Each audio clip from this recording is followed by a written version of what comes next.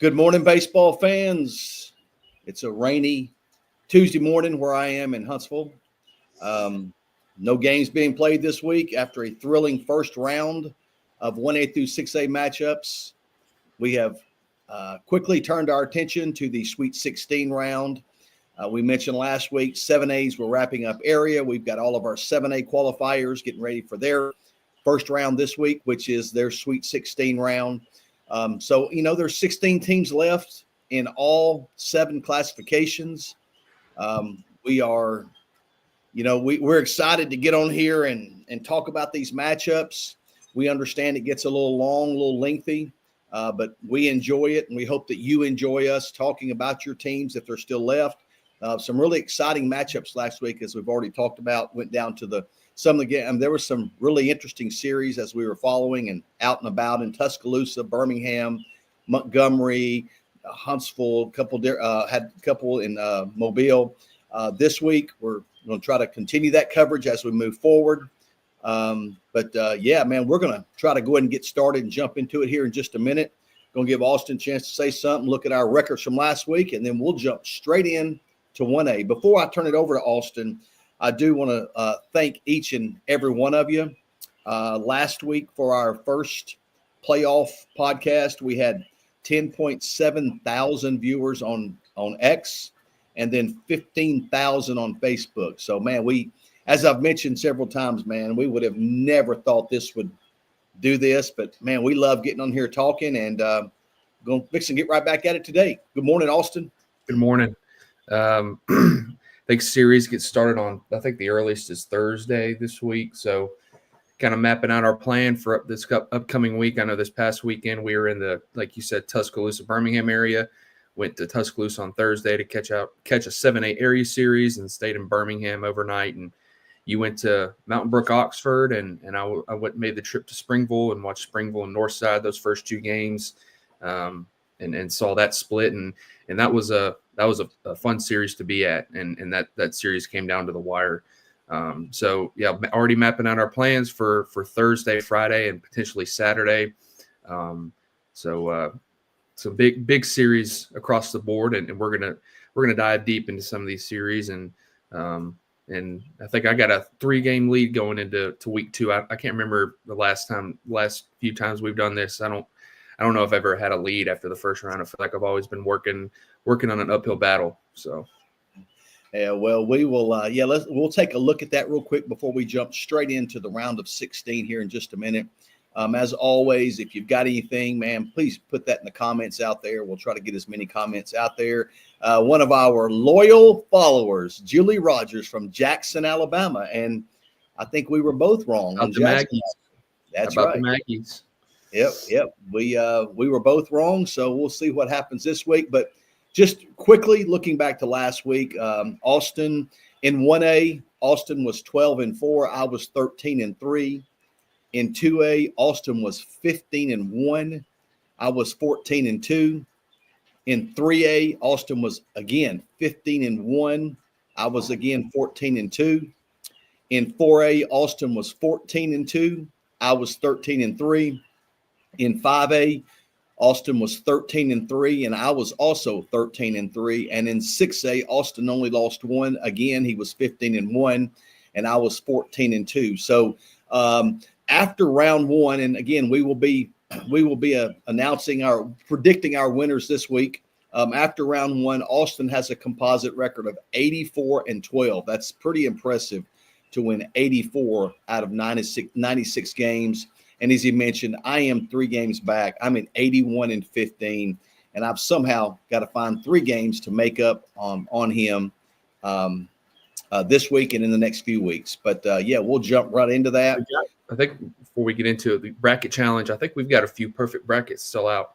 I know there's 2 or 3 in 4A or 5A. So there's probably 7 or 8 perfect brackets still out in different classes.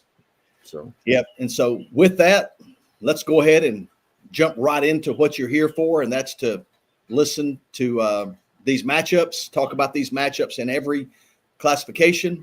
And again, we are going to make our prediction. I do want to reference this again, that we could care less who wins any of the series. We don't care who wins anything. But, and there's no disrespect taken towards anybody. I can tell you, if your team gets beat this week, making it to the Sweet 16 is an accomplishment in itself. I know that teams have higher aspirations. I completely understand that. But, we're not picking against a team because of this, that, or the other. We're simply just going what we think is going to happen.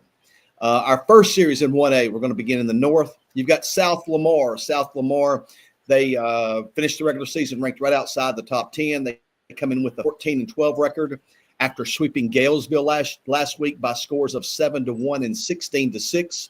They are on the road at Athens Bible. Athens Bible also finished outside the top 10. They come in with a 16-7 record after sweeping Otter by scores of 9-6 and 7-6.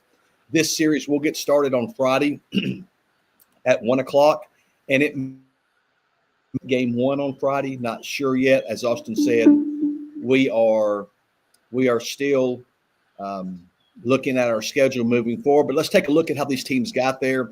South Lamar, we mentioned that game 1, 7-1 win. Kyle Krim got the win after going 6 1/3 of an inning. He gave up 4 hits and 1 earned run with 12 Ks. Offensively, they were led by shortstop Mason Harden, who was 3 for 4. Thacker Richards was 2 for 4 with an RBI and 2 doubles. And Austin Tucker was a perfect 4 for 4 with 2 RBIs. Tucker plays third base. In game 2, Thacker Richards got the ball and got the win as he tossed 3 innings of 2-hit baseball, gave up 2 earned runs. He was relieved by Andrew Mordecai. Mordecai got the save after also going 3 innings with a hit, giving up 1 hit and no runs. Offensively, Mason Harden again was one of the highlights, was 2 for 4 with 2 RBIs. First baseman Max Wright was 2 for 4 with 3 RBIs, including a triple. Austin Tucker, there he is again after going 4 for 4. He went 2 for 3 in game 2 with 2 RBIs. And Landon McCara is an outfielder who went 2 for 2 with an RBI. And then you've got Jonah Newman, a catcher, who went 2 for 3 with 2 RBIs. So some really offensive numbers. Taking a look at Athens Bible. Athens Bible got that sweep of Otter, as I mentioned. In game 1, Luke Merle, got the win after going 4 2/3 innings. He gave up 3 earned runs and struck out 12. He also was 2 for 4 with the triple with the bat. Ethan Barnes came in and got the save as he worked the final 2 1/3 innings, gave up no hits, no runs, and struck out 4. Of the 7 outs, he struck out 4 of them.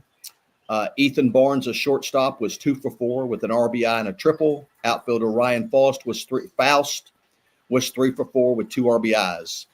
In game 2, that they won 7-6, Ryan Faust got the win on the mound as he went 6 innings, gave up 4 hits, 2 earned runs, and 6 strikeouts.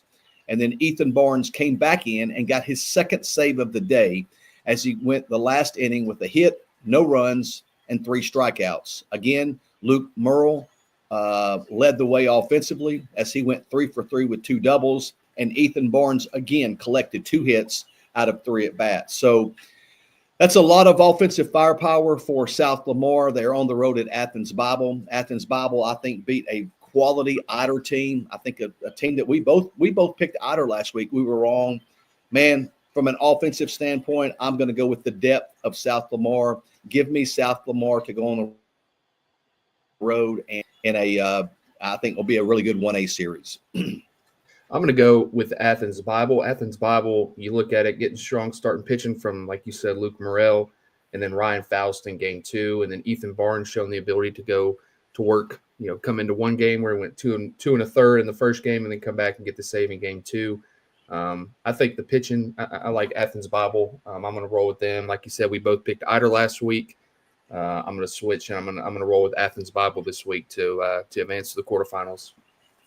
I know that yesterday you put out possibly the top, what we think might be the top 10 series state. Or no, excuse me, you're going to do that today. I apologize. Tomorrow. That's coming out later today. Tomorrow. My apologies. Coming out tomorrow. Austin has put together an article with some of the top 10 series across the state. And this next one surely made its way into the top 10 as we've got the top 2 ranked teams facing off in the round of 16. You've got Appalachian. Again, they finished number 2. We had a Facebook comment. It's Appalachian. Appalachian. I apologize. Last week, someone put we've been saying it wrong, I think, the whole season. Appalachian. My apologies. I don't want to disrespect them at all. They come in ranked number 2 with a 23-3 record. They swept Berry last week very easily with scores of 14-1 and 13-7. They are at the top ranked Hackleburg. Hackleburg comes in with a record of 25-5. This series will get started on Friday at 5 o'clock. Last week, Hackleburg was very dominant, sweeping Shoals Christian by scores of 17-1 and 18-1. Let's take a look at Appalachian. In game 1, Logan Harvey went 5 innings, which was a complete game. He gave up 2 hits, no earned runs, and struck out 10. Shortstop Will Armstrong was 2 for 3 with 2 RBIs. Logan Harvey, again, I just mentioned him. He also helped himself out by going 2 for 3 with 2 RBIs. And Levi Parrish supplied some offense for them as he went 2 for 4, driving in 3 with a double. In game 2, Caleb Kahn got the start on the mound. He went 5 innings, getting the win, gave up 2 earned runs, and struck out 5. Will Armstrong, we mentioned his offensive exploits in game 1. He pitched the final 2 innings, went 2 innings, no hits, no runs, struck out 5 of the 6 batters he faced. Again, Logan Harvey led the way at the plate. Again, another 2 for 3 game with 2 RBIs, including a double. Catcher Connor Cassidy was 2 for 4 with 3 RBIs. And Caleb Kahn, again, in addition to pitching, went a perfect 3 for 3 with an RBI and a double. So those are some of the standouts for Appalachian. For Hackleburg, in game 1, Blaze Vickery got the win. He went 3 innings. Again, that was a 5-inning game. It may have been even shorter than that. Blaze Vickery went 3 innings, gave up no hits, no runs, and struck out 7. Catcher Edge Weeks was 3 for 4 with 2 RBIs. Third baseman Maddox Vickery was 2 for 3 with 3 RBIs and a triple. First baseman John Haston Stidham was 1 for 1 with the double and an RBI, but he also walked twice. In game 2, Ross Hudson got the win, going 4 innings on the mound. He gave up 4 hits, 1 earned run, and struck out 3. Again, Blaze Vickery. He started game 1 on the mound. In game 2, he moved to shortstop, was 2 for 4 with an RBI and a double. Again, Maddox Vickery, third baseman, had another big game, went 3 for 4 with 3 RBIs and 2 doubles. Second baseman Cross Weeks was 3 for 3 with 2 RBIs and a double. Outfielder Daltrey Gober was 2 for 4 with 3 RBIs. And then outfielder Jackson Beard was also 2 for 4, and he had 2 doubles. Man, it's a heavyweight battle. There's no doubt about it. Both of these teams come in highly respected, highly thought of, been at the very top of our rankings all year long, was dominant as expected last week. You know, we preface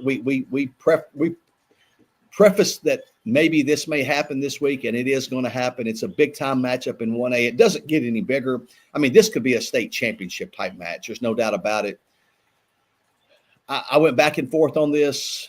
I'm going to go with the home team. I'm going Hackleburg. I just think that home field advantage may play a big role this week. But I think this is a possible 3-game series. And again, if I'm wrong, and I'm not going to be surprised in the least bit. But I'm going to go with the number 1 ranked home team, Hackleburg. It's only right then I go with the opposite side with a 1 versus 2 matchup. I'm going to go with Appalachian. Appalachian state champion 2 years ago in 1A. They know how to get into the later rounds and ultimately win a state championship. And they definitely, you know, with that 23-3 record, I think 2 of their 3 losses this season are by 1 run. I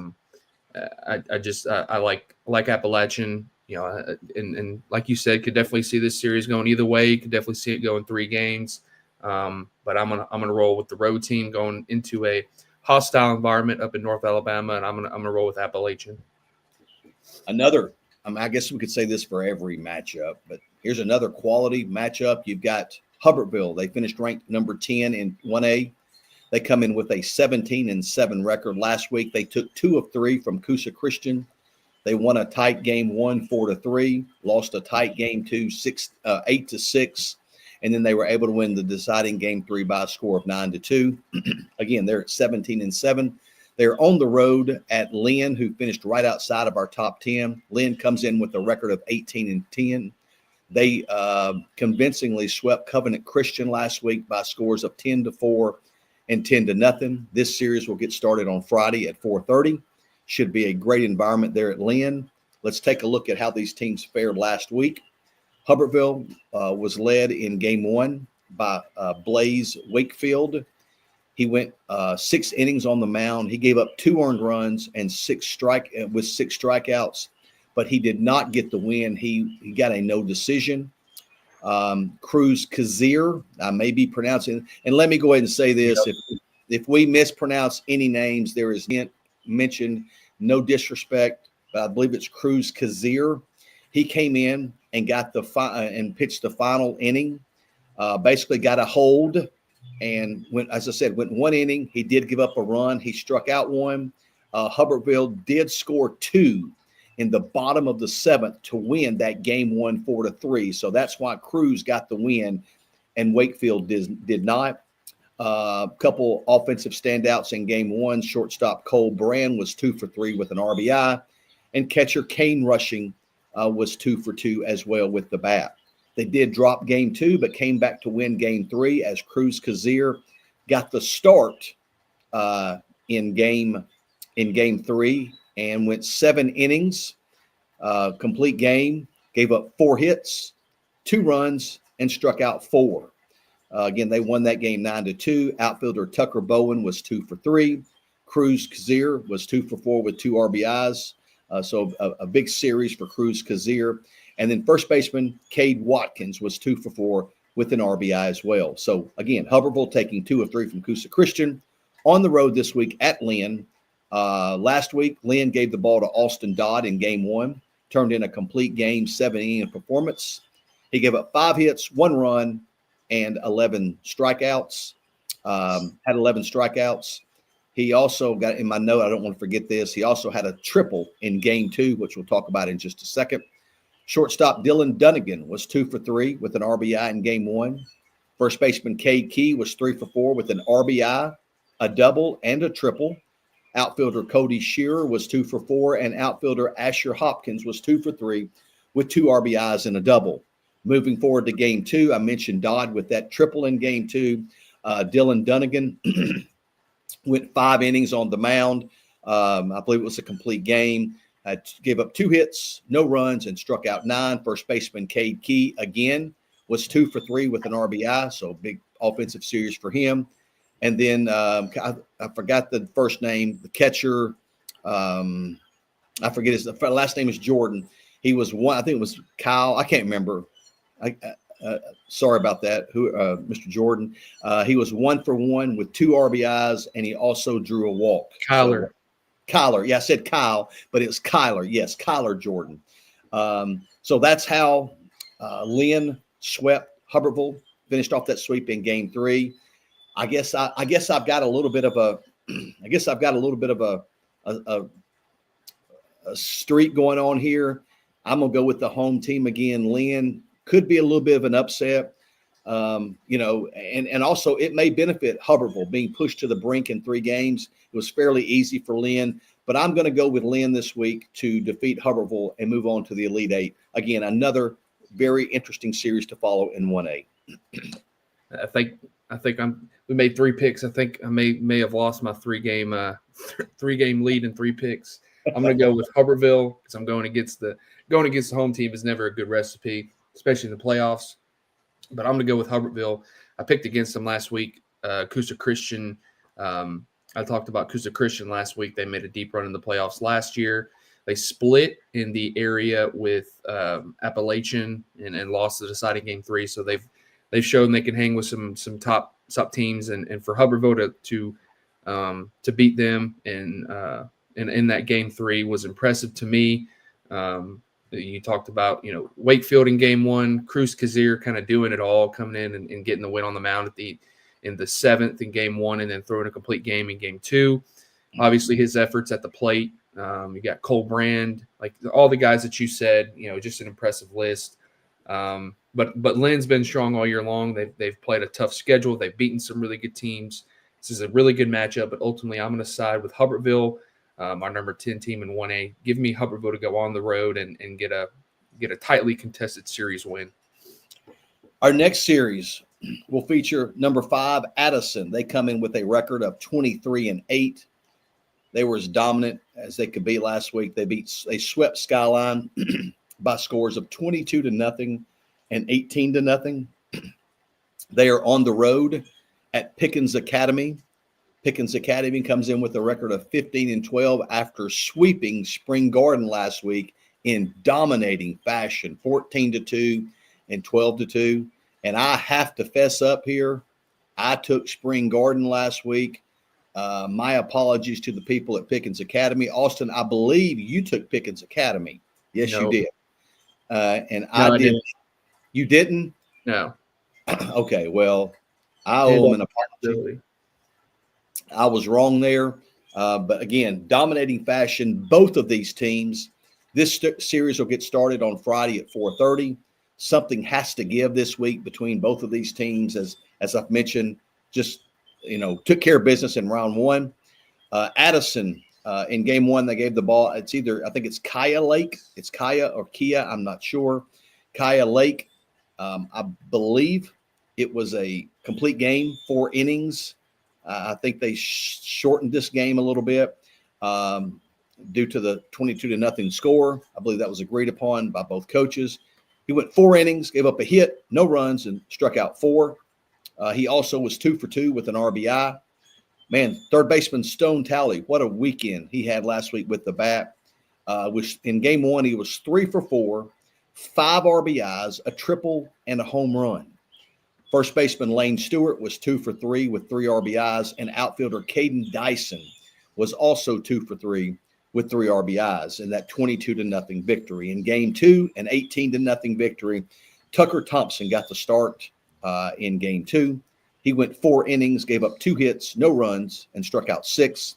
Stone Talley, we mentioned him previously, came in on the back end of that game, probably just to get some work in the playoffs. He came in for the last inning, did not give up a hit, did not give up a run, and struck out all 3 hitters that he faced. He also was 2 for 3 with another triple.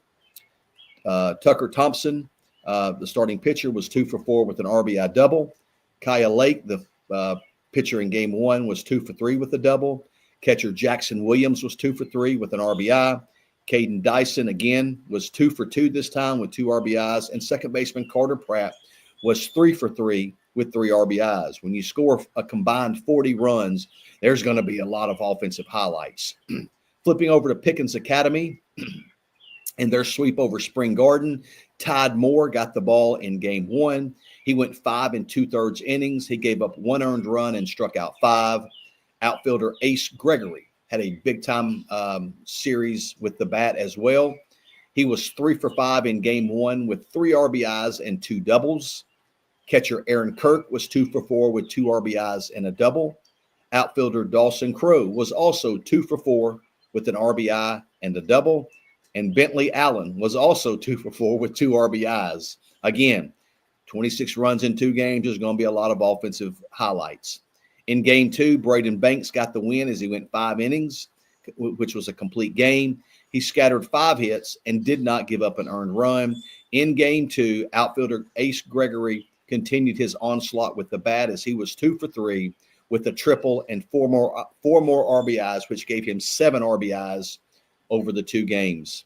Man, listen, Pickens Academy made me eat my words last week. I picked against them. Yeah, that was a good pick. 14-2 and 12-2. Absolutely. I mean, I can understand maybe losing a pick, when it's a 3-game series or it's competitive games. But man, we just completely blew that. And man, the Pickens Academy people, they're going to have a chance again this week to prove me wrong. We've talked about Addison all year. That's a definite 1A state title contender. I'm going to go with the road team here. I think it's just too much Addison. Give me Addison to go on the road and get this win over Pickens Academy. I'm rolling with Addison too. They weren't really tested out of the gate in the first round. Obviously, winning 22-0 and 18-0. Stone Talley with a big week, as well as Kyle Lake and Tucker Thompson, guys like you talked about. And we, like you said, we talked about Addison. I think they seem like a team to be reckoned with in Class 1A. They jumped up to number 5 in our last poll. And credit to Pickens Academy. Like I said, 14-2 and 12-2. That's a convincing round one win. I think on the road. But ultimately, I'm gonna have to go with Addison here. I'm sticking with you. I'm gonna go with Addison to advance to the quarterfinals. And that will move us on to the next series. You have Autauga Academy. Autauga Academy comes in with a record of 12-17. And again, records mean nothing at this time of the year. Autauga Academy comes in, again, as I said, 12-17 record. They took 2 of 3 last week from Maplesville. They won game 1 5-0, lost game 2 7-0, and then was able to win that game 3 by a score of 5-2. They are on the road this week at number 3 Millry. Millry was dominant last week. The number 3 team in our 1A poll, 24-8. They swept Choctaw County last week, 13-3 and 18-0. This series will get started Thursday at 5:00. We'll take a look at Autauga Academy first and what they did last week. In game 1, Charlie Deaton got the ball on the mound and won a complete game, all 7 innings in the shutout win. Obviously, he gave up no runs and struck out 4. Carson Turner, the DH, was 3 for 4 with 2 doubles in game 1. Outfielder Hayden Causey was 4 for 4 with a double. And catcher Lane Phillips was 2 for 2 with 2 RBIs as they scored 5 runs to win 5-0. As we mentioned, they dropped game 2 7-0 to Maplesville, but turned around and was able to win game 3 5-2. The game 3 starter was Carson Turner on the mound. He went all 7 innings, gave up 2 earned runs, and struck out 6. Austin, see if you can look up that name for me again. I've missed another name. Dickerson. Carson Turner for Autauga Academy was 2 for 3 with an RBI. And then I think it was Dylan Dickerson. Maybe I may be wrong. Maybe that's the second baseman for LSU. Yeah, yeah. Yeah. Dickerson was 3 for 3. Damian. Okay, Damian Dickerson was 3 for 3 with a triple there in game 3 to lead that group, to lead Autauga Academy in the third and deciding game. They will be on the road, as we mentioned, at Millry. Millry's game 1 starter last week was Shooter Holyfield. And excuse me, he did not start. I apologize. He came in relief early in the game. I don't know if there was an injury to a starting pitcher. I think their starting pitcher only went like 0.2 of an inning. I don't know, looking at the box score, but Shooter Holyfield came in, turned in 2.2 innings of relief pitching, gave up a hit, no earned runs, and struck out 3. Catcher Caden Welford had a big game in game 1. Caden Welford was 3 for 4 with 6 RBIs, a double, and a triple. Lawson Wiggum was 3 for 4 with 3 RBIs. I believe he was the starter on the mound. Third baseman Jackson Waite went 2 for 3 with 2 RBIs. Outfielder Hyson Marlowe was 2 for 3 with an RBI. And then second baseman Jaquan Stewart was also 2 for 3 as they scored 13 runs in game 1. In game 2, Jackson Waite got the ball on the mound. He went 4 innings, gave up no hits, no runs, and struck out 8 to get the win in an 18-0 dominating fashion. First baseman Landon Doggett was 2 for 3 with a double. Outfielder Jacob Graham was 2 for 3 with 5 RBIs and a triple. And then second baseman Jaquan Stewart, after an impressive game 1, also followed that up in game 2 with a 2 for 2 day at the plate and driving in 2 runs. Man, we've really liked Millry all year long. Autauga Academy with a huge series win last week. Great series win for them to beat Maplesville. I think this is just a case where maybe Millry's just a little too strong. I like Millry, especially being at home. Give me Millry to advance to the Elite Eight. Yeah, I'm going to side with Millry as well for all the reasons that you said. Big statement coming out in the first round with a convincing sweep over Choctaw County. credit to Autauga Academy to go to defeat a really good Maplesville team that we thought, team that I personally picked to beat Autauga Academy. They proved me wrong. Got really good starting pitching in that series in game 1 and game 3, like you said, from Charlie Deaton and Carson Turner. But like you said, Millry too much. I think Millry seems like a consistent 1A power each year in and year out. And they seem to be this year being ranked inside the top 5 for seemingly the whole year. Our number 3 ranked team, I'm going to have to go with Millry, especially like you said, that home field environment, I think will play dividends as well. Give me Millry to advance to the quarterfinals in Class 1A. All right, so we both go with Millry there. A couple comments out there to the side, and we like them there. I like it. All right. Again, we're just going with what we think. We really don't have a dog in the fight. We don't care. But Autauga Academy, obviously impressive to still be playing here. I'll be back in 1 second. All right, the next series, you've got number 9 Brantley. They come in with a record of 16-2. In the first round, they swept Kinston. They won 12-11 in 8 innings, and then was able to win game 2, 20-5. They are on the road this week at University Charter. University Charter finished right outside of our top 10. They come in with a record of 15-8. They swept Woodland last week. 2 pretty tight games. They swept Woodland by scores of 5-1 and 7-3. This series will get started on Friday at 3:30. Let's take a look at both of these teams. We'll start with Brantley. Brantley, again, they won 12-11 in 8 innings. And I believe they had to score 2 in the 8th to win it. And I may be wrong there, but I'm almost certain they did. In game 1, shortstop Jaden Parks was 2 for 5 with an RBI. Third baseman Cooper Layton was 2 for 4 with an RBI double. Outfielder Tyler Carter was 3 for 5 with 2 RBIs and 2 doubles. Yes, and that was right. Okay, they did score 2 in the 8th. Brantley did score 2 in the 8th to win that. They were down going to the bottom of the 8th, but they scored 2 in the bottom of the 8th to win game 1, and that was thanks in large part to second baseman Chaz Brenham. Chaz was 2 for 4 with an RBI, and that RBI was the game-deciding, the game-winning hit in the bottom of the 8th there. So that pushed them over in game 1. Obviously, it gave them a lot of momentum, and then they really dominated and took care of business in game 2. As I mentioned, winning 20-5. I mentioned shortstop Jaden Parks again. He was 3 for 3 with 3 RBIs, a triple, and a home run. Just a big day for Jaden Parks.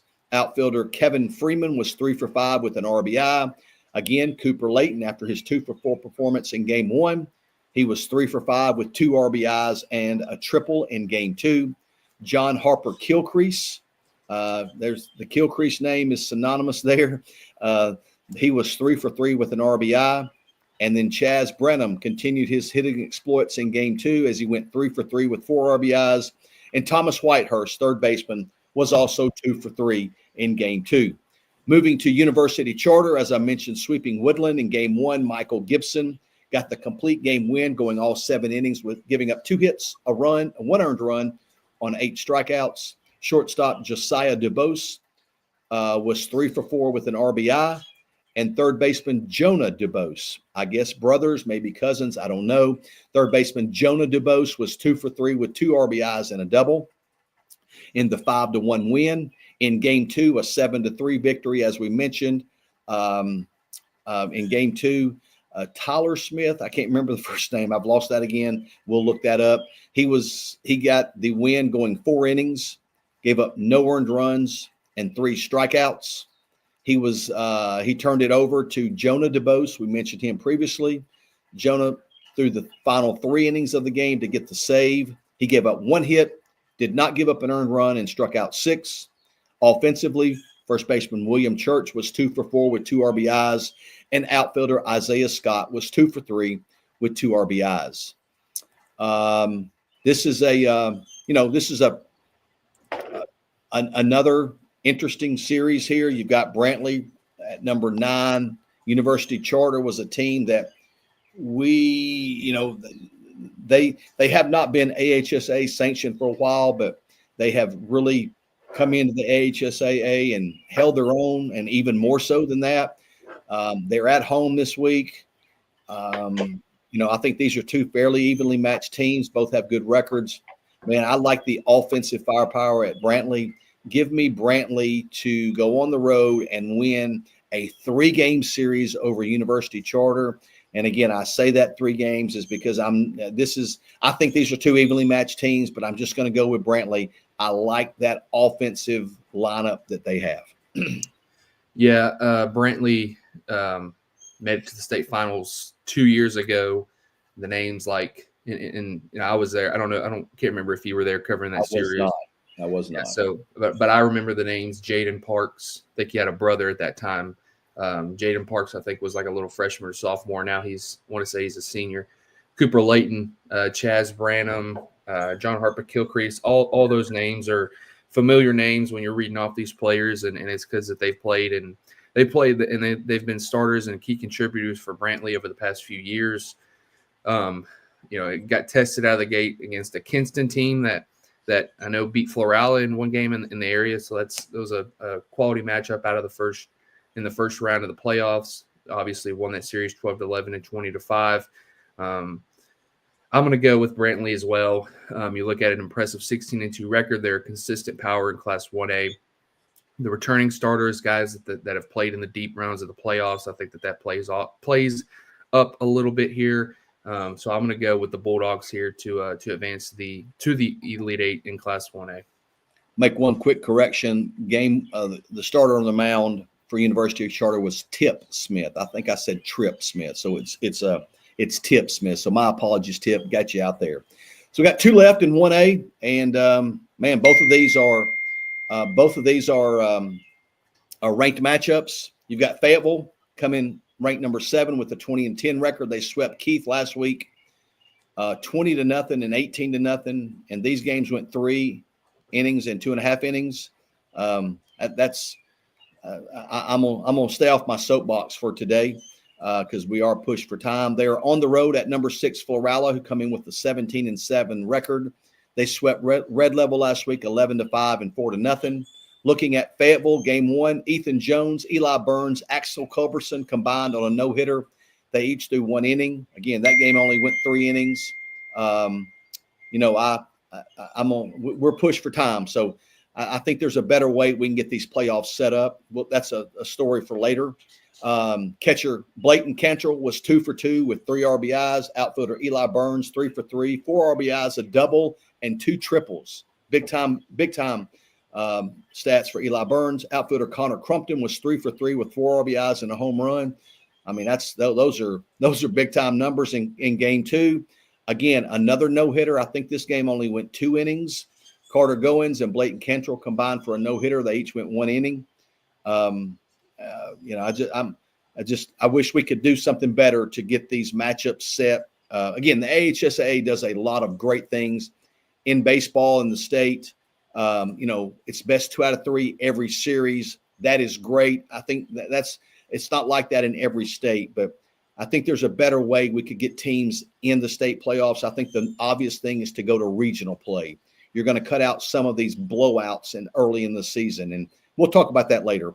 But in game 2, Blayton Cantrell, again, 3 for 4, 3 RBIs, another double and another triple. Third baseman Ethan Jones, again, 3 for 3, a double, 2 home runs, and 6 RBIs. Outfielder Braden Williams with a double and triple. Shortstop Aiden Hernandez was 2 for 3 with 3 RBIs. Florala was led in game 1. Dalton Jackson on the mound went 5 1/3, gave up 2 hits, 2 earned runs, and struck out 10 in that 11-5 victory. Easton Walsh, outfielder, was 2 for 4 with 4 RBIs and a double. Dalton Jackson helped himself out going 2 for 3 with a double. Rayshawn Coleman was 2 for 3, and Aiden Burks was 2 for 4, 4 RBIs and a double. In game 2, Easton Walsh went a complete game, 5 innings, had 3 hits, gave up 3 hits, did not give up a run, and struck out 7. And he also went 4 for 4 with 2 RBIs and a double. So that game 2 was pretty much the Easton Walsh show. Obviously, it wasn't just him, but he played a integral part in that game 2 victory. Man, this is one I went back and forth on. This is one that, man, again, it's 6 versus 7. That's what you expect. Expect this to be a tightly contested series. Man, I'm going Florala. I know that we talked about it last week. I think Fayetteville went deep last year. And Florala was, we talked about them having a little bit of a bad taste in their mouth last year. Man, I think this is anybody's series. I want to put that out there. Anybody's series to win, but I'm going home team. Give me Florala to barely squeak by and advance to the Elite Eight. I'm going Fayetteville to go on the road. Talked about Fayetteville last week, their first season moving down from Class 2A to 1A. They've been competitive in that Vincent area over the last few years, and they played a quality schedule, 20-10 record. They've been inside the top 7 for the entirety of the season. Their stats in the first round kind of speaks to itself. But this is another heavyweight matchup in Class 1A. Ultimately, I'm going to side with Fayetteville. I think the Ethan Jones, who I think was hurt for a good part of the year last year, he's been a huge force at the plate and on the mound for Fayetteville. So I'm going to go. I guess I don't know if you would say an upset, but I'm going to go with Fayetteville to go on the road and get a big series win to advance to the Elite Eight in Class 1A. And to wrap up 1A, we'll take a look at the final series. You've got number 8 Billingsley. They come in with a record of 20-8. They swept Verbena last week by scores of 9-0 and 17-2 in 5 innings. They are on the road at Leroy. Leroy's number 4. They come in with a record of 22-8. I believe that I picked Sweetwater last week. I was wrong there. I think you picked Leroy. Yeah. Leroy won in convincing fashion game 1. They beat Sweetwater by a score of 10-1. And then were able to win game 2 by a score of 8-5. Let's take a look at these two teams. In game 1, Mason Truesdale got the ball for Billingsley, turned in a complete game, 7 innings, gave up 4 hits, no runs, and struck out 11. He also collected 3 hits, 3 RBIs, including a double, and outfielder Trent Coburn was 2 for 2 with 2 RBIs. That was in the 9-0 win. In the 17-2 5-inning game, Tanner Truesdale got the win, going 3 innings on the mound. He allowed 3 hits, 1 earned run, and struck out 3. He also collected 3 hits and 3 at-bats with 3 RBIs. Kyle Boyes finished the last 2 innings on the mound, did not give up a hit, did not give up a run, and struck out 6. He also collected 3 hits and 4 plate appearances, struck with 2 RBIs and 2 doubles. Mason Truesdale, again with the bat, was 2 for 4 with 2 RBIs and a double. And then outfielder, get this name, Eli Manning. Outfielder Eli Manning was 2 for 3 with 3 RBIs. Taking a look at Leroy Sawyer Sullivan, got the ball in game 1, turned in a complete game outing of 7 innings, scattered 5 hits, no earned runs with 13 strikeouts. He also was 2 for 5 with 2 RBIs and a double. Third baseman Brady Keith was 2 for 4 with 2 RBIs. Second baseman Colt Glenn, what a baseball name, Colt Glenn, was 2 for 4 with a run driven in. And outfielder John Colby Foster collected 2 hits with 3 RBIs. In game 2, the 8-5 win, Keegan Giles, a 7-inning complete game win. He scattered 6 hits, gave up 4 earned runs, and struck out 4. He also had a double at the plate. Gabe Posey was 2 for 3 with 3 RBIs, and outfielder Jason Bird also had a triple for Leroy. Man, this is a good one. Again, another 8 versus 4, one that can go either way. Both these teams swept last week. Billingsley in really, really impressive fashion. Leroy had a tight game in the second game. I don't think there's anything wrong with playing in tight games. I know your competition has a lot to do with that. I'm going to go Leroy. Being at home, I think I learned my lesson last week. I picked against them. And Billingsley's going to give me every reason to second guess this pick, but I'm going to go Leroy as my final pick in 1A. I originally went with Leroy. Second thoughts, I don't know. Billingsley, led by Mason Truesdale, guy who's done it for quite a few years now for Billingsley down in that 1A level. But you look at Leroy, man, just a huge statement win, beating the defending state champs on the road in the first round. And Huge win for Leroy. Like I said, the reason they were on the road, they finished as the runner-up to Millry. So no shame in that in a 3-game series where they split. I'm gonna stick with my pick. I'm gonna stick with Leroy. Definitely could see this series going 3 games. We'll see how it shapes out, but we'll both go Millry. Now we got over 1,200 people in here listening. Let's talk about 1A baseball. It's awesome. 1A baseball. So we'll go ahead and jump into Class 2A. I'll get us rolling here at the top.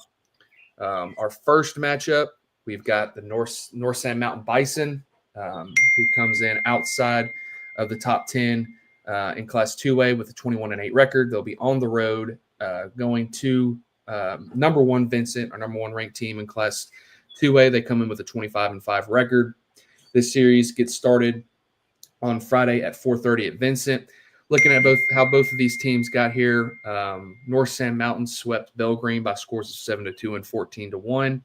Vincent also had a convincing series sweep, sweeping West End 19-2 and 12-0. Diving into North Sand Mountain in their first round sweep over Belgreen in Game 1, Jackson Stiles had a hit and RBI. On the mound, Luke Reed went 5 innings, gave up 3 hits, no earned runs, and 5 strikeouts. He also added a double and an RBI. Landon Keller was 2 for 3, and Brayton Johnson was also 2 for 3 while driving in a run. On the mound, Carson Harvey was dominant, going 5 innings, 2 hits, no earned runs, and 12 strikeouts. So 12 of those 15 outs were strikeouts. Impressive stuff there. Once again, Luke Reed in Game 2, after a gem on the mound in Game 1, was 2 for 3 with a double, a triple, and 2 RBIs. Jackson Burgess was also 2 for 4 with a double and 3 RBIs. Mikey Poss was 2 for 3 with a double and 2 RBIs, and then Levi Burgess, underclassman, was 1 for 2 with 2 RBIs. So that's how the Bison swept Belgreen in their first round series. Looking at Vincent, some big time stats against West End in their 19-2 and 12-0 wins. Landon Archer in Game 1 opened it up with a 4 innings, gave up 5 hits, no runs, and 6 strikeouts. At the plate, he also added a 3 for 4 effort going with a double, a triple, a home run, and 4 RBIs. So just missed out on the cycle there. Calvin Johnson had a big series, highlighted by a 2 for 3 performance in Game 1 with a home run and 4 RBIs. Lane Mims also towards the bottom of that lineup for Vincent was 1 for 1 with 4 RBIs. I think he had a couple sack flies in Game 1. Looking at Game 2, Aiden Poe was Aiden Poe, going 5 innings, no hits, no runs, 1 walk, and 12 strikeouts. He had a walk? He had a walk? Yeah, he did. What's wrong with him? Sound the alarms. Sound the alarms. And then he also went 2 for 3 at the plate with a triple and 2 RBIs. Grayson Gould was 2 for 2 with a double and 3 RBIs at the plate in Game 2. Calvin Johnson, once again, was 1 for 2. How about that name? Calvin Johnson. Megatron. Was 1 for 2 again in Game 2 with a double and 3 RBIs. And then at the plate, once again, Landon Archer in Game 2 was 2 for 4 with 2 RBIs. North Sand Mountains had a great season. They've seemed to continue to get better year after year in Class 2A, but Vincent has just been at the top of Class 2A for the past 2 to 3 years now. It seems like 2 years ago they made the state finals. Class 2A last year had a deep run to the semifinals, got beat by Mars Hill. I think this year, I think they have a real chance to be the team that is the last team left standing in Class 2A. This team has been together. They've played together for many years, and I like Vincent at home, especially with that 1-2 punch of Landon Archer and Aiden Poe. They're swinging it well. Give me the Yellow Jackets in this Sweet 16 series. Yeah, this series will get started on Friday at 4:30. Listen, I always look at pitching, and we've talked about Vincent's pitching. You've got, it's hard to go against Archer and Poe. Those two guys, what they're going to give you every time out. But then you look over and you've got Stiles and Harvey at North Sand Mountain. North Sand Mountain gave up a total of 3 runs over 2 games. Vincent gave up a total of 2 runs over 2 games. I think this is going to be a low-scoring series because of quality arms on both sides of the mound. I think it's 2 or 3 tightly low-scoring games. I really believe that. We'll see how that plays, but I'm going to go Vincent as well. I think just they've been there, as you've mentioned, year after year after year. This is a pretty senior-dominated group. I'm going to go with them to squeak by in, again, not many runs scored. Let's see how that plays out on Saturday afternoon. See if I was right or wrong about the number of runs that will be scored in this series. But I'm going to go with Vincent just like you did, Austin. Did you say this series gets started on Thursday?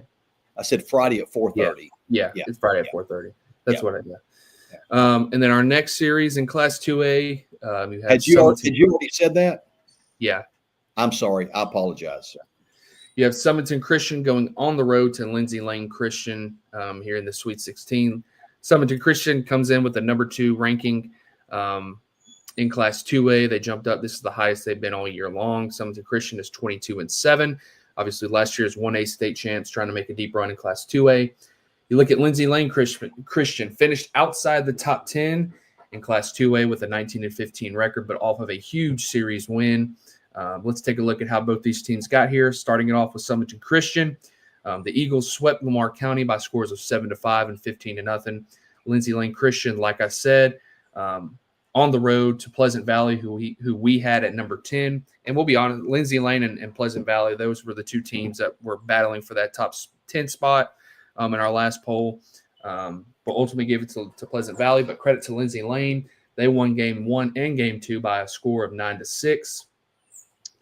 Switching it back to Sumiton Christian, looking at that 2-game series sweep over Lamar County.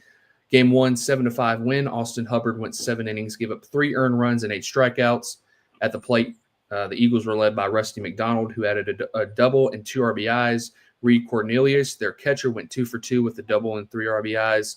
And then Caden Parrish added a hit and an RBI to wrap it up in game 1. And then in game 2, winning by a score of 15-0, Colton Glass, the freshman, threw 5 innings of shutout baseball, allowing 2 hits and striking out 6 hitters. He also added 4 RBIs at the plate. Rusty McDonald, once again, was 2 for 3 with a double and 3 RBIs. Austin Hubbard, after a complete game in game 1, went 3 for 4 at the plate with a double and 3 RBIs. Cam Short was 3 for 4 with a double and 2 RBIs. And then Sawyer Irving was a perfect 4 for 4. Looking at Lindsay Lane, Lindsay Lane, like I said, won game 1 and game 2 by scores of 9-6. Looking at that game 1, Lane Jones hit for the cycle, going 4 for 5 with obviously a single, double, triple, and a home run. He added 3 RBIs at the plate. Impressive game 1 for Lane Jones. Cooper Abernathy also added 2 RBIs on a hit. Wyatt Wallace got the start on the mound, the young freshman. Went 5 2/3, gave up 5 hits, 2 earned runs, and 5 strikeouts. So held that Pleasant Valley offense at bay and allowed Lane Jones to kind of do his magic offensively. And then in game 2, Sam Jackson was a perfect 3 for 3 with a triple and 3 RBIs. Bryson McMullen was 2 for 4 with a double and 2 RBIs. Grayson Miller, I think, is a freshman, right? That's correct. Yes. Huntsville preseason ID. He was 2 for 4 with an RBI, and then on the mound, he got the start through 5 innings, gave up 4 earned runs, and struck out 3. But impressive for a freshman in that spot in the playoffs. Cooper Abernathy added a hit and an RBI, and then Lincoln Kahn was 2 for 3 with an RBI. I went against Lindsay Lane. I think we both went against Lindsay Lane. Oh, I picked Lindsay Lane, and I got a text that night. I can't say who it's from, but I got a text and said, you made a great pick. So I got a text. Right, I was driving home from somewhere. I can't remember. We've been everywhere across the state, but I got a text that said you made the right pick. So looks like you about to make the wrong pick though on the sheet. I'm going to go with Sumiton Christian to go on the road here. Give me the Eagles, the defending Class 1A state champs. They seem to be rolling here. I think they're a complete team. They've got pitching at the top, and they're a balanced lineup. Saw that last year, and they've got a lot of that team back from last year. Give me Sumiton Christian.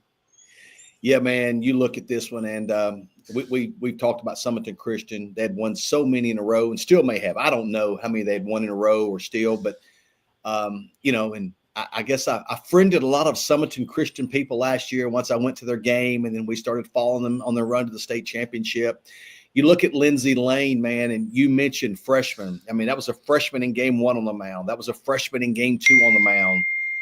Let me tell you, that Lindsay Lane team went toe-to-toe with Decatur Heritage in their area series and barely lost game 3. And I know they're starting like some 8th graders, and you just mentioned the 9th graders. I don't know that Lindsay Lane has enough firepower this week for Sumiton Christian, but I do know that Lindsay Lane is going to be around for the next few years with those young guys as they continue to develop in their program.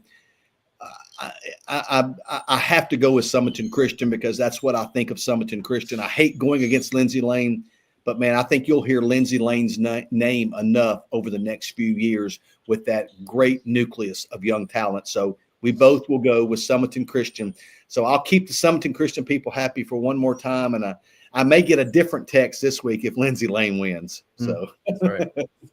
Our next matchup, another matchup that's going to be in the top 10 Sweet 16 series here in that article that's being released tomorrow. Man, these Sumiton Christian people, they're rolling in. Grayson Miller in 8th grade. Oh, sorry. Right. Yeah. Right. I told you they had some middle schoolers that were playing for them. Yep. Our next matchup, you've got Decatur Heritage Christian, the number 5 ranked team in Class 2A, traveling on the road to number 6 Red Bay. The Decatur Heritage Christian enters this series with a 25-5 record. Red Bay is 22-6. This series gets started on Thursday at 4:30, like I mentioned, at Red Bay. Looking at how both these teams got here, you've got Decatur Heritage Christian had a big sweep over Cedar Bluff, winning game 1 20-4, and winning game 2 by a score of 10-0.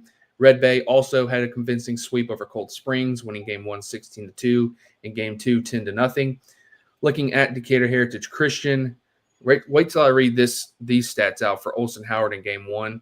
But on the mound, Paxton Tarver went 5 innings, gave up 2 earned runs and 10 strikeouts. He also added 4 RBIs at the plate. Brody Wilson, Auburn recruit, senior, was 2 for 2 with 3 RBIs. And then Olson Howard went 3 for 4 with 3 home runs and 9 RBIs. Impressive day for Olson Howard in game 1. And then looking at game 2, Olson Howard took the ball on the mound, went 4 innings, gave up 2 hits, no runs, and 6 strikeouts. Paxton Tarver once again was 2 for 4 with a double and 2 RBIs. Ford Sparkman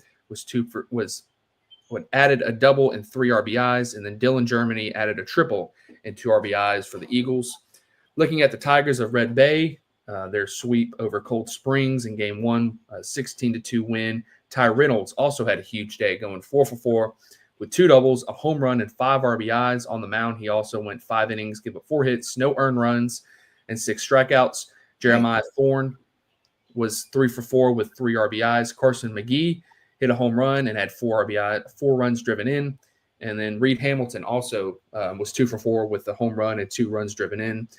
On the mound in game 2, Carson McGee, after hitting that home run in game 1, delivered 6 innings, gave up 1 hit, no runs, and 11 strikeouts. Ty Reynolds, once again, after his showing in game 1, was 2 for 3 with 2 doubles and an RBI. Harley Strickland was 3 for 4 with 2 RBIs. Landon Louie was 3 for 4 with a double and 2 RBIs. And then for the series, being consistent, I think in that 2-hole, their lineup, Dallas Terrell was 5 for 8 for the Tigers. Man. I'm gonna have, a lot of offense in those series. Not a lot of runs scored. And these are 2 pretty similar teams I see going into this series. Like I said, going to be one of the biggest series in class. Not only in Class 2A, but in the state this week. Big, 2 fairly complete teams, it looks like, by looking by these stats. Both teams can pitch it. Both teams can bang the ball out of the yard. But I'm going to go with Red Bay. I don't know if you would call this an upset being at home. I don't know if you – maybe not the popular pick with Decatur Heritage being that household name, but Red Bay has, not going to say we learned about them last year, but they really came on last year with that deep playoff run. I like them to replicate last year's deep playoff run and possibly go even deeper. We talked about the efforts of Ty Reynolds and Carson McGee and the other guys that I mentioned. Give me Red Bay to win 2 out of 3 at home in a tightly contested series in Class 2A.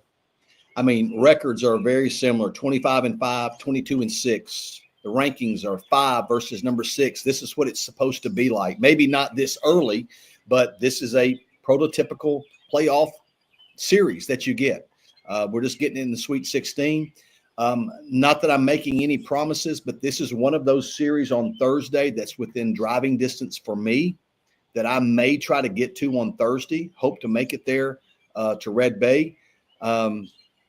This is a coin flip for me. I mean, it really is. You mentioned it, and not to just piggyback or copy what you said. Similar teams, both have really good frontline arms.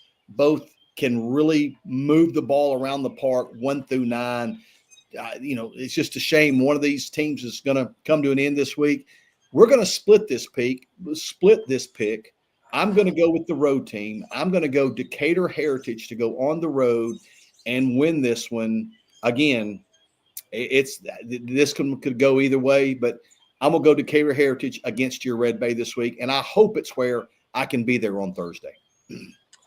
Our next matchup in the North in Class 2A, you have Mars Hill Bible going on the road to Westminster Oak Mountain. Mars Hill Bible, our number 7 ranked team in Class 2A, enters this season with an 18-12 record. Enters this series with an 18-12 record. Westminster Oak Mountain is 14-12. Looking at how these teams got here, there's our Adam McGee. Yep. Hopefully we'll be able to see some of those arms this week. And I'm going to tell you, Adam, you're right. And they're going to be facing some arms too from Decatur Heritage. And again, that's what makes this series so interesting is we've mentioned it. I think they're mirror images of each other. Sorry, Austin. Mars Hill Bible. Both these teams swept. Mars Hill Bible swept Pisgah pretty handedly. Score of 11-2 in game 1 and 14-0 in game 2. Westminster Oak Mountain went on the road to sweep Southeastern 9-7 and 11-1. I think I picked Westminster Oak Mountain.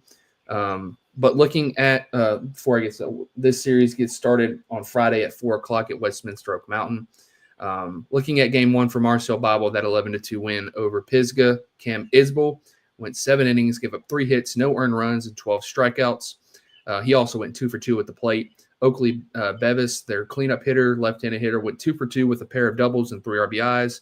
Cody Willis also added a double and drove in 3 runs. Malin Moore, their freshman shortstop, was 3 for 4 with a triple and an RBI in game 2. The 14-0 win for Mars Hill. Bo Willis got the start and went 5 innings, giving up 4 runs, 4 hits, no earned runs, and struck out 6.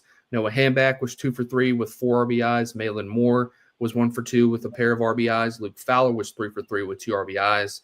And then rounding it out, Cody Willis added a hit and drove in 2 runs. Looking at Westminster Oak Mountain, that game 1 9-7 win over Southeastern. David Sellers was 4 for 5 with a double and an RBI. And then Houston Nichols was 2 for 3, driving in 3 runs and really leading that offense and driving in runs for Westminster Oak Mountain. And then in game 2, where they won 11-1, Tucker Bradbury was kind of did it all for Westminster Oak Mountain. On the mound, he went 6 innings, giving up 3 hits, no earned runs, and struck out 11. Also at the plate, adding a 2 for 4 effort and driving in 3 runs.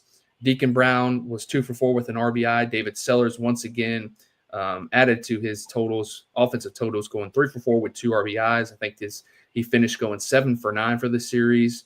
And then Houston Nichols once again added a double and an RBI in game 2. Looking at this pick, Mars Hill Bible, we talked about Vincent, Mars Hill Bible. Both those teams met up last year in the Class 2A quarterfinals. And I was at that series. Mars Hill Bible went on the road and beat a very good Vincent team. A good chunk of those players back, especially led by Cam Isbell. I'm going to go with Mars Hill Bible. Cam Isbell in game 1, I think, has shifted up from game 2 to game 1, and then Bo Willis, having a strong outing in game 2.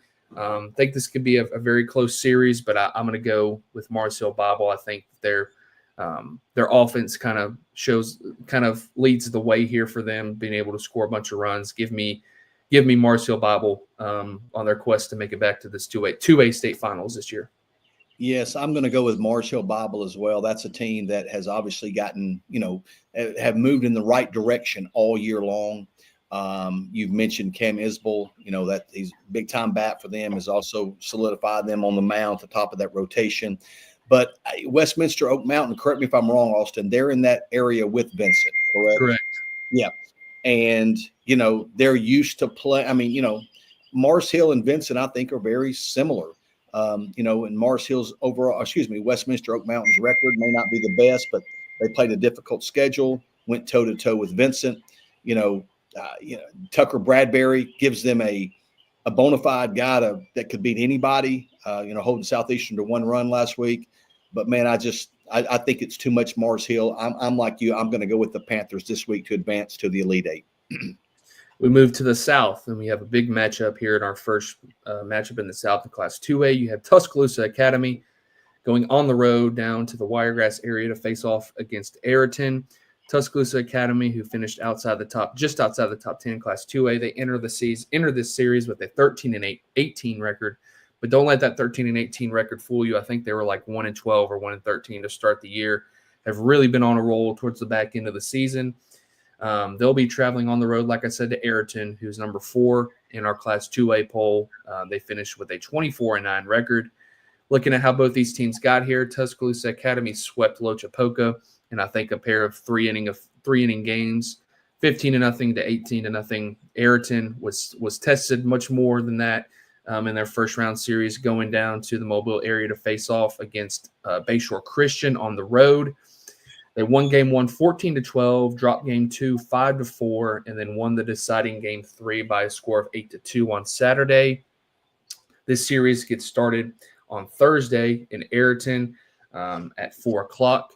Ariton, not sure for those people who've been there, that's a pretty cool place to watch a game. Expect it to be a great environment at Ariton. Looking at how both these teams got here, diving into their series last week, Tuscaloosa Academy was kind of the Ellis Hamilton and Harwood Beaker show in both games 1 and 2. In game 1, Ellis Hamilton was 2 for 2 with a pair of doubles and 3 RBIs, while Harwood Beaker got the start on the mound, went 3 innings, gave up no hits, no runs, no walks, and 7 strikeouts. And then they flip-flopped in game 2. Ellis Hamilton got the ball and went 3 innings, gave up no hits, no runs, no walks, struck out 9. Also added a double and 4 RBIs at the plate, and then Harwood Beaker, after starting game 1, went 3 for 3 with 5 RBIs for Tuscaloosa Academy. Obviously, they have other talented players. I think Preston Lancaster, their starting quarterback on their football team, he plays a big role for them. But those Hamilton and Beaker had a big series in the first round. Looking at Ariton, starting it off in that game 1, 14-12 win. You have Wells Gainey, who had a big series for the Purple Cats. He went 4 for 5 with a double, a home run, and 4 RBIs. He also added another home run in game 2 in their loss. Easton Kilpatrick was 2 for 4 with 4 RBIs in game 1. Pierce Gill was 3 for 5 with an RBI. Avon Cook added 3 hits. Connor Davidson was 2 for 5 with an RBI double. And then Hayes Hammock was 2 for 4 with a pair of RBIs. And then in that game 3 win, after they dropped game 2 5-4, Ariton was able to win game 3 by a score of 8-2. Easton Kilpatrick kind of headlined that offensive their offense for Ariton. He went 2 for 4 with a big 2-run home run. Wells Gainey added an RBI double. Hayes Hammock once again added a double and an RBI. And then on the mound, man, talk about efficiency. And I've seen this guy pitch last year in the state finals, and he is efficient. Austin Evans goes 7 innings, giving up 3 hits, 2 earned runs, and 3 strikeouts on 62 pitches, 42 strikes. 62 pitches and 7 innings, 42 strikes. He gives them a bona fide quality option in game 3. I'm going to go with Ariton at home, the defending Class 2A state champs. Got by a huge test in their first round, very difficult test going to Bayshore, and they were pushed to the brink in game 3. But I like them at home in the friendly confines of Ariton to get a series win and advance to the Elite Eight in Class 2A. I agree completely. I'm going Ariton as well, but again, I'm not going to discredit Tuscaloosa Academy. I think this is a situation where you've got a perennial power in Ariton. What you've done 3 and 4 years ago is not going to win you not going to win you games now, but there's something for knowing how to win. It's passed down throughout the program in the state playoffs, and that's evident at Ariton. But on the flip side, you've got one of the hottest teams in 2A in Tuscaloosa Academy. So this will be a good series. Don't let the as you mentioned, don't let the record of Tuscaloosa Academy fool you. But I'm going to go with the home team. Give me the Purple Cats to advance. Our next matchup in the South, we have Pike Liberal Arts traveling on the road, Horseshoe Bend. Pike Liberal Arts is our number 9 team in Class 2A. They come in with a 16-14 record. Horseshoe Bend enters this series with a 9-12 record, but had a big series sweep in round 1, sweeping Highland home by scores of 8-5 and 13-3. You know, the first thing I thought of when that came across, right? And Roll Tide Willie. Roll Tide Willie. He was not going to be happy, man. I know he was hurt. But Pike Liberal Arts also had a first-round sweep, taking 2 games over Geneva County, 7-3 and 9-1. For Pike Liberal Arts in that game 1, 7-3 victory. Cade Brookins got the start on the mound, went 7 innings, gave up 5 hits, 3 runs, and 15 strikeouts. Luke Barron added a 2-run home run. Dawson Bradford was 2 for 2 with the double and a pair of RBIs. And then Jack Baggett was 2 for 2 with 2 RBIs as well. In game 2, that 9-1 win for Pike Liberal Arts, Jack Baggett once again was 2 for 4 with a home run and 4 RBIs. Luke Barron was went the distance on the mound, going 7 innings, giving up 3 hits, 1 run, and 3 strikeouts, while also adding a hit and 2 RBIs at the plate. Cade Brookins, after the 15 strikeout effort in game 1, added an RBI double, and then Jacob Bowen also added an RBI double to round out the offense for the Pike Liberal Arts. Looking at Horseshoe Bend, in that game 1 win, 8-5 win over Highland home. Carson Lucas went 6 innings, giving up 3 hits, 1 earned run, and 13 strikeouts. Corey Woods added 2 RBIs. Heath Sanders hit a double and an RBI. And then in game 2, Brady Culp went 5 innings, giving up 3 hits, 1 earned run, and 9 strikeouts, while also going 2 for 2 with a double and 3 RBIs at the plate. And then Kendon Shearer went 1 for 2 with 2 RBIs, and Carson Lucas, after his gem in game 1, added a hit and a pair of RBIs for Horseshoe Bend. I think this is another instance of you have a powerhouse team in Pike Liberal Arts, a perennial team that knows how to win. Going to have to go on the road in this series, but ultimately I like Pike Liberal Arts to go on the road to Horseshoe Bend, coming off a series last week where they were able to get quality outings from their starting pitchers and then was able to bang the ball around the yard a little bit. Give me Pike Liberal Arts to go on the road to Horseshoe Bend and take 2 out of 3. I agree with you. Give me Pike Liberal Arts as well. Listen, big series win for Horseshoe Bend, but I think the opponent, I think the level of the opponent they're going to see this week goes up several steps. Pike Liberal is a consistent program moving over from AISA. I like you. I'm going Pike Liberal. Our next matchup, you've got Ranburne going on the road to Cottonwood. Ranburne enters this series with an 18-17 record. Cottonwood is our number 8 ranked team in Class 2A. They have a 19-6 record. Looking at how both these teams got here, Ranburne swept Central Haneyville, scores of 13-0 and 11-0. Cottonwood also swept their first round matchup over Zion Chapel by scores of 7-1 and 3-0. And just to preface, we get these stats off of Game Changer. The last 2 days we've been scrubbing Game Changers, just hours. Yeah. And neither Ranburne or Central Haneyville have a Game Changer, so we have no stats for Ranburne. Just to preface that, but looking at Cottonwood, our boy Austin Miller, see him in the comments. He got game 1 start, went 7 innings, giving up 1 hit, no earned runs, and 10 strikeouts. Cleet Meadows added a hit and an RBI, as did Ethan Simmons, going 1 for 3 with an RBI. And then in game 2, Braylon Morris goes 7 innings, gives up 4 hits, no runs, and strikes out 11, while Evan Morris added a hit and a 2 RBI single in the 7th to kind of give them some insurance run in the 7th inning.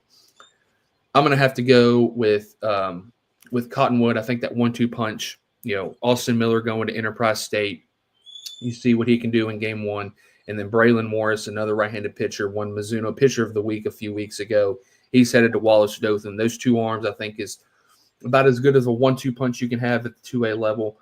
And for that reason, especially being at home, I'm going to go with Cottonwood to advance to the Elite 8. And I hate to say ditto, but that was exactly what I was going to say.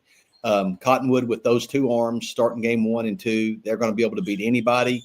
And not that we've done Cottonwood a disservice because we've got them ranked, but they might be a team that might be slightly flying under the radar. Maybe we don't discuss and talk about them enough. I think that's a legitimate 2A state title contender without a doubt. So I'm going to go Cottonwood as well. Yeah. Pitch and wins championships, and they've got their number 1 and number 2 can beat anybody in 2A. So, yep. And then our last matchup in Class 2A, another big one in the South. You have GW Long going on the road to Reeltown. GW Long enters this series with the number 3 ranking in Class 2A after finishing the regular season with a area championship win over Ariton. They enter this series with a 21-10 record. Reeltown will be the home team. They'll be at home this week. They finished outside the top 10, finished with a 16-11 record. This series gets started on Thursday at 4:00. Again, not sure our schedule, but another series that's near me. Still kind of seeing what games are around here, but another game that could possibly be at GW Long. Looking at how they got here, they were tested a little bit in that first round series win over Washington County. GW Long won game 1 by a score of 5-4, and then 3-0 in game 2. Reeltown was also pushed to the brink a bit in the first round. They won 2 out of 3 against Isabella. They won game 1 11-1, dropped game 2 by a score of 6-5, and then won the deciding game 3 on Saturday 13-3 over Isabella to punch their ticket to the Sweet 16. Starting it off with GW Long, Blaine Wood, their shortstop, in game 1, had a big effort on the mound, going 8 2/3. Again, I think that game went 10 or 11 innings. I want to say GW Long in Washington County, but Blaine Wood went 8 2/3, giving up 1 earned run. Zion Marshall added a hit and an RBI, as did Grayson Haynes, and then Lawson German also went 2 for 4 with a double in that 5-4 win. And then looking at their 3-0 win in game 2, that sealed the sweep. Lawson German, after going 2 for 4 with that double in game 1, he got the ball on the mound and went 7 innings, giving up 3 hits, no runs, no walks, and struck out 4.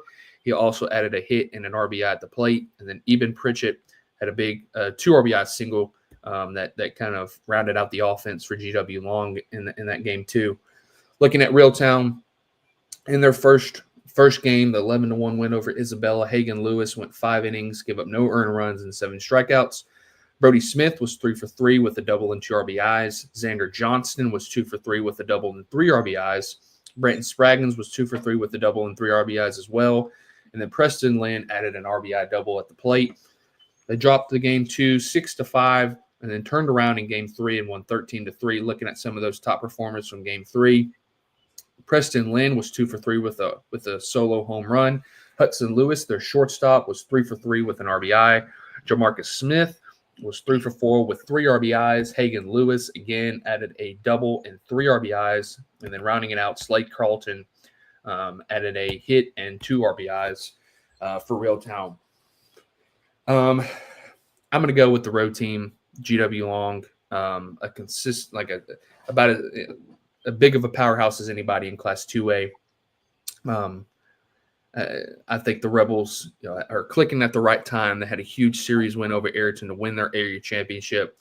And like you said, that yes, they were 5-4 and 3-0.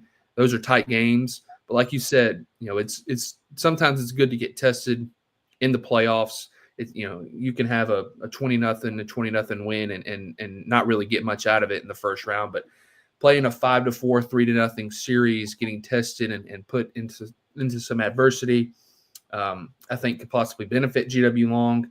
But then you look at Reeltown, obviously they got pushed to 3 games as well.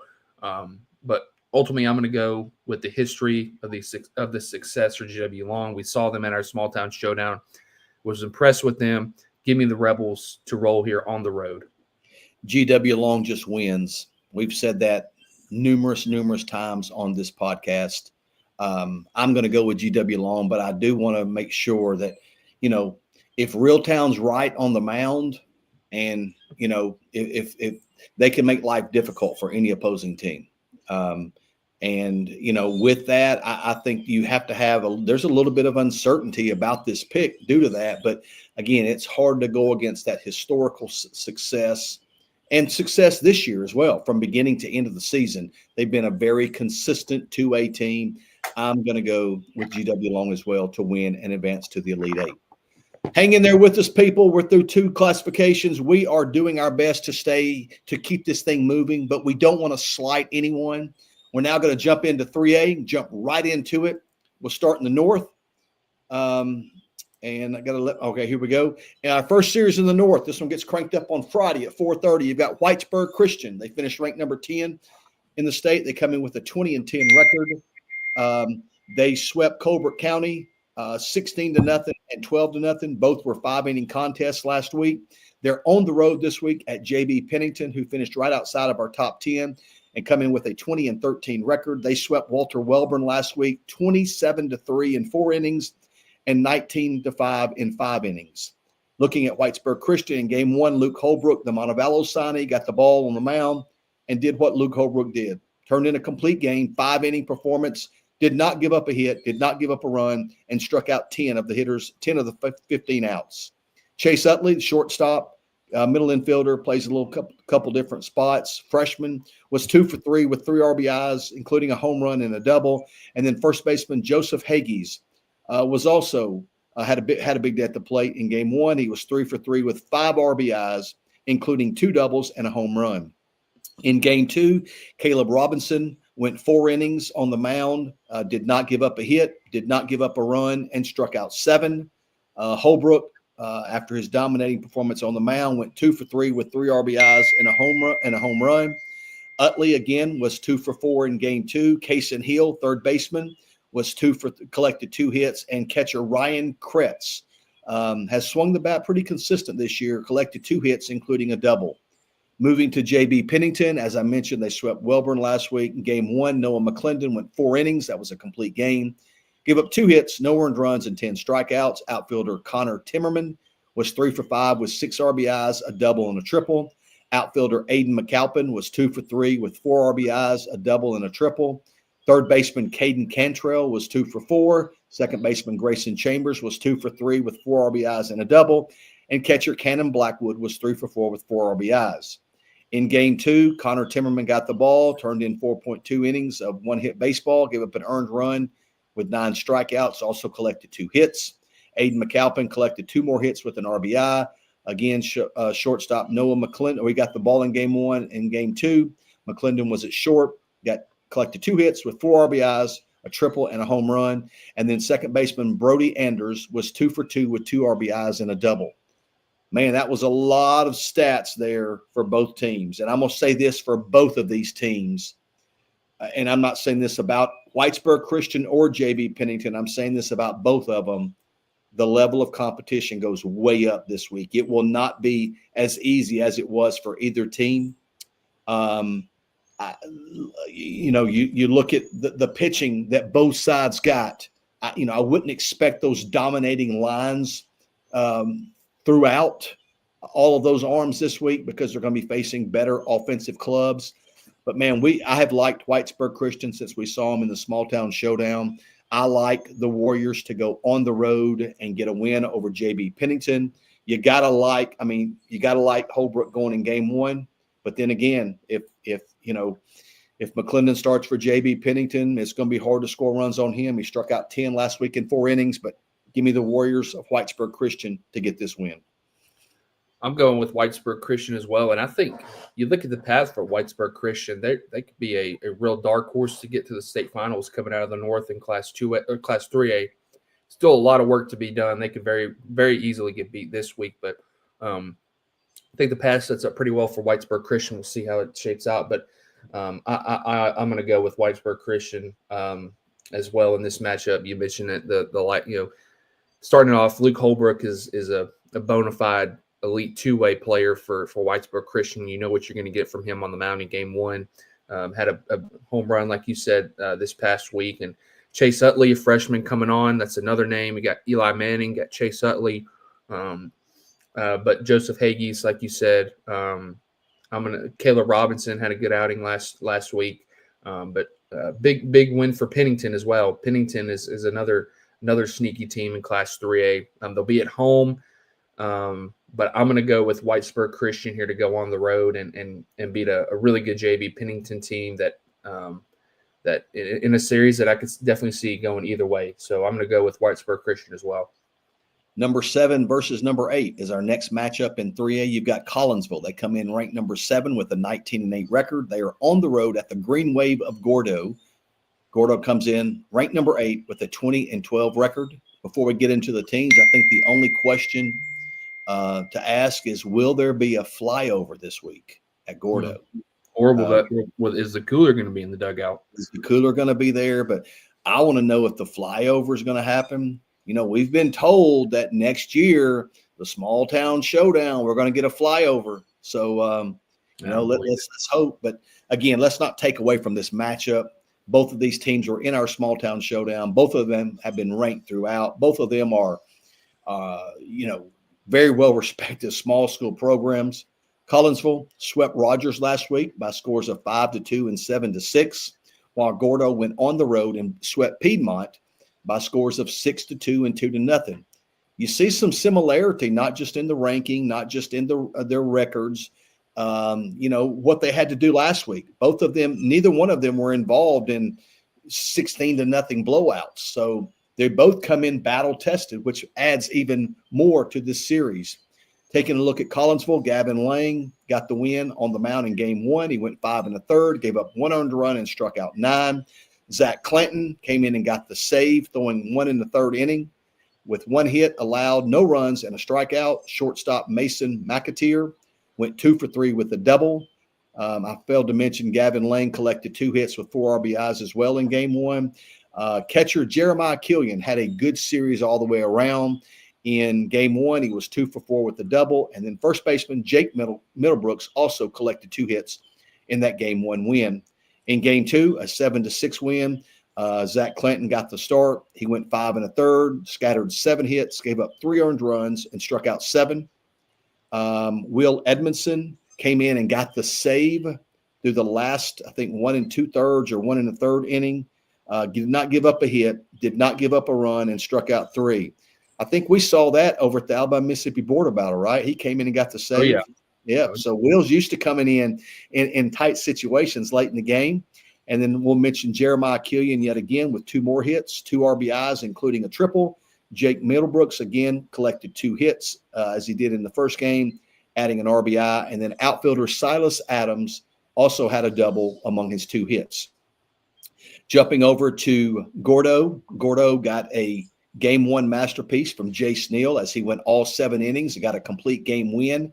He scattered 5 hits with an earned run and 9 strikeouts in that 6-2 game 1 win. Outfielder Landon Taylor collected 2 hits, and outfielder Ford Hewitt also had 2 RBIs. In game 2, a 2-0 win. Ford Hewitt, after producing 2 RBIs in game 1, Ford Hewitt went out in game 2 and dominated through all 7 innings, scattered 4 hits over that outing, did not give up a run, and struck out 2. Third baseman, there wasn't a lot of offense in that game 2, but third baseman Curtis Brook was 1 for 3, and that 1 hit was a 2 RBI single in the 5th inning of a scoreless game, which turned out to be all of the scoring they would be. So Curtis Brook with that big hit in game 2, which pushed Gordo past Piedmont.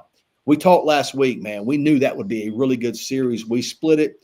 You went with the good people of Gordo. I went with Piedmont, and I lost that. I hope the good people of Gordo will let me back in. I'm going to side with them at home this week, man. And I can't believe I'm picking against Collinsville, because Collinsville's got that, I think, that sophomore, junior dominated team that's played together so well, that's played together for a long time and played so well. And, you stick Gavin Lang out there in game 1, come back with Clanton. I think, again, this is a series much like we talked about previously. I think runs are going to be at a premium because you've got Neal and Hewitt for the Green Wave.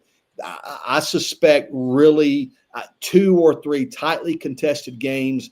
I'm looking 4-2, 3-2, 2-1 type ball games here. I think this is more of what you're used to seeing in the playoffs, but I'm going to go with the home team. I'm going with Gordo. But again, would not be completely surprised at all if Collinsville goes there and gets that win. Sounds like there will be a flyover. Cameron Payne said. Oh man. Give me the green wave as well. I think they come into this series winners of their last 9 out of their last 10. That one loss being to Northside and a 5A team. They swept Piedmont. We all know how tough that is to do in the play, especially in the playoffs. Led by Jay Sneal, was impressed with him in our small town showdown. This is pretty cool. A series of 2 teams that are at our small town showdown. Collinsville has a lot of pieces back from last year's team, but I'm gonna have to go with the home team, the Gordo Green Wave, at home in what's going to be a very good environment. Give me the Green Wave to advance to the Elite Eight, and like you said, a series that I could see going either way. Could definitely see Collinsville going into Gordo and getting this series, but I'm going to go with Gordo as well.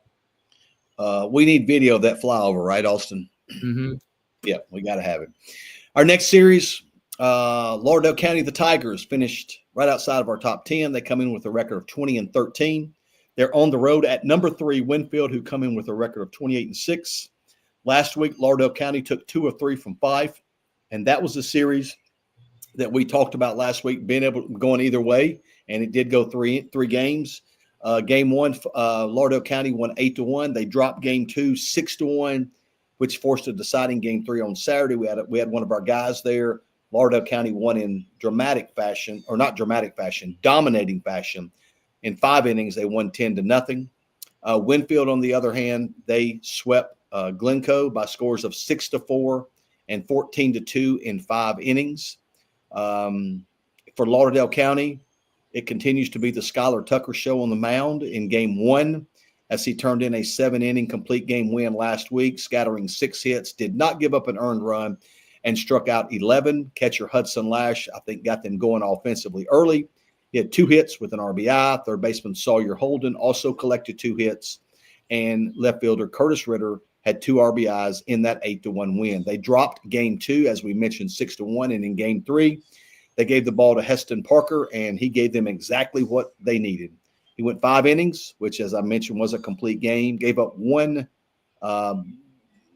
hit, which was not well struck.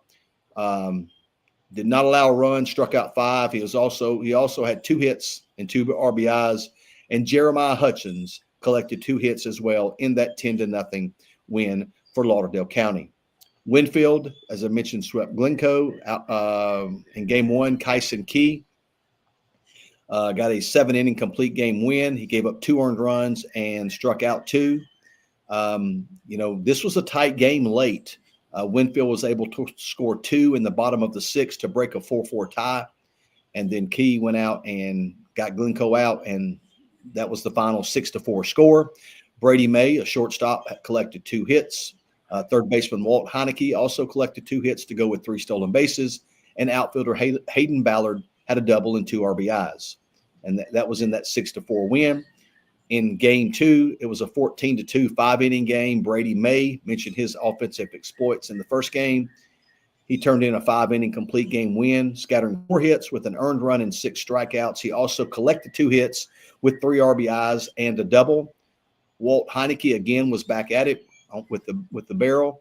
Was 2 for 3 with 2 RBIs and a triple. Third baseman Brandon Whitley was 2 for 3 with 3 RBIs. Catcher Braden McCaleb was 2 for 3 with the triple, and second baseman Declan Morgan, I believe. I believe that's right. If I'm wrong, please forgive me. Was 2 for 3 with an RBI and a double. So that's how these 2 teams got here. When we've talked about Winfield all year long, and we've talked about the teams that they've lost to this year. All of them are quality opponents. Man, I really like Winfield, not just this week, but for deeper into the playoffs. And again, I say that, and that's nothing towards Lauderdale County, because Coach Looney does such a great job. And I know early in the year they weren't playing like he wanted them to play, but it's always, we talk about there's certain teams that you can mark down for success late in the season into the playoffs, and Lauderdale County is one of those teams. This will be a really good series because, number one, you got Skylar Tucker, and he's going to give you a shot to beat anybody across the state. And that's not slighting the arms at Winfield. But, I've said this, I think, for 2 series already. Looking at all of these arms that we've talked about, I don't see any 14-2s, 10-0 scores this week, but I'm going with the home team. I'm going with the Pirates to win a really tough series over Lauderdale County. Yeah, I'm going Winfield as well. At home, we talked about it.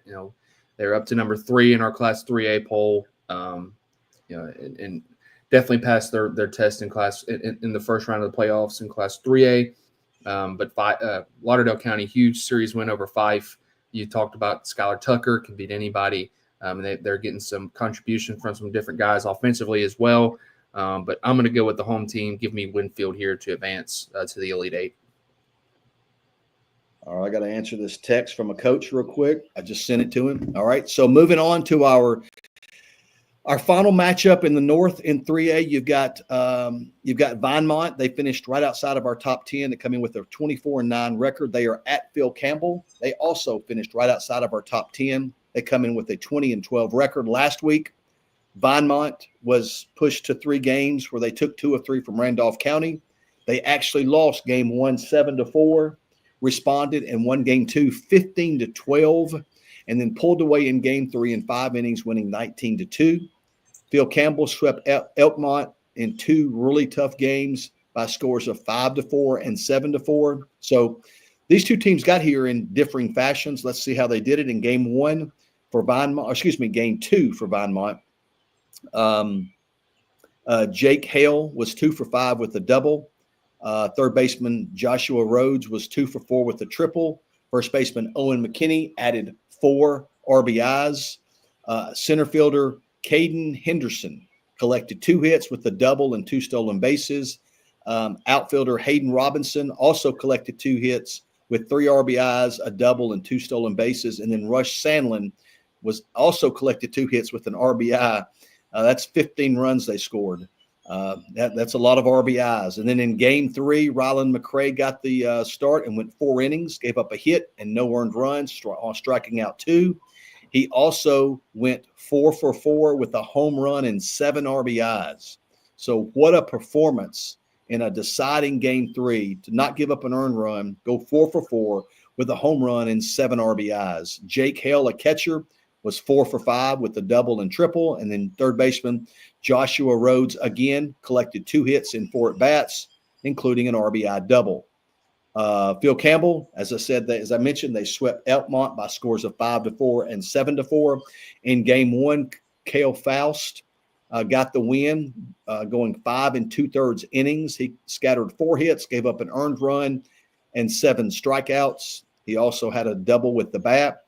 Isaac Dubose came in and threw the final 1 1/3 inning to get the save in that 5-4 win. He did not allow a hit, did not allow a run, and struck out 3. Catcher Bentley Hill led the way with 2 RBIs. In game 2, Colton Hester got a complete game win, going all 7 innings, allowing 3 hits, 4 runs with 5 strikeouts. He also collected a double to go with 2 RBIs. And then Isaac Dubose, after getting the save in game 1, was 2 for 3 with an RBI in that 7-4 win for Phil Campbell. And this is one I think can go either way as well. Vinemont has put up an impressive record this year, losing game 1 last week, coming back to score a total of 34 runs over 2 games. Phil Campbell was just the opposite. They were in 2 tight games. I went back and forth on this one. I'm going with, I think it's the Bobcats, Phil Campbell. I'm going with Phil Campbell at home. I just think there's early in the year, we track records and it got to a point where and this is nothing disrespectful, but Phil Campbell, we stopped following them as much because their record wasn't good. Well, then we checked in with them and they start winning. And now you see where they are with 20 wins. I think it's a team that's hot right now, playing their best. I'm going Phil Campbell. I'm going Phil Campbell as well. Elkmont finished runner-up to Whitesburg Christian, I believe. Yep. And that's a quality Whitesburg Christian team as well. So that and you know that those two that series with Phil Campbell and Elkmont was a close series. And so Phil Campbell's been tested out of the gate, as has Vinemont going to 3 games. And you kind of stole my thunder, talking about how Phil Campbell has really seemed to start to play their best baseball down the stretch. Getting contributions from different guys and quality pitching on the mound. Vinemont, led by a huge outing from Rylan McCray in Game 2 with that home run and 7 RBIs, and then going 4 innings on the mound. But I'm going to have to side with Phil Campbell. I'm going to go with the Bobcats here to punch their ticket to the Elite Eight in Class 3A.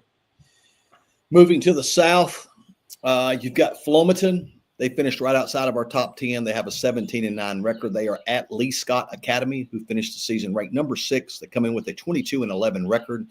Flomaton swept Dallas County last week, just in dominating fashion. Won 13-0 in 5 innings and won 18-3 in 4 innings. They're at Lee Scott Academy. Lee Scott Academy took 2 of 3 from Thorsby last weekend. That was a ranked matchup in the first round. I went with Thorsby. I was wrong. I'll let the Lee Scott people know that. Lee Scott, they beat Thorsby 18-2 in the first game, which was a 5-inning game. They lost Game 2 4-2, and then was able to win Game 3 by a score of 10-3. This series will get started on Friday at 4:30. They're at Lee Scott. Let's take a look at Flomaton. Game 1 starter Riley Harrison went 3 innings, gave up a hit, no runs, and 6 Ks. He was also 1 for 1 with a double, an RBI, and 2 walks. Outfielder Camden Martin was 3 for 3 with 2 RBIs, a double, and a triple. DH Zach Hester was 3 for 3 with an RBI, and Seth Hammonds also collected an RBI on a triple. In Game 2, Jace Hammond was 2 for 2 with 4 RBIs and a double. Zach Hester continued to swing the bat well, was 2 for 4 with 2 RBIs. Third baseman Chris Pose was 3 for 3 with an RBI. Shortstop Chaz Odom, a triple and 2 RBIs. First baseman Connor Smith was 1 for 1 with 3 RBIs, 2 walks, and a triple. Again, dominating fashion, 13-0 and 18-3. You flip over to Lee Scott Academy. Again, that was a really we knew that going in. That was one of the premier series in 3A last week. Braden Martin gave the Warriors exactly what they needed in Game 1 on the mound. He went all 5 innings in that 18-2 win. He gave up only 4 hits, gave up 2 earned runs, and struck out 12. Second baseman Ty Jones was 1 for 1 with 2 walks, scored 2 runs. Now listen to this, Austin. Listen to Sam Jackson's game in Game 1. First baseman Sam Jackson was 4 for 4, 3 home runs, a double, and 8 RBIs. That's called swinging it. That was impressive. Outfielder Smith Harkins also contributed 2 hits with a home run and 3 RBIs. Catcher Harrison Snow also had 2 hits, 2 RBIs. Third baseman Braden Butler had 2 hits and an RBI.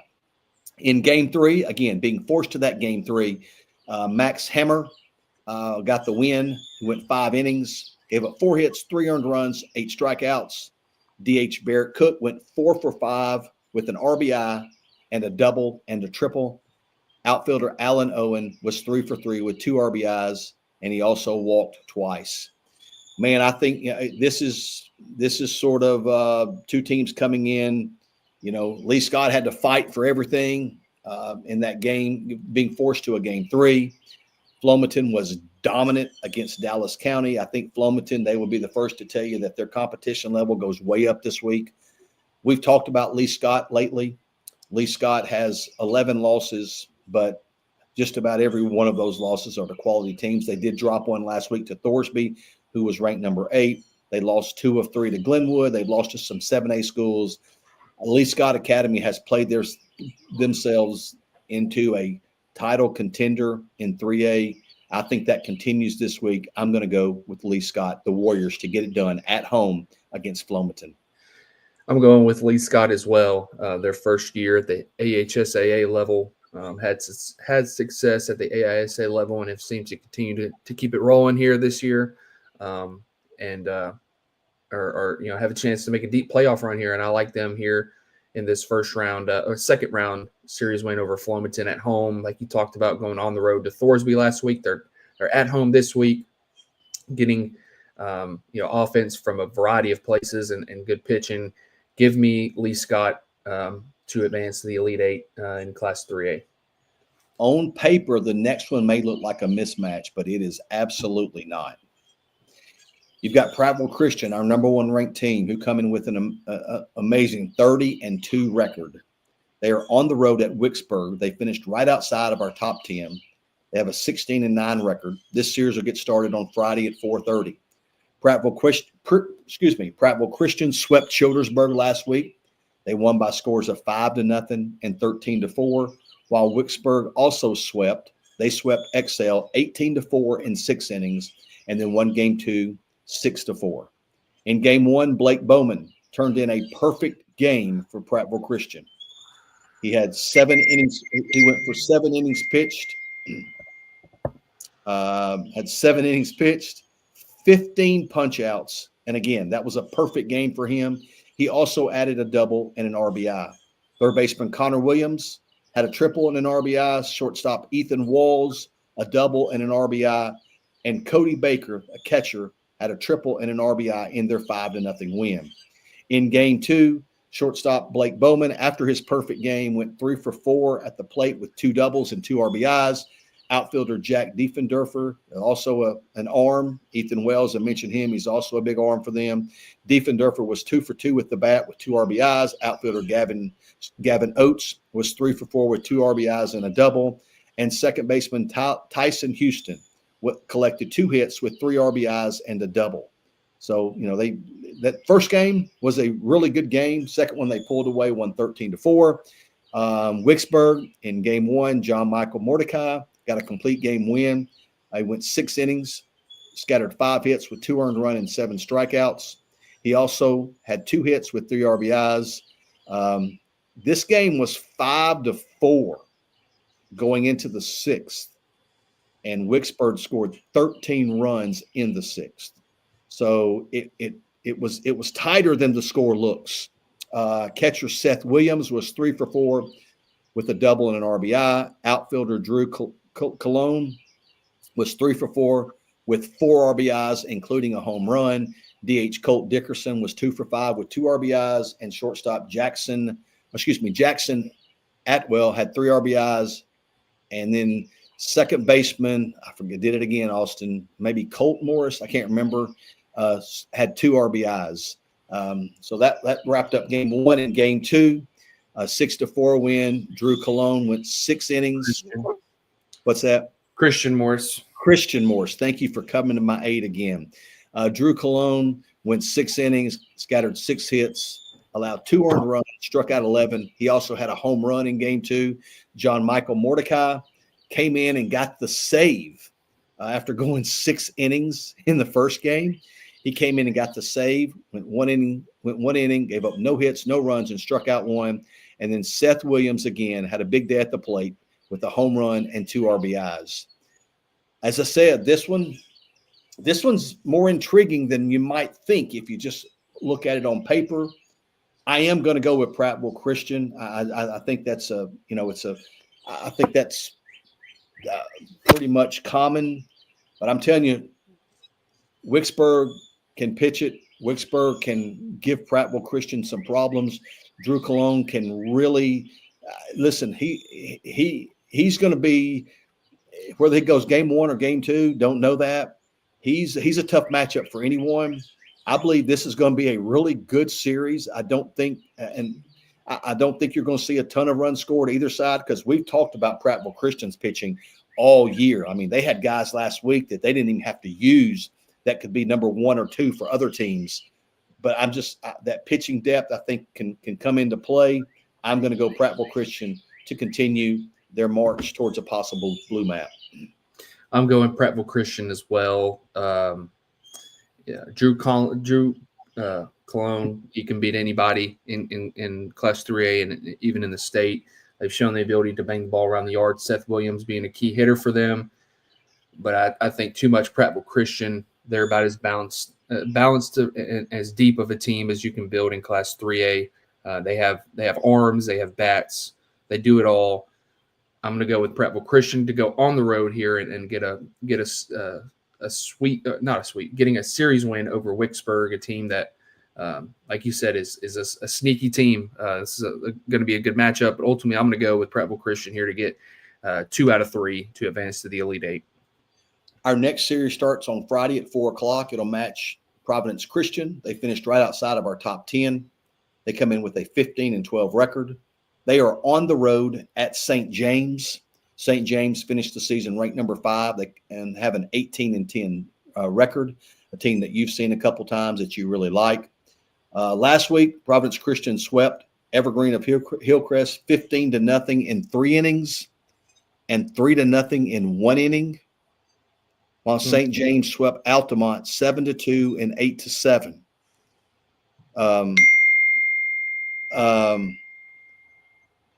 In game 1, Brooks Kennedy got the win as he went 2 innings, scattered a hit, did not allow a run, and struck out 6. He was also 2 for 2 with 2 RBIs and 2 doubles. Austin, I've done it again, man. All right, I got you. I'm here. Thank you. Tyler Sharp. First baseman Tyler Sharp was 2 for 3 with an RBI and 2 doubles. Second baseman. They don't have it on here. Okay. I only see 1 Kennedy. All right. I may be wrong then. Brooks may have had, and again, I think I was a little shook by what happened in this series. Kennedy had 2 hits. Catcher Hudson Deere had 2 RBIs. Shortstop. Logan Hagler. It's Hagler, but shortstop Logan Hagler had a triple and 3 RBIs. This game was called. Do it. I'm sorry. Is that okay? I got you. Okay, I got you. Okay. This game was called after 3 innings with a 15-0 lead for Providence Christian. In game 2, Providence Christian ended up winning 3-0. And this game only went 1 inning. It was called after 1 inning, and I think it was a mutual agreement. What was Sims' first name, Austin? Kingston Sims had an RBI double and pitched the lone inning, getting the win. Did not give up a hit, did not give up a run on 3 strikeouts. Man, this is, in my opinion, I'm going to be quick here. In my opinion, this is a shame that this happens in the state playoffs. It's nothing against Providence Christian here. There's nothing they can do, but man, I just think this is a shame that this is where a state playoff series, how a state playoff series goes down, that a team that's hosting a state playoffs gets to play 4 total innings at home in a doubleheader. Again, the AHSAA, they have done a great job that it's best 2 out of 3 every round, but I think a simple move to region play would help much more. I mean, there are some good teams sitting at home that would love to be in a spot to play in a state playoffs, but yet we've got teams that are, we're after an inning or 2, we're calling the game. I just don't think that's good for the state. Again, it has nothing to do with Providence Christian whatsoever.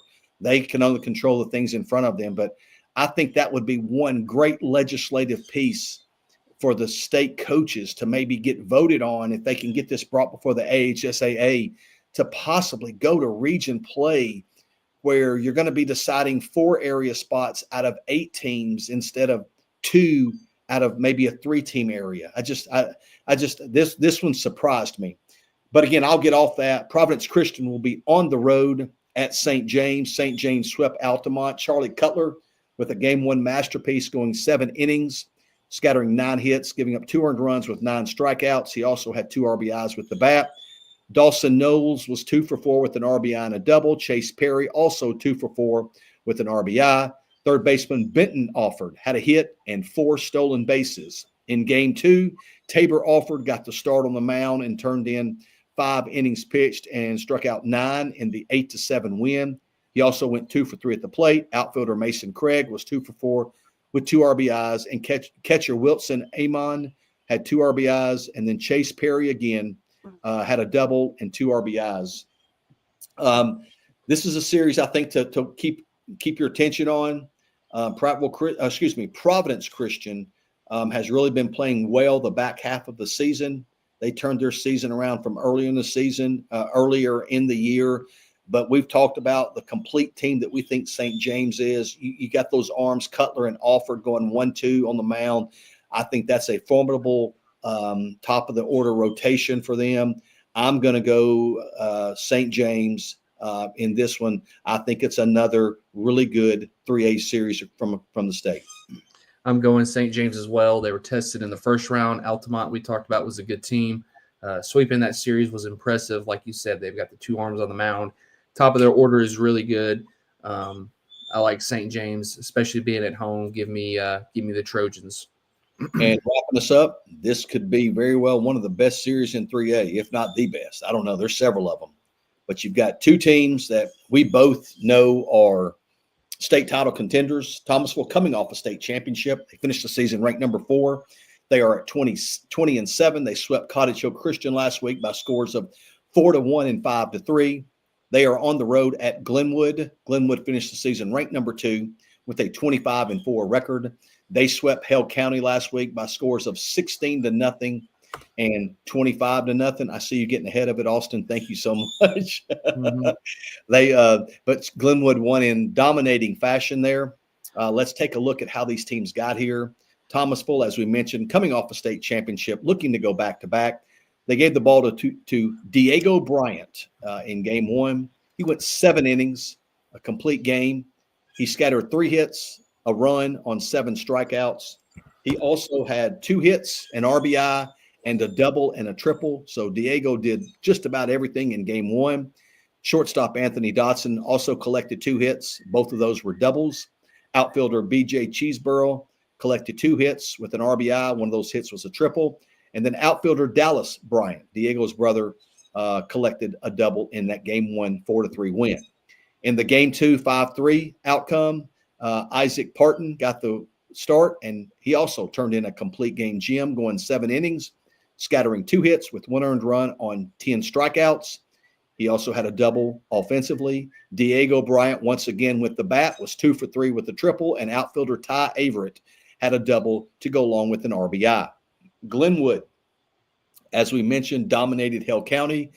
Tyler Sykes got a complete game win, 5 innings, 2 hits, no runs to go with 8 strikeouts. Caleb Andrews, the DH, was 2 for 3 with 3 RBIs.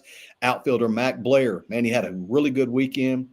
Mac Blair was 3 for 3 with 3 RBIs and 2 doubles. Hudson Campbell, another guy with an impressive week, had a double and an RBI. Third baseman Levi Ponder had a double, an RBI, and 2 walks. Outfielder Mason McCraney also had a double and 2 RBIs. A lot of the stats here, there wasn't a lot of multi-hit because they started subbing pretty early. So that's why some of these stats may not be as gaudy as you think they might be. In game 2, Hudson Campbell got the win, going 4 innings, giving up 1 hit, no earned runs, and 7 strikeouts. I mentioned his offensive prowess earlier. Had 3 for 4, 3 RBIs in game 2. Shortstop Cal Lawrence again. Cal Lawrence was 2 for 3 with an RBI. Mac Blair added another double and 2 RBIs, and Mason McCraney with a double and another RBI.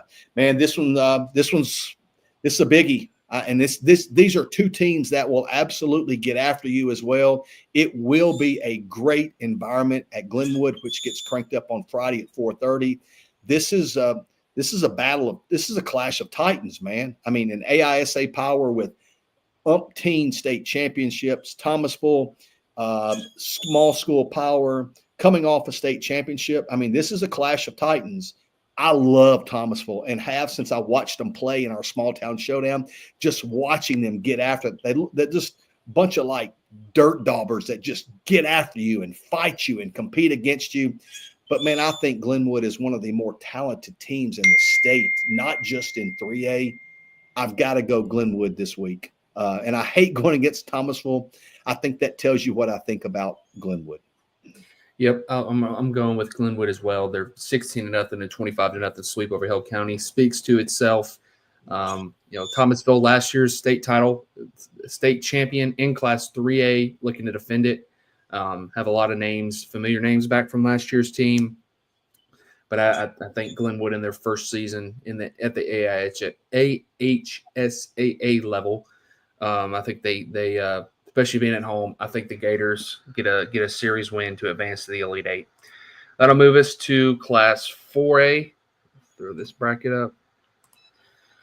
Austin, I'll be right back. All right, our first matchup in Class 4A, starting off in the north, we have Cordova, who will be traveling on the road to Central Florence. Cordova enters this series with a 15-15 record. Central Florence it enters with a 22-13 record. Central Florence is ranked number 9 in our final 4A poll. Cordova, how both these teams got here. You look at Central Florence. Central Florence swept Randolph in their first round, winning game 1 4-1 and game 2 6-4. Cordova swept Cherokee County by scores of 8-1 and 3-1. This series gets started on Friday at 4:30 at Central Florence. Looking at how both these teams got here, starting it off with Central Florence and their series sweep against Randolph in game 1. Reed Bruce took the ball and delivered a complete game effort, going 7 innings, giving up 2 hits, 1 earned run, no walks, and 5 strikeouts at the plate. Jackson Brewer added a 2-run home run, and Dallin Dorsett also added a hit and an RBI. In game 2 for Central Florence, Cole Wilcoxon was 1 for 2 with a double and 3 RBIs. Elijah Lambert was 1 for 2 with an RBIs. Clayton Reynolds also added a hit and an RBI. And then on the mound in relief, Elijah Martin and Reed Nix combined to throw 4 scoreless innings to take Central to the finish line and wrap up that series sweep.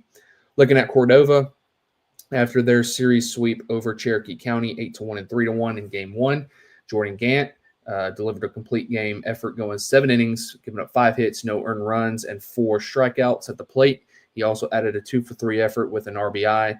Daniel Jackson was also 2 for 4 with a home run and an RBI. Chelsea Harbison was 2 for 3 with an RBI. Jackson Stacks was 2 for 4 with a double and an RBI.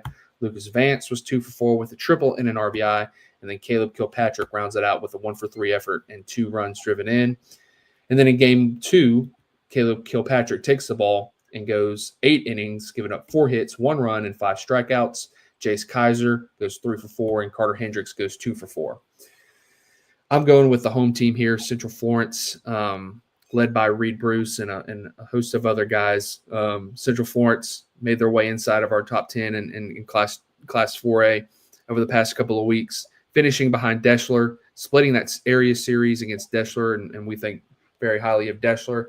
So I'm going to go with Central Florence. Think they're playing really good baseball. Like I said, led by Reed Bruce, but also looking at Cordova, seem to be playing hot down the stretch, getting that series sweep over Cherokee County by 8 scores of 8-1 and 3-1. This will be a competitive series, but I'm going to go with the home team, the home field advantage. Give me Central Florence in our first matchup in the north.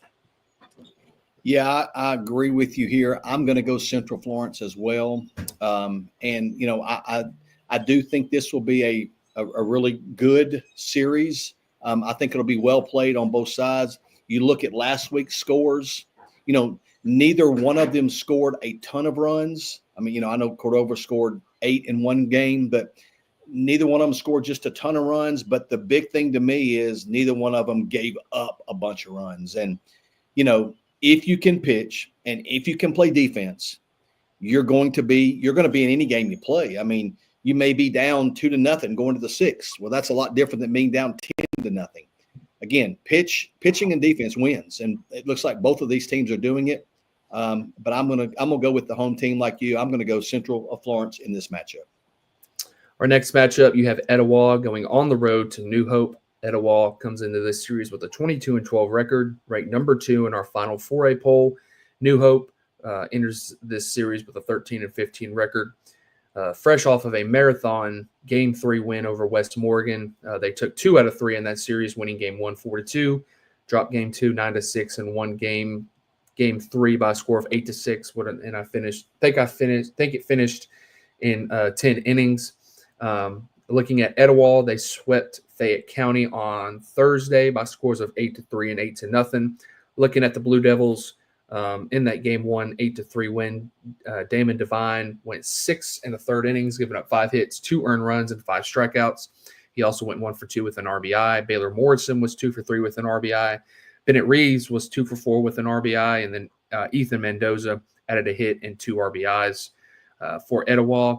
And then in Game 2, Jamison Sissom got the ball and delivered a 6-inning, 2-hit, no-run effort while allowing just 2 walks and 4 strikeouts. The Jacksonville State recruit, Damon Devine, after a strong outing in Game 1 on the mound, he added a 3-for-4 effort and drove in 4 runs. Baylor Morrison, once again, was 3 for 3 with an RBI.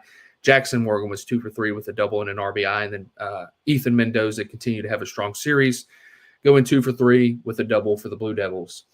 Looking at New Hope in their Game 1 4-2 win, Dawson Cameron got the ball and went 6 innings, giving up 2 runs and 7 strikeouts. Grant Maples, who had a strong series, was 2 for 3 with an RBI. Drake Dempsey had a hit and an RBI. Andrew Dudley had a double and an RBI. And then Tanner Terry also added a hit and an RBI.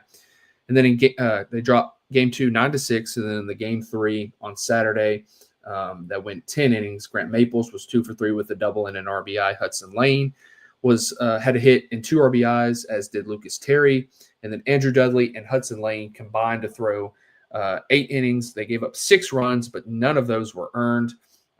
So good effort by both of those guys in relief to take them to the finish line.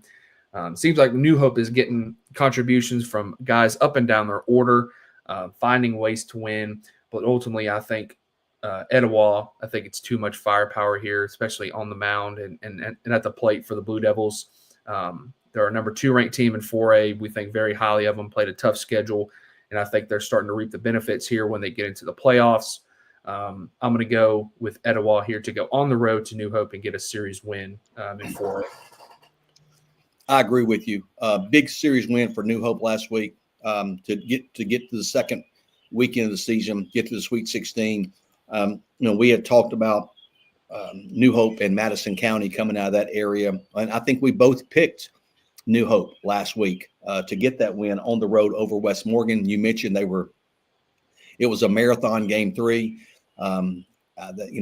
They're getting production throughout that lineup. They've got a couple youngsters there that are everyday starters for them, but I think this is a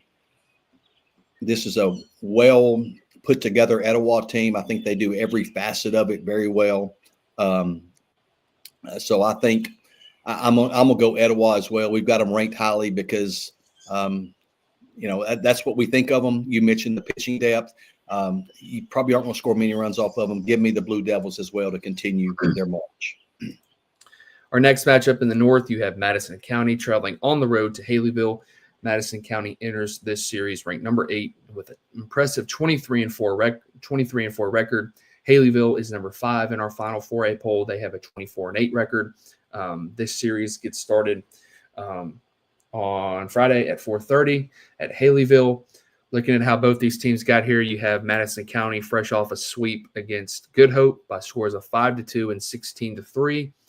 And then Haleyville went 3 games with Hoax Bluff, a sneaky series I think we talked about, with Hoax Bluff finishing runner-up to Etowah, a solid club. Haleyville was able to win games 2 and 3 after dropping game 1 by a score of 8-7. They won game 2 8-4, and then the game 3 on Saturday by a score of 8-2. Looking at Madison County in that 5-2 win over Good Hope in game 1, Memphis Scott was a perfect 3 for 3 with a double, a home run, and 2 RBIs. And then he went 1 for 2 in game 2 and had 3 walks, so he reached base in all but one of his plate appearances for the series. Jace Duckett had a hit and an RBI, and then on the mound, Cole Mullins went 6 1/3, giving up 1 earned run and 5 strikeouts.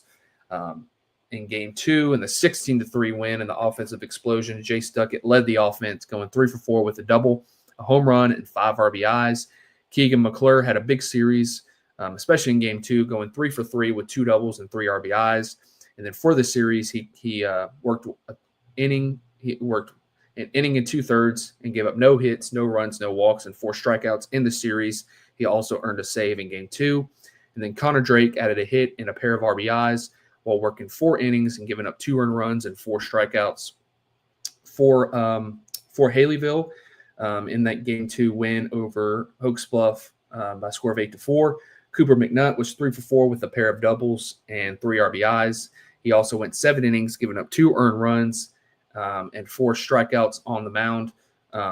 Will McCuller, Jacob Barnwell, and Brody Armstrong all had RBIs as well. And then Eli Cagle went 2 for 4 with a double. And then on the mound, in game 3, the 8-2 victory for Haleyville, Eli Cagle went 7 innings, giving up 5 hits, 2 runs, and 4 strikeouts. He went 3 for 3 at the plate with a run driven in. Jaden Marbutt was 2 for 4 with a double. Cooper McNutt was 2 for 3 with an RBI. Evan Cagle was 2 for 4 with a triple and 5 RBIs. And then rounding it out, Evan Howard was 2 for 2.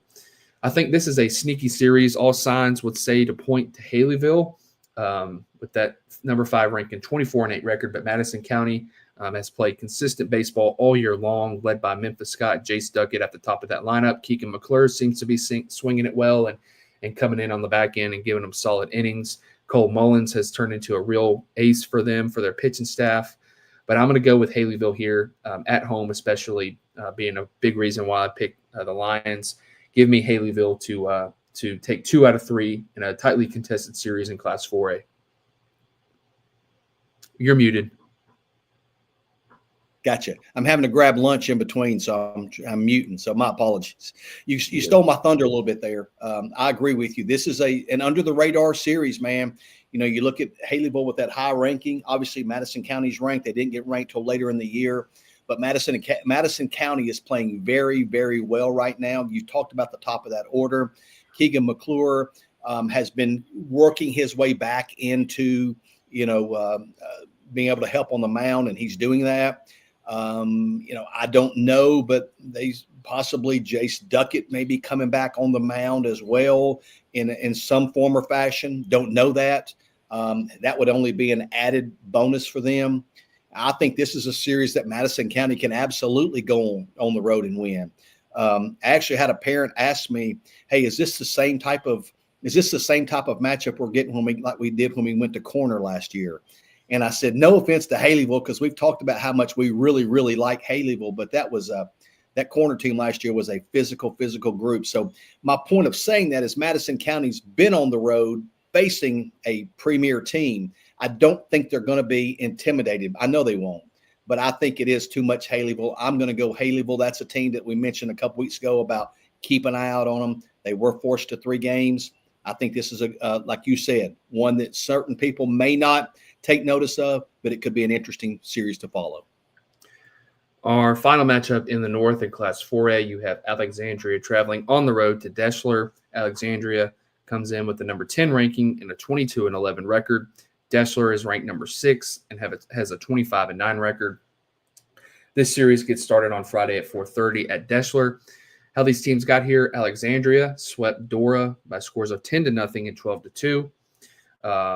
Deschler also swept their first round opponent, winning 4-0 and 13-0 over West Limestone. Shifting to Alexandria, looking at their 2-0 and 12-2 sweep over Dora. In game 1, Bray Good went 6 innings, gave up 2 hits, no runs, 1 walk, and 13 strikeouts. South Alabama signee. And then I just want to preface, Alexandria doesn't have a game changer, so I had to go to Dora's game changer, and then I found a roster on the website. So I'm almost 100% sure these are the right names, but if some of these names are wrong, forgive me. That's kind of how we got these stats. But offensively, in game 1 for Alexandria, Cooper Smith was 2 for 4 with a pair of RBIs. Knox Faulkner was 4 for 4 with 2 RBIs. Sawyer Cogner had a double and 2 RBIs, and the Jeremiah Heathcock was 2 for 4. In game 2, the 12-2 victory, Cooper Smith was 4 for 4 with a double and 4 RBIs. Jeremiah Heathcock added a hit and an RBI. Bray Good added a double and an RBI. Garrett Haynes added a double and 2 RBIs. And then on the mound, Brody Barber went 5 innings, giving up 3 hits, 2 runs, and 5 strikeouts. Looking at Deschler, The 4-0 win and 13-0 win, those kind of stick out. They did not give up one run, and that's kind of how Deschler is. That's one of, we've talked about one of Deschler's strengths is their pitching in it, and they definitely flexed it in their first-round matchup over West Limestone. In Game 1, Price Thornton went 7 innings, gave up 2 hits, no runs, 1 walk, and 12 strikeouts. Camden Fuller was 3 for 4 with 2 doubles and an RBI. Jacob Alexandria had an RBI double, and then George Youngblood also drove in a run on a hit. In Game 2, the 13-0 victory, Garrett Reed went 5 innings, threw a 5-inning no-hitter, went 5 innings, no hits, no runs, no walks, and 7 strikeouts. And then at the plate, he was 3 for 4 with a pair of RBIs. Jacob Alexander was 2 for 3 with a pair of RBIs. Austin King was 4 for 4 with 2 RBIs. Jay Murner had a double and 2 RBIs to round out the offense. And then there are a few other guys. 7 of their 9 hitters had an RBI in that Game 2 victory. I think this is a matchup definitely that has some quality arms on both sides. You look at the pitching, especially on Deschler's side with Price Thornton and Garrett Reed. That's a big-time 1-2 punch for Deschler. And then on the other side, Brayton Goo can beat anybody in the state, especially in Class 4A. But I'm going to go with the depth of Deschler. I'm going to go with Deschler winning at home. Give me Deschler to advance to the Elite Eight in Class 4A. Yeah, I agree with you there. I'm going to go Deschler too. That's a team that's built on pitching. You've already mentioned it.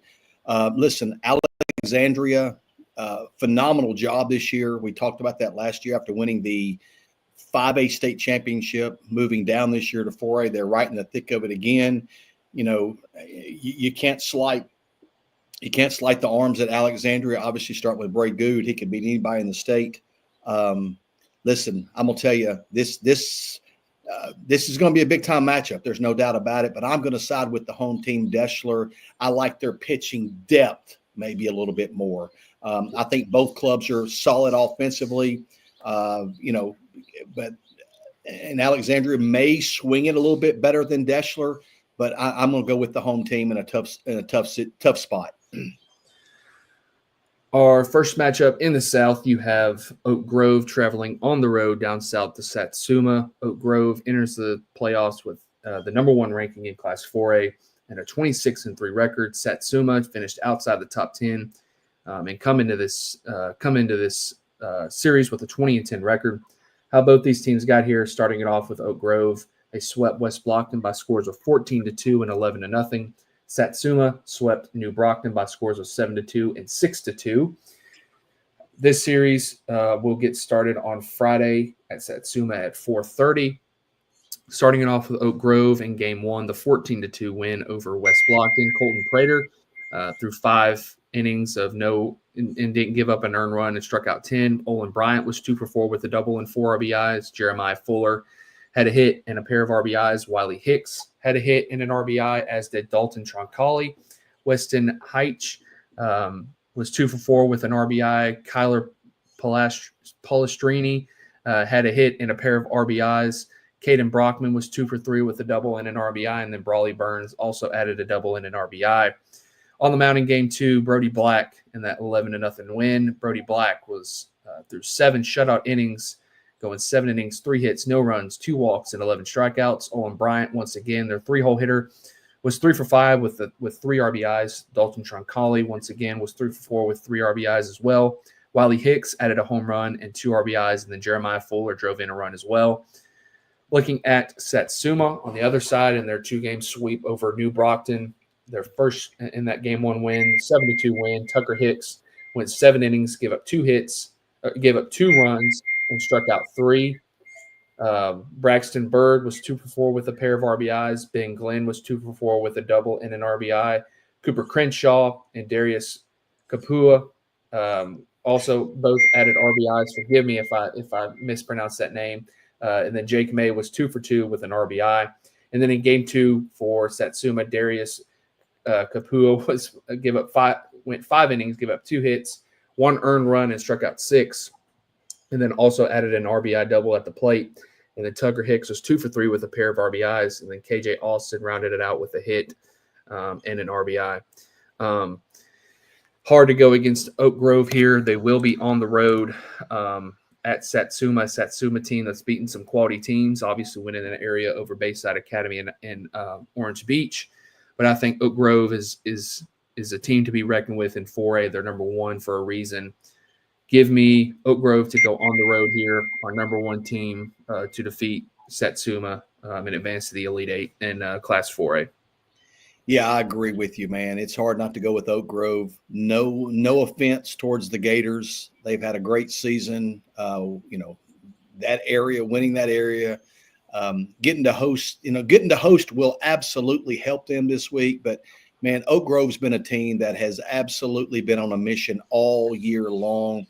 They started, I think, ranked lower or maybe even outside the top 10 early, but they quickly ascended up the rankings as they put together a formidable schedule and have obviously won 26 of 29 games so far.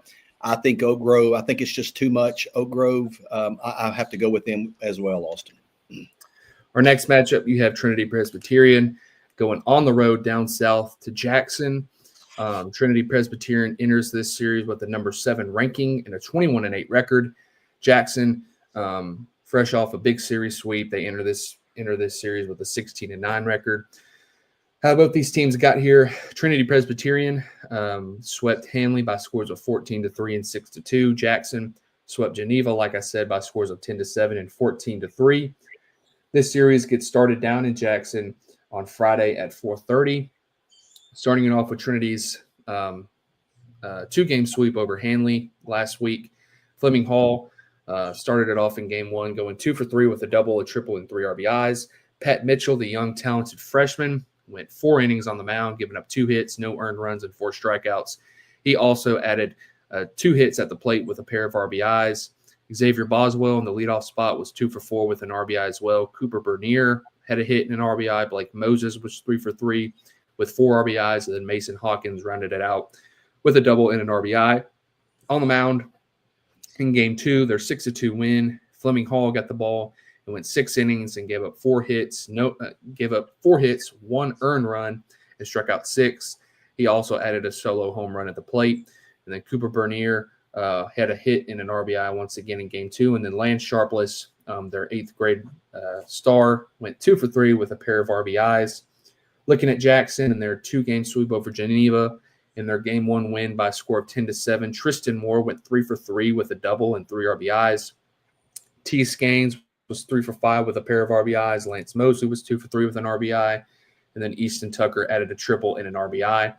In game 2, their 14-13 closely contested win over Geneva. T. Scaines was back at it, going 3 for 4 with 2 RBIs. Carlos Barrientos added a double and 2 RBIs. Lance Mosley was 3 for 4 with a double and 3 RBIs. Josh Little was 2 for 5 with 2 RBIs, and then Tristan Moore added a hit and a pair of RBIs. I picked against Jackson last week. They proved me wrong. I think we both did. They're at home this week, but I think the competition continues to tick up with Trinity coming into town, led by Fleming Hall. They're talented younger players. I think Trinity pitches it well with Pat and Mitchell going in game 1, Fleming Hall in game 2. They have other options, and then swinging it. They're pretty balanced 1 through 9. Give me Trinity to go on the road and take 2 out of 3 against Jackson. Me also. I'm going Trinity as well. Jackson scored a total of 24 runs last week in 2 games. Listen here, Jackson could prove us both wrong again. And if they do, then we're wrong. That's just the way it is. But I don't see Jackson being able to score that many runs this week against Trinity. And you mentioned it with the arms Trinity's going to roll out. They're going to keep teams to a 2, 3, 4, 5 run, giving up 4 or 5 runs a game. And I think there's enough offense there to be able to get to 6, 7, 8 runs a game. I like Trinity for that reason, just the pitching. Our next matchup in the South, we have W.S. Neal going on the road to Tallahassee. Both these teams are just outside of our top 10. W.S. Neal enters this series with a 16-6 record. Tallahassee is 20-10. This is one of those series around my area. I think it gets started on Thursday. It does get started on Thursday at 4:30. One of these games series that I'm eyeing, I'm possibly going to.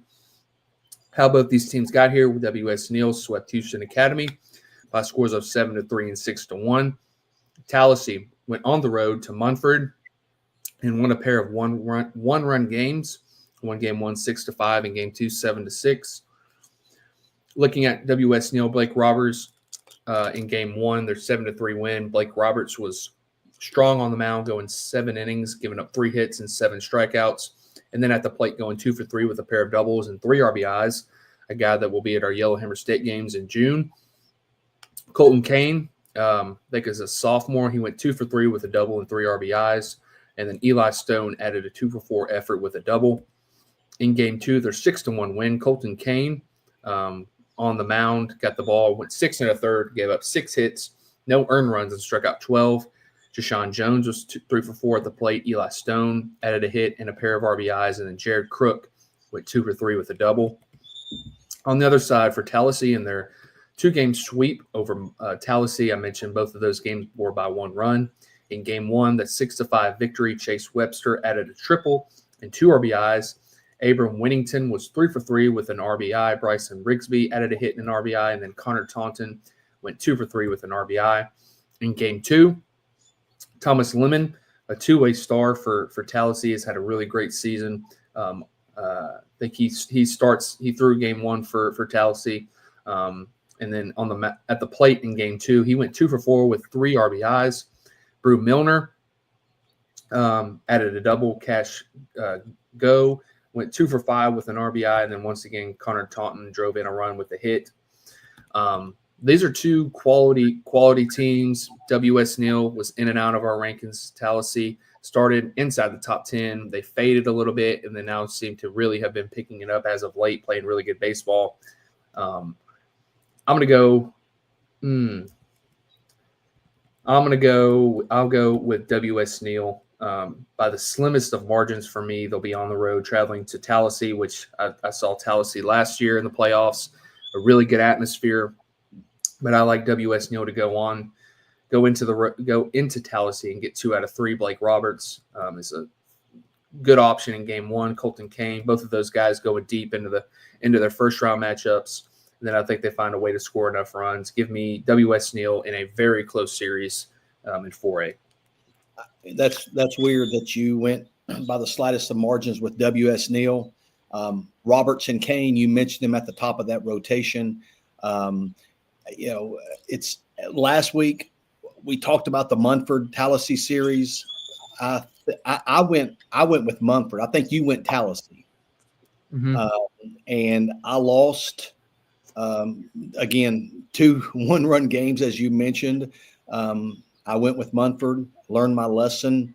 W.S. Neal is a really good team. I mean, this is another team. This is another matchup of very, very similar teams, both right outside the top 10. Thomas Lemon giving Tallahassee, a frontline guy that can beat anybody to match up with Roberts and Kane. I'm going to go with Tallahassee this week. And you mentioned briefly why you and I went to the Trinity and Tallahassee game that decided the area championship. And one of the things that I noticed was I love how involved and into the game the Tallahassee fans are. And I'm not saying there's nothing wrong with that. I say that in a compliment, man. They get in it. And I think for that reason, that home field advantage may play just a little bit more. Now, what I might be doing is riling up the W.S. Neal people to bring even more people with them. So it's going to be a great atmosphere. It's going to be a great series. We're going to split this one. I'll go with Tallahassee. Our final matchup in Class 4A is possibly the biggest one. Definitely is the biggest one and one of the biggest ones in the state this week. You have App traveling on the road to Bibb County. App enters this series with a number 4 ranking and a 23-5 record. Bibb County, the home team, they are number 3. They have a 23-9 record, so you have number 4 at number 3. Looking at how both these teams got here last week in their first round series, App took 2 out of 3 against Bayside Academy. winning game 1 2-1, dropping game 3 18-13, and then winning game 3 by a score of 14-4. Looking at Bibb County, they disposed of Pleasant Grove pretty easily, sweeping that series by scores of 16-0 and 18-0. This series gets started on Friday at 4:30 in Centerville at Bibb County, starting it off with App in game 1. That 2-1 win over Bayside Academy. Porter Nelson was really strong on the mound, going 7 innings and gave up 3 hits, 1 run, no walks, and 6 strikeouts. Cash Harrell drove in a run on a hit, and Grady Patterson, their catcher, went 2 for 3. They dropped, like I mentioned, that game two to Bayside Academy, 18-13. Cash Harrell had a big game, and then continued that in game 3, their 14-4 win. Cash Harrell went 3 for 4 with a double and 6 runs driven in. Porter Nelson, fresh off a game 1 gem, went 2 for 3 with a triple and 3 RBIs in game 3. Will Jackson was 4 for 4 with a run driven in. David Peacock drove in a run, and then Parker Burgess was 2 for 4 with a run batted in as well. Looking at Bibb County, in game 1, their 16-0 win over Pleasant Grove. McCain-McMillan went 5 innings, throwing 5 perfect innings, giving up no hits, no runs, no walks, and 10 strikeouts. He also added a pair of doubles and an RBI. Bodie Gideons had a huge series this past week. He went 4 for 4 in game 1 with 3 doubles, a home run, and 5 RBIs. Xavier Ryan in the leadoff spot was 2 for 3 with a pair of doubles and an RBI. Ethan McMillan went 2 for 4 with a double and 4 RBIs. And then Landon Schultz hit a double and drove in 3 runs. In game 2, their 18-0 win over Pleasant Grove. Braden Cash, Cage Watkins, Camden McCarty, and Ethan McMillan combined to throw 5 no-hit innings. Bodie Gideons was perfect once again in their in game 2, going 3 for 3 with a double and an RBI. So that puts him at 7 for 7 with 4 doubles, a home run, and 6 RBIs. Impressive week for the senior. McCain-McMillan was 2 for 3 with an RBI. Rylan Lopez added a triple and a pair of RBIs. And then Daniel Stringfellow added a double and a pair of RBIs. Like I mentioned, this is one of the biggest matchups in the state, regardless of class. You have number 4 at number 3, Bibb County. Definitely going to be a great playoff atmosphere. I'm going to go with the home team. I'm rolling with Bibb County. The McMillan brothers, Bodie Gideons, I think it's a big-time offense. They can swing the bat, bang the ball around the yard. And then McCain-McMillan in game 1, you got to like your chances when you roll him out. But then you look at led by Porter Nelson and Cash Harrell. This is a really intriguing matchup, but ultimately I'm siding with the number 3 ranked team, the home team. Give me Bibb County to punch their ticket to the Elite 8. Yeah, I want to go with Opp, man. I mean, I do, but I'm going to go with Bibb County. I think, again, there's some significance in hosting this series. I know that Opp only scored a couple runs in that first game win last week, but came back and scored 27 in those last 2 games. And that tells me about the depth 1 through 9 in their lineup. I think Bibb County is a deep team, though. I think they've got several quality arms that are going to be able to compete and give them innings. I also believe that these are 2, and I'm not trying to just take the easy way out, but I think these are also 2 teams that mirror each other in terms of toughness, blue-collar type attitude, expectations to win. I believe there's a lot of similarities in these 2 teams, and it's sort of a toss-up to me, but I'm going to go with the Choctaws of Bibb County to defend their home turf and move on to the Elite 8. But again, it's no one's going to be surprised if the series turns out the other way. So that'll get us through 4A. If you'll hang with us, we've got 5A and 6A. Then we'll briefly talk about the 7A matchups for their first round of play. So let's go ahead and get into 5A, and we're going to just jump right into 5A with a biggie. And that is American Christian. American Christian is ranked number 3 with a 27-12 record. They are on the road at the Golden Tigers of Russellville. They finished ranked number 9, finished runner-up to Lawrence County in their area. They come in with a record of 24-10. This series will get cranked up on Friday at 5 o'clock in Russellville. American Christian had a pretty unique first round matchup last year. It was the state championship rematch from last year in 4A with Corner. They defeated Corner. They swept Corner by scores of 12-2 and 5-1. In game one, Jalen Crocker got a complete game win, going all 7 innings, scattering 5 hits, giving up 2 runs and 7 Ks. Third baseman Cade Durrett was 3 for 4 with 2 RBIs. Outfielder Eric Hines was 2 for 3 with 2 doubles. Outfielder Evan Lightsey also collected 2 hits. That helped them secure that 12-2 win. In game 2, Hunter Elmore was 2 for 3 with 3 RBIs and a double. I'm sorry, that may have been in game 1. I apologize. Elmore was in game 1. That's right. In game 2, Garth, I think it's Braxton. I don't remember, but Garth got the win. BJ. Okay. BJ got the win going 6 1/3 innings. He allowed 3 hits, 1 earned run, and 5 strikeouts. That was a 5-1 game. Freshman Hunter Elmore was brought in to get the last 2 outs. He K'd both guys he faced. Evan Lightsey, again, followed up his game 1 offensive production with another impressive game with the bat as he went 2 for 3 with a double, triple, and drove in all 5 of American Christian's runs in game 2. Russellville, they swept Arab last week 8-1 and 5-0. In game 1, freshman Braden Entrican went 6 1/3 innings on the mound, gave up a hit, a run, and struck out 7. He also collected 2 hits with an RBI. Outfielder Brendan Thorpe collected 2 hits. Catcher Tristan Ray was 2 for 3 with 2 RBIs and 2 doubles.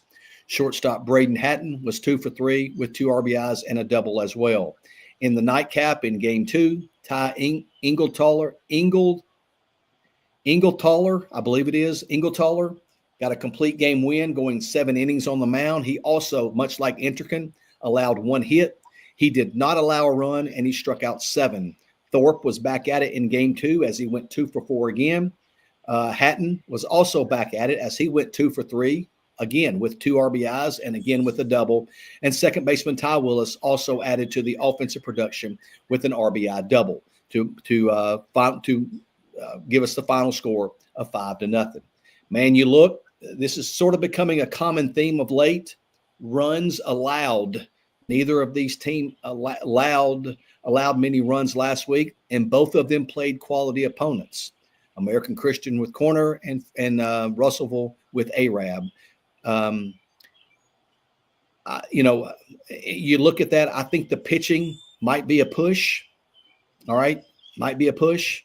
Then you look at the offensive side of things. I think Russellville can move the ball around the park. I think they've got some younger guys, some juniors. They've got some seniors, but they got some juniors and even younger guys that are producing for them. We've talked all year about the offensive lineup that American Christian rolls out there every day. I think that might be the difference in this series is the offensive production from American Christian. Now, with that being said, they're facing quality arms, so I don't expect them to put a 12 or 14 spot up.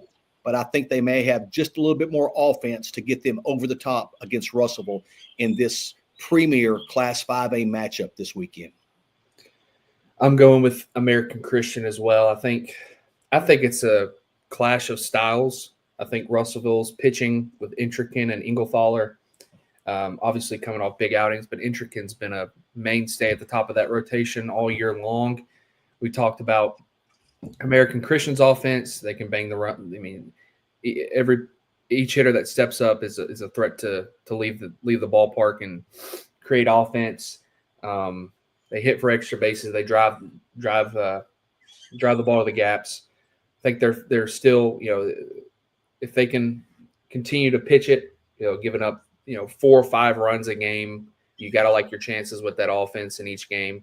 But definitely getting excited to see how the American Christian offense goes up against these 2 arms for Russellville.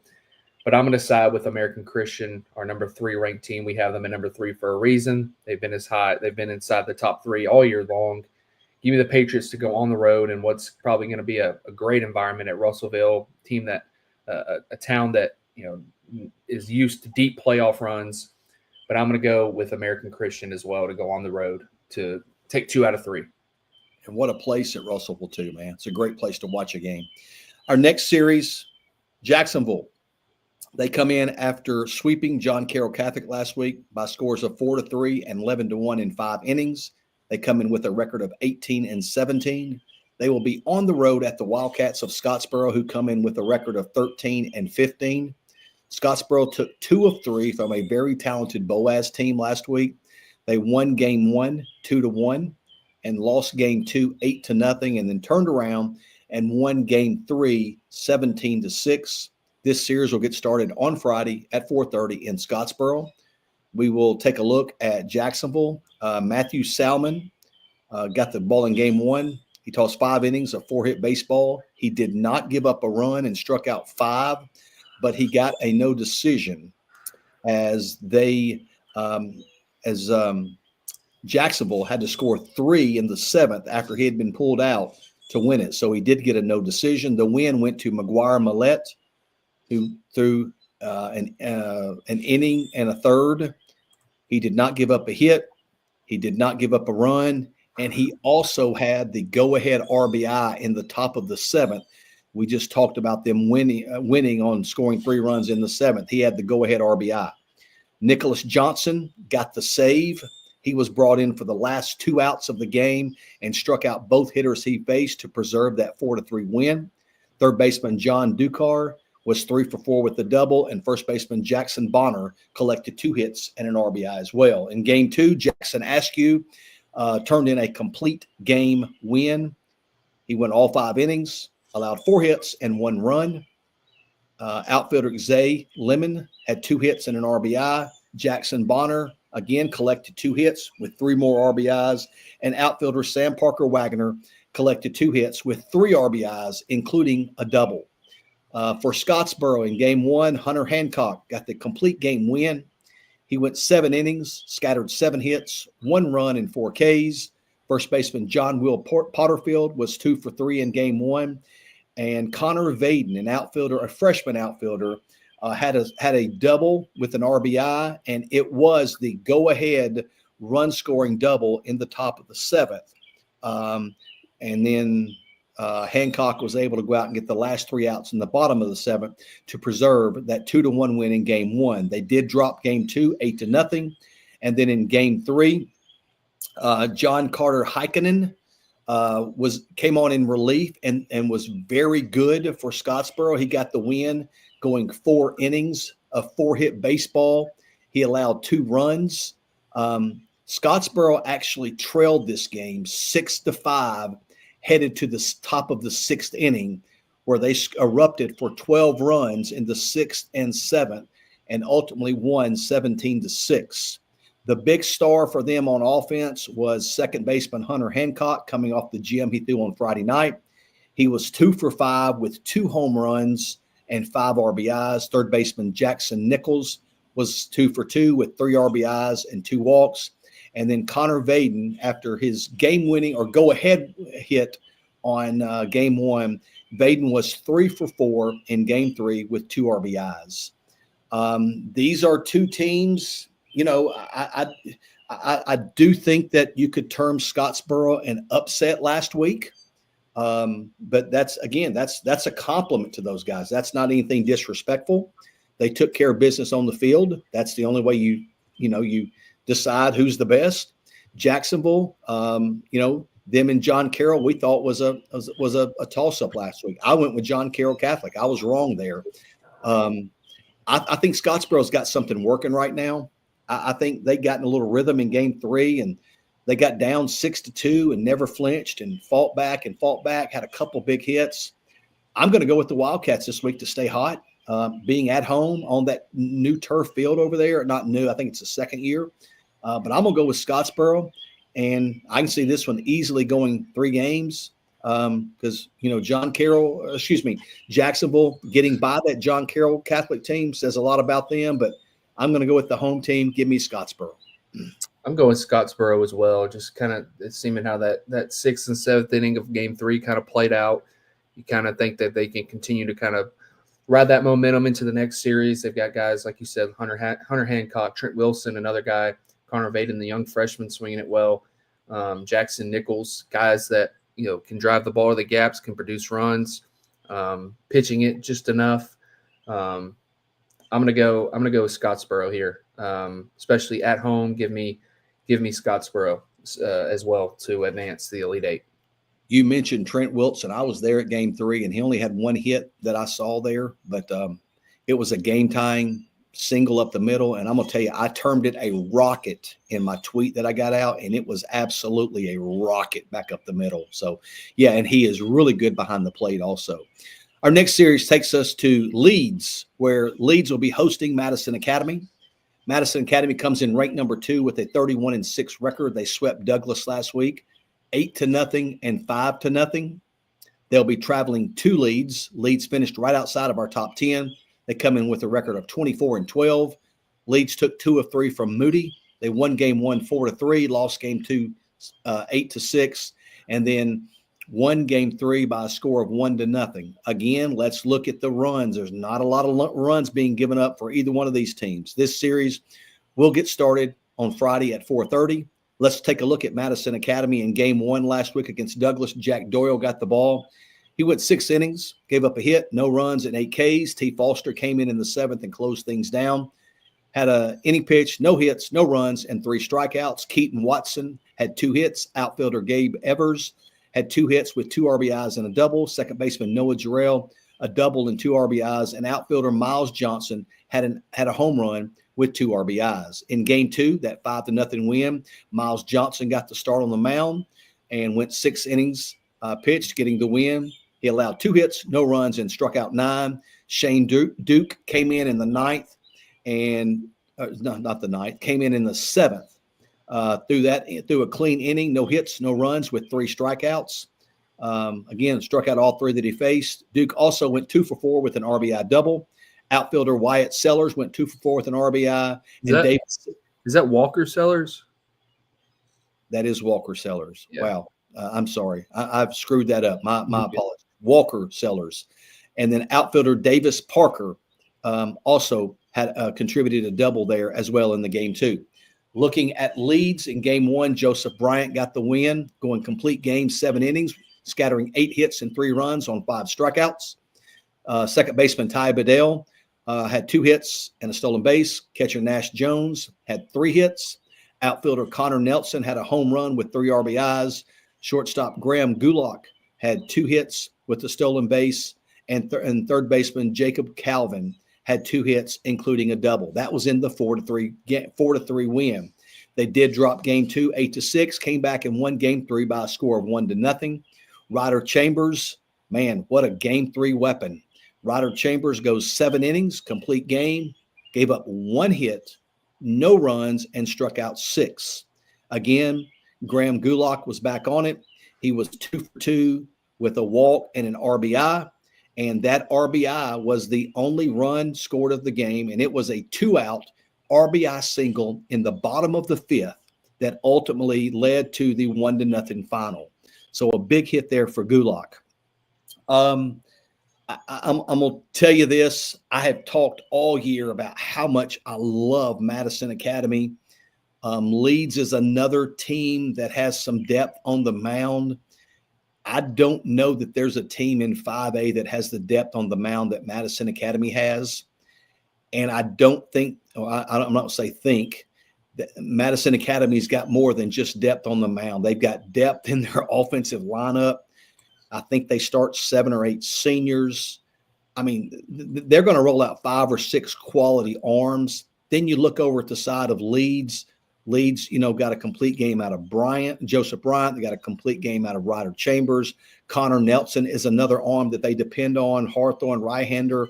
Love Ty Bedell and his athleticism. He plays some infield, plays some outfield for them. I've said it all year, and I'm going to stick with my pick. I just Madison Academy to me, I'm not going to say they are the favorite, but they have to be one of the favorites. I like them to go to Leeds and get a win. I mean, they did not give up a run. We've talked about their pitching all year long. They had two guys, T. Foster, Shane Duke, that come in the seventh, probably just to get some work, and they punched out all three hitters each one of them faced. I love the Mustangs. I like them this week. But again, Leeds is going to make it tough on them. Leeds very well may beat them. Nobody knows, but it's hard for me not to side with the Mustangs. I'm going with Madison Academy as well. I think you're probably not going to find a more complete team, especially in Class 5A. You talked about the depth. They have depth pitching. They have depth offensively. And disclaimer, I filled out my bracket challenge, and I got Madison Academy winning it in 5A. There's certainly a lot of other contenders, but they're a really deep team, and I'm gonna roll with Madison Academy here. Be on the road. It'll be a good test for them, but I'm gonna go with the Mustangs as well. Our next matchup is another biggie. It's number 1 versus number 6. You've got Springville. They finished the season ranked number 1. They come in with a 28-5 record. They were pushed to 3 games last week by number 10 Northside. We knew that our number 1 team could very well go down last week because Northside is a really good team, and if they weren't playing Springville, they might still be playing if the truth's known.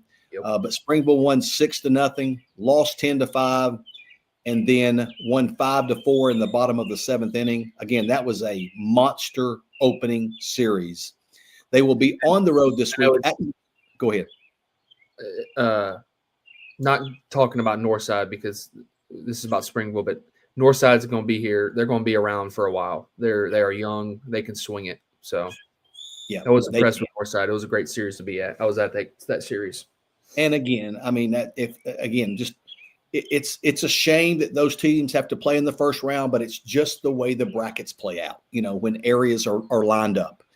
They will be on the road at number 6, Lawrence County. Lawrence County won that area over Russellville. They come in with a record of 24-9. They swept Fairview last week by scores of 6-3 and 12-3. Looking back at Springville last weekend, obviously they gave the ball to Carter Samuelson, a UAB signee, and Carter Samuelson was Carter Samuelson. Turned in a complete game, 7-inning masterpiece, gave up 2 hits, no runs, and 5 strikeouts. Catcher Sean Nichols was 2 for 4 with 3 RBIs, including a double, and first baseman Grant Martinez was 3 for 4 with 2 RBIs, including a double and a home run. So that wrapped up that 6-0 game. They lost game 2, 10-5, came back and won game 3 by a score of 5-4. You talk about being tested. You talk about on the brink of elimination. I mean, Springville has been there. In game 3, they gave the ball to Cade Willis. He went 6 2/3 innings. He got a no decision, and we'll explain why in just a second. He scattered 8 hits, gave up 1 earned run, and struck out 2. He also went 2 for 3 at the plate. Ryan King was brought in to get the final out in the 7th, and he did so, going the 3rd of an inning with no hits and no runs. And the reason that Ryan King got the win is because Northside had tied it up in the bottom of the 7th, I think with 2 outs and 2 strikes, maybe. 2 out, 2 strikes single by yeah, that's right. 2 out, 2 strike single. And then coming to the bottom of so Springville had to go to the bullpen, brought in King. He got the final out, and then Springville was able to walk it off in the bottom of the 7th after Northridge had tied it. Outfielder Jake Connor also contributed 2 hits with a double, and Kevin Jones, second baseman, a single and 2 RBIs as well. Lawrence County, they gave the ball to Elijah Tucker in game 1. He got the win, going 5 innings with 5 hits, 1 run, and 3 Ks. They were actually losing 3-2 to Fairhope. Fairview. To Fairview. Wow. To Fairview. They were losing to Fairhope 3-2 going into the 5th. Fairview. Holy cow. Fairview. So they scored 5 runs in the 5th and 6th inning combined to win it 6-3.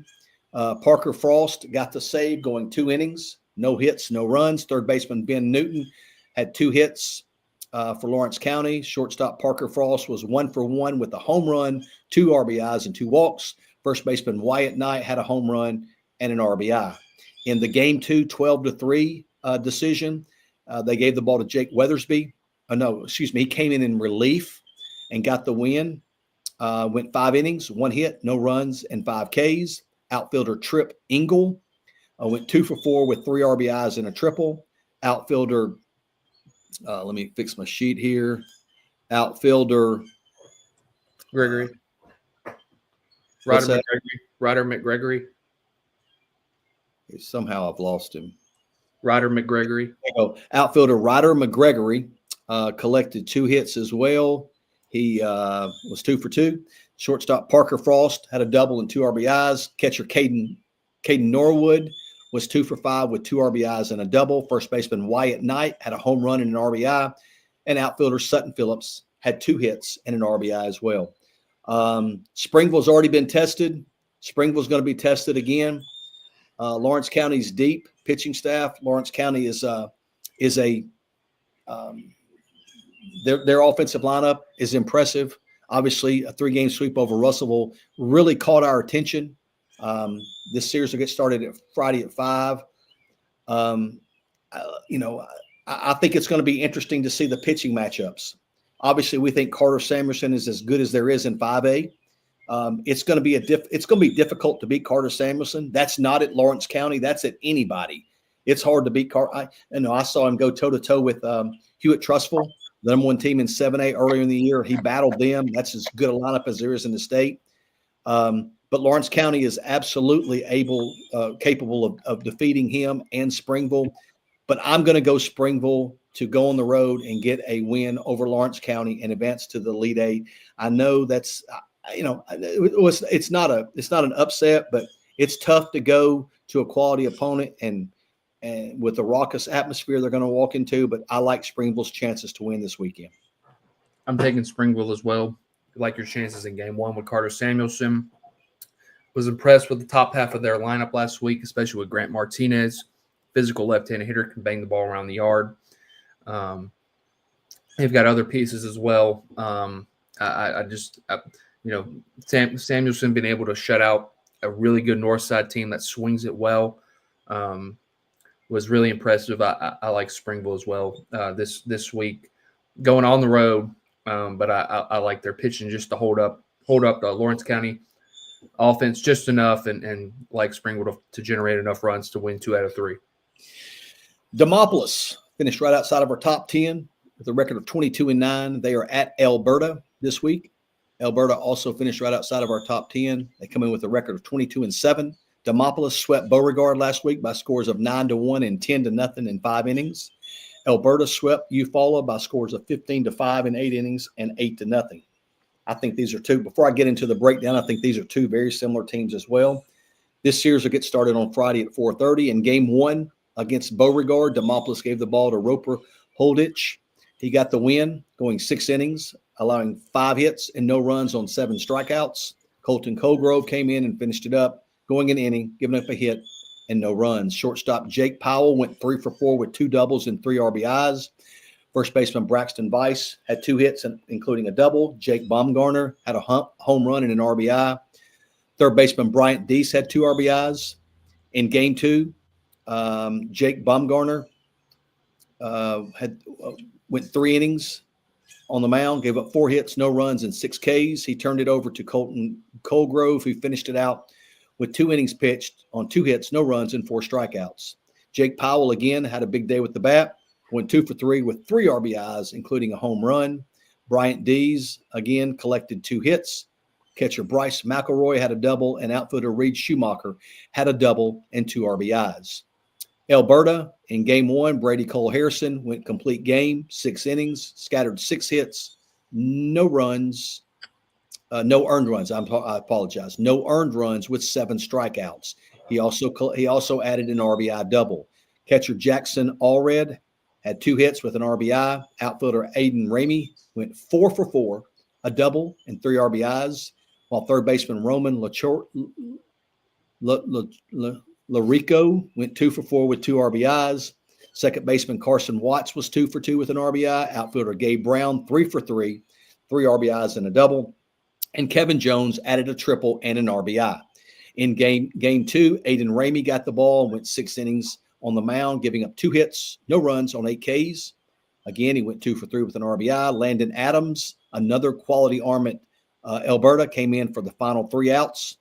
Did not give up a hit, did not give up a run, struck out 2. He also contributed 2 RBIs with a triple. And again, Jackson Allred was 2 for 4 with an RBI. As I've already mentioned once, I think these are 2 teams that are very similar. Even their scores from last week were similar. They shut out an opponent and then run ruled an opponent. These are 2 teams, as we mentioned, right outside of our top 10. I like the arms at Alberta. I think that might be the difference here. I think their arms may get it done. They say that pitching usually beats hitting. Don't know if that's the case here. Demopoulos can really bang the ball around the yard. Demopoulos sort of piecemeal. I don't want to use the word piecemeal, but a lot of guys threw last week just to get some work in their blowout wins. Demopoulos could very well get this done, but I'm going to side with the arms of Alberta and go with them to advance to the Elite Eight. I'm siding with the arms of Demopoulos. There you go. I mean, you look at, I know they piecemealed it, but you look at a guy like Jack Pritchett didn't even throw, who's an upper 80s guy. They've got options. They swing the ball well, led by Jake Powell, Braxton Weiss, Colton Colgrove. I think Demopoulos. I mean, these are 2 teams that have this. It seems like the same story for both these teams. Outside the top 10, they've won over 20 games. They're not ranked, but they're a definite team to make a deep run. And I think the team who wins this is set up for a deep run. And it'll get, the competition continues to get better each round after each round. But they can compete against both these teams can compete against anybody in the state. Alberta has beaten Central Phoenix City. But ultimately, I'm siding with Demopoulos and what's going to be an exciting series down in South Alabama. Agree with you. Speaking of exciting series, the next one's going to be a really good one. You've got Marbury. They finished ranked number 8 in the state. They come in with a record of 26-6. They will be on the road at number 5, Faith Academy. I failed to put Faith Academy's record there. Can you look that up for me real quick, Austin? I think they're 25-5, maybe. Yeah. Well, anyway, I'll go ahead and get cranked up with it. Obviously, these are 2 teams we have inside of our top 8. We think they both are very, very good. This series will get cranked up on Friday at 4 o'clock. Last week, Marbury swept Shelby County, and might I add, a good Shelby County team. They swept Shelby County by scores of 5-1, and then they were able to win Game 2 10-6 in 8 innings. In Game 1, Seth Turner got the ball, went 5 2/3, gave up 4 hits, no runs on 6 Ks. First baseman Jacob Driver was 2 for 3 with an RBI and a double. Outfielder Alex Hamby had 2 RBIs as well, which led to that's 3 of their 5 runs right there in that 5-1 win. In Game 2, Benton Howell got the start and went 6 1/3 innings pitched. He gave up 6 hits, allowed 4 earned runs, and struck out 9. Benton Howell also went 4 for 5 in Game 2 with an RBI. Grant Thompson came in. And he actually got the win. He came in and threw 2/3 of an inning and gave up no hits and no runs and got the win. And we'll explain why in just a minute. And then as you went into the 8th, Jacob Driver was brought in, and Jacob's a hard-throwing right-hander. Jacob closed it out to get the save. He went 1 innings pitched, did not give up a hit, did not give up a run, and struck out 3 batters, all 3 that he faced. Shortstop Colton Sampley was 2 for 4. Catcher Carson Mills was 2 for 3 with an RBI. And outfielder Alexander Hamby was 2 for 4 with 2 RBIs and a double.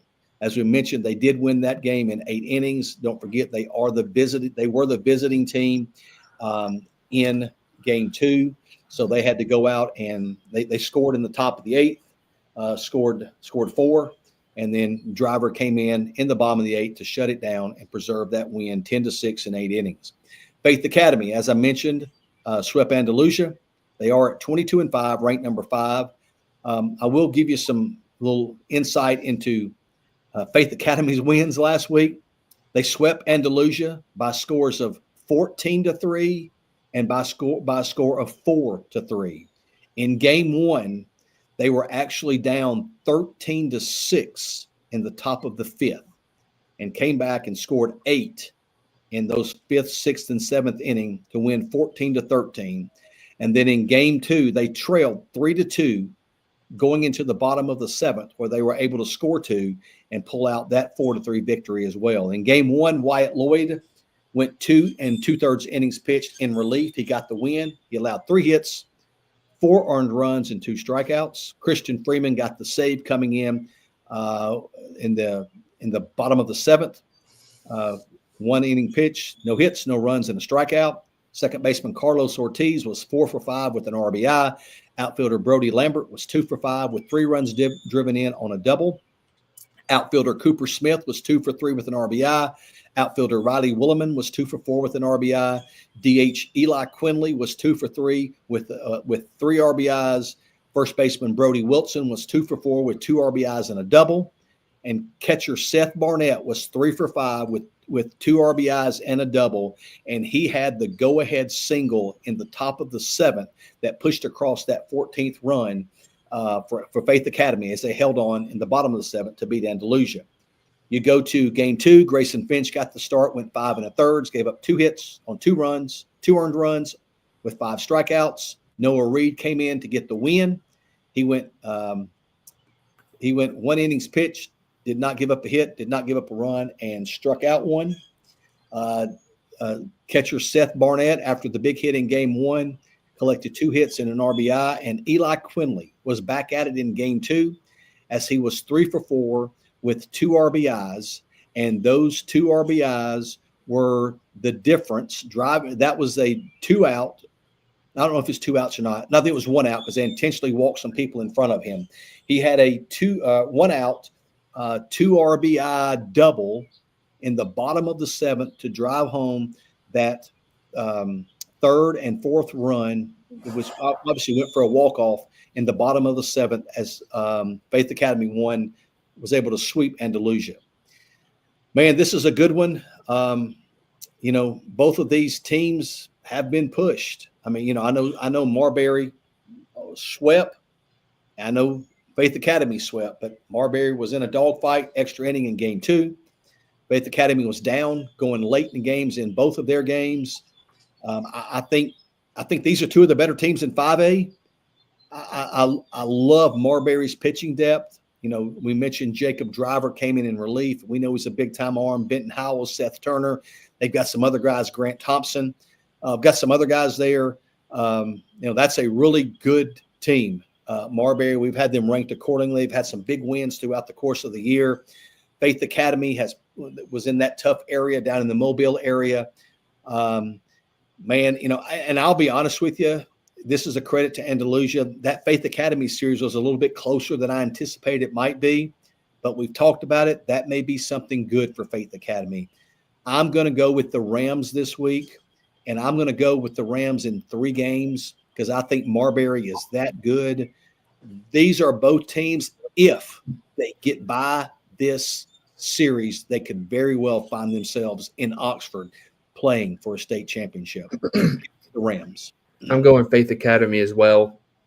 Could this be? Marbury is a team with a lot of seniors, some juniors, mostly senior-led guys that are multi-year starters. Faith Academy, a little bit on the younger side, a lot of sophomores and juniors contributing on both sides of the ball. Does that come into play? Ultimately, I like Faith Academy. We've both liked them all year long.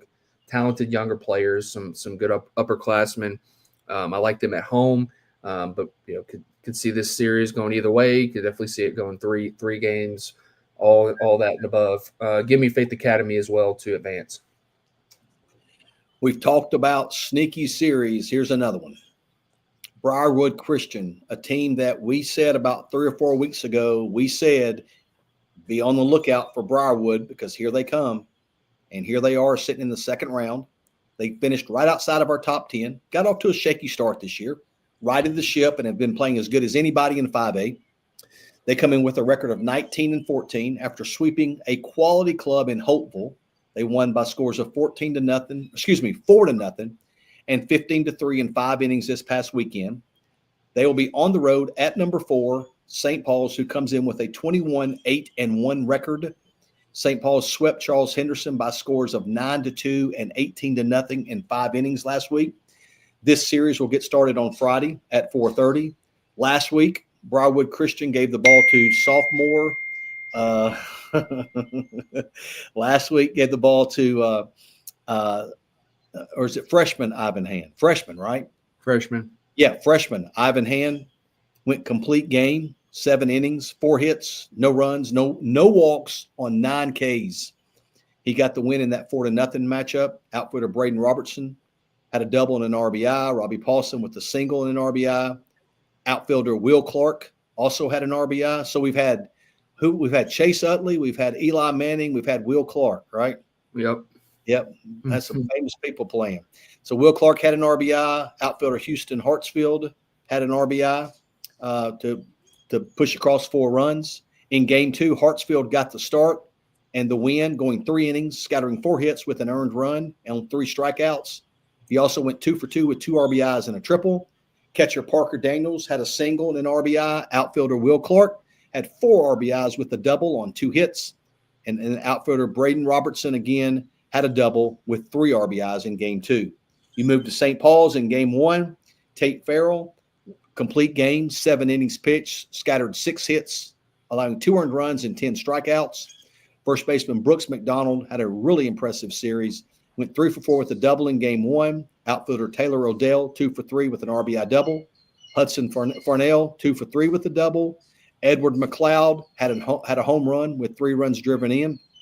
And then in game 2, there's a lot of stats in game 2. I'm going to get through this as quick as I can. They scored 18 runs. Bradley Irish went complete game, 5 innings, allowed 3 hits, no runs on 5 strikeouts. He also collected 2 RBIs with a double.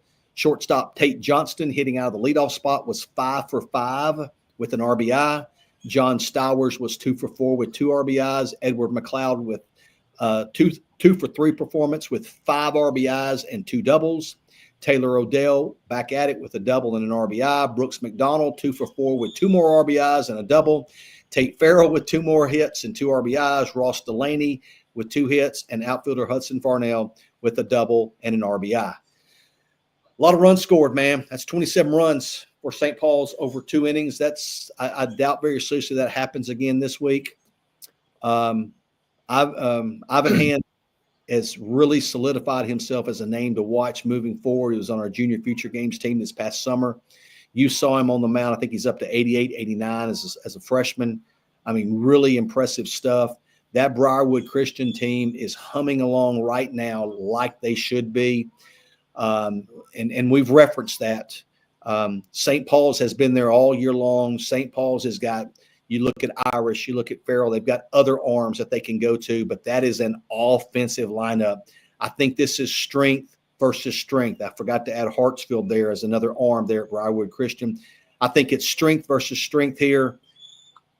Man, I actually thought about going upset, and I'm sure the Briarwood people are probably glad I'm giving them some more fuel to it, but I'm going to go St. Paul's. I'm not going to be surprised one bit if Briarwood wins this series. That's how well they're playing. You sweep Hopeville like they did, that speaks volumes, but I got to go with St. Paul's.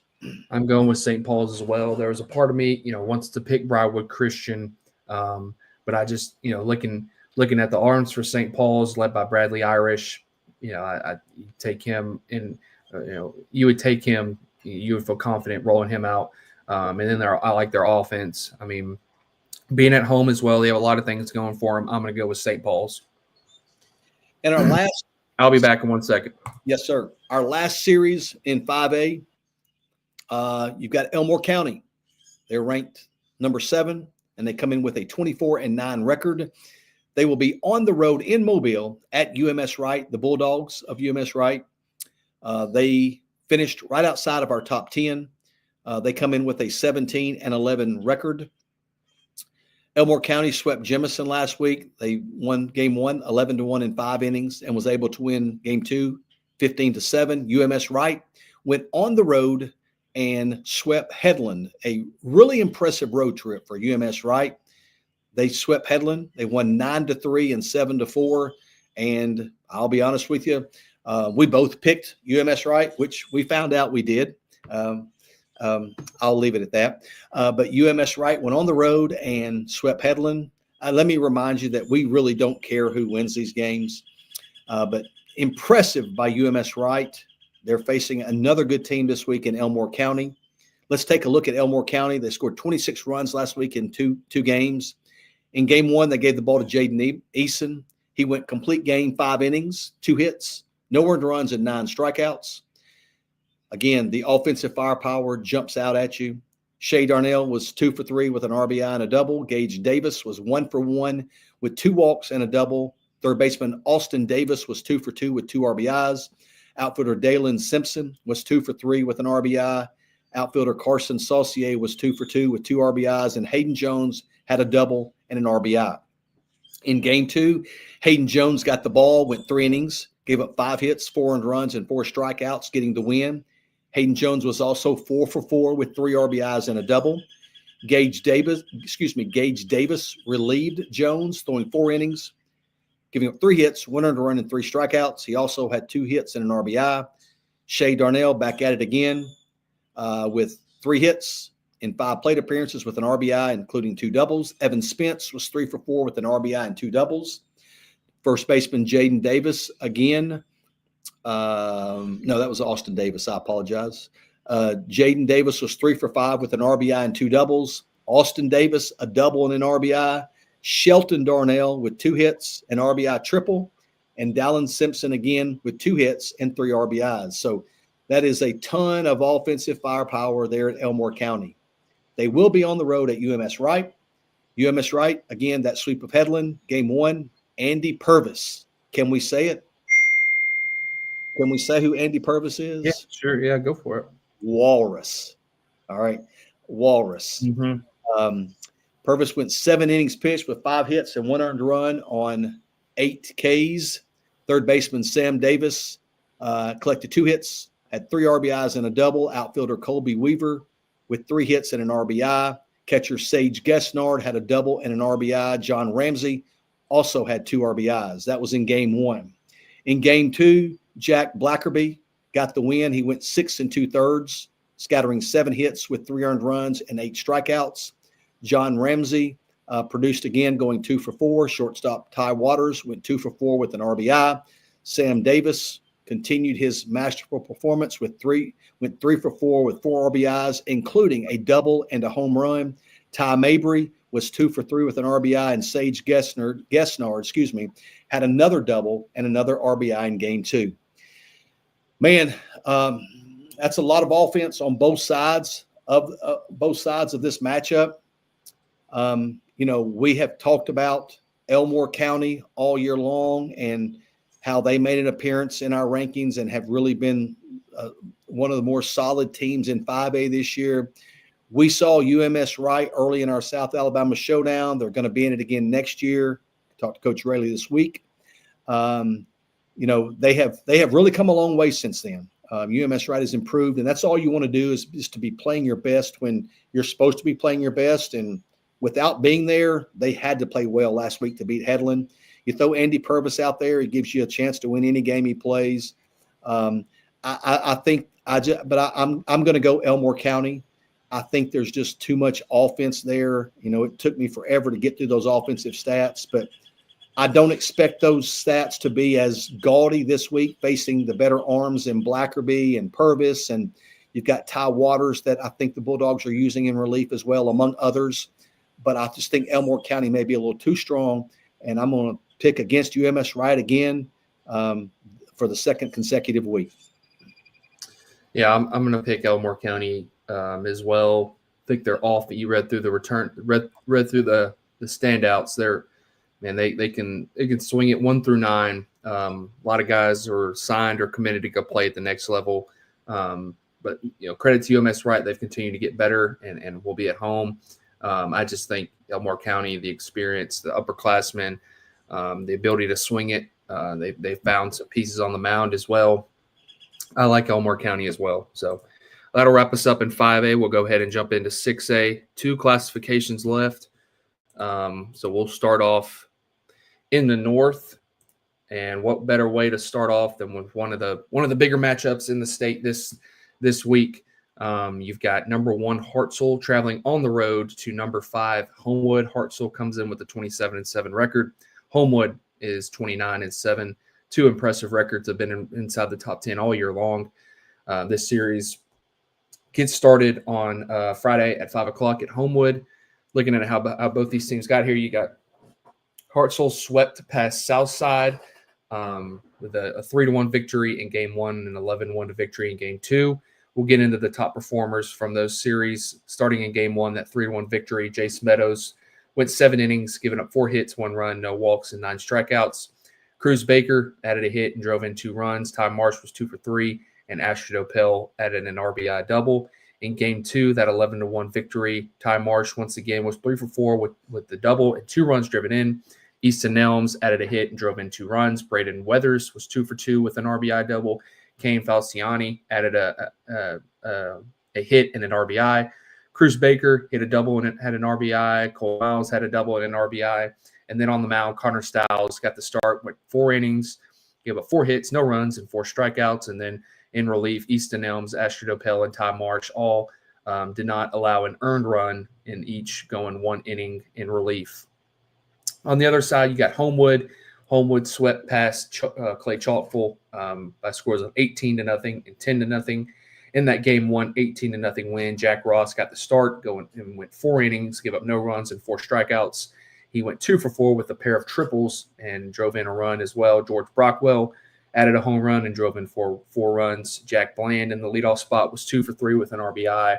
Will Siegel was 2 for 2 with a solo home run. Levi Nikolai added a double and drove in 2 runs. Cooper Mullins was 2 for 2 with an RBI double. Thomas Davis rounds it out, going 2 for 2 with a pair of RBIs.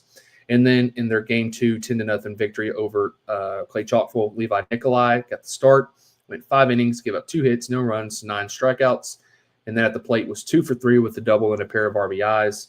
Cooper Mullins, once again, drove in a pair of runs on 1 hit. Connor Brunner was 2 for 3. Thomas Davis added a hit and an RBI. And then Ben Roberts as well added a hit and an RBI. Man, this is I still have not made my pick. I think I'm still going to roll. I was leading Hartselle. I think I'm still going to roll with Hartselle. This is Homewood has continued. Coach Hall, over the past few years, each year they just continue to get better and better. Really starting to peak now with a lot of their, juniors and senior led team guys who can do a variety of different things, led by Jack Ross and Levi Nikolai. But I like Hartselle's offense. Jace Meadows in Game 1 is a upper 80s arm, really good option in Game 1, and then you have Connor Stiles in Game 2. I like the way that their pitching sets up, and then their lineup 1 through 9 is about as deep of a lineup that there is, and especially in Class 6A. So give me Hartselle in a very close series. Star power, man. There's star power all over the field here. This is a toughie.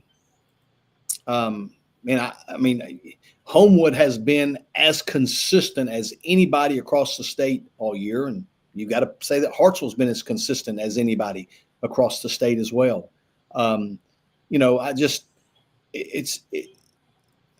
There's some similarities here. I think they both can bang it around the yard a little bit, both lineups. You mentioned the depth of Hartselle. I agree with you completely. I think Homewood's got some depth in their offensive lineup as well. You get to Ross and Nikolai on the mound.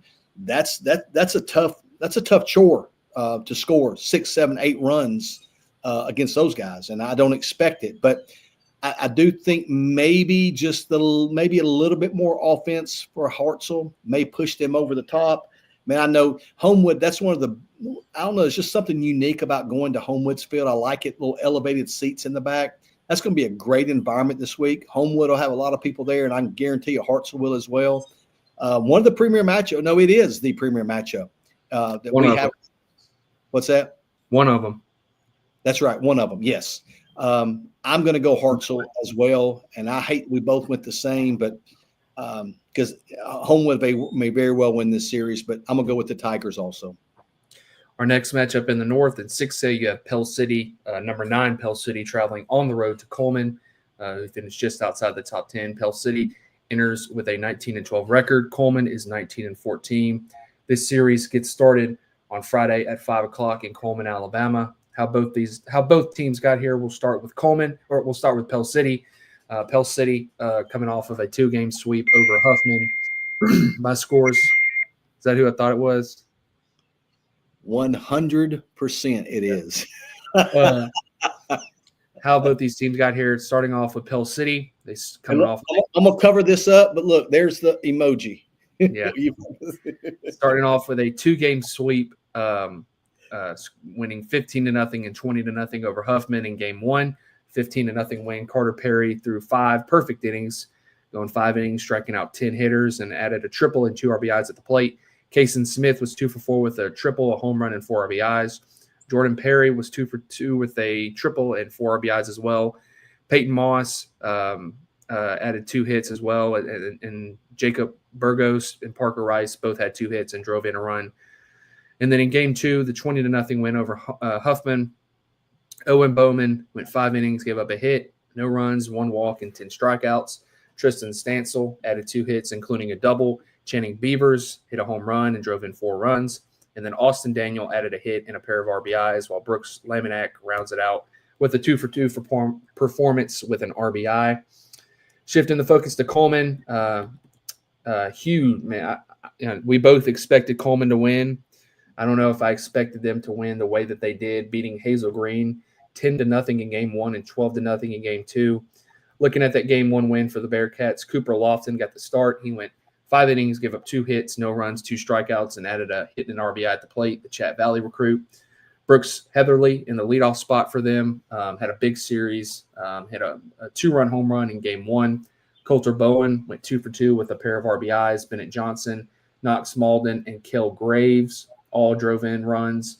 And Case Edwards also drove in 2 runs as well to pace them to a 10-0 win. In game 2, Fisher Dalkey, the Northwest Shoals recruit, went 5 innings, gave up 3 hits, no runs, 1 walk, and 5 strikeouts. Brooks Heatherly was back at it again in a leadoff spot. He went 2 for 4 with another home run and drove in 5 runs in game 2. Coulter Bowen added a hit and drove in a pair of runs once again. And then Knox Malden drove in, had a hit and a RBI. And then Cooper Lofton added a double and an RBI. I'm going to go with Coleman here. I know Pell City comes into this series really hot, had that huge area series win over Oxford, but Coleman sweeping Hazel Green in the manner that they did certainly has my attention. You talk about Coleman baseball, you have to talk about deep playoff runs and state championships. And Coleman's been a little bit up and down this season, but they played a really tough schedule.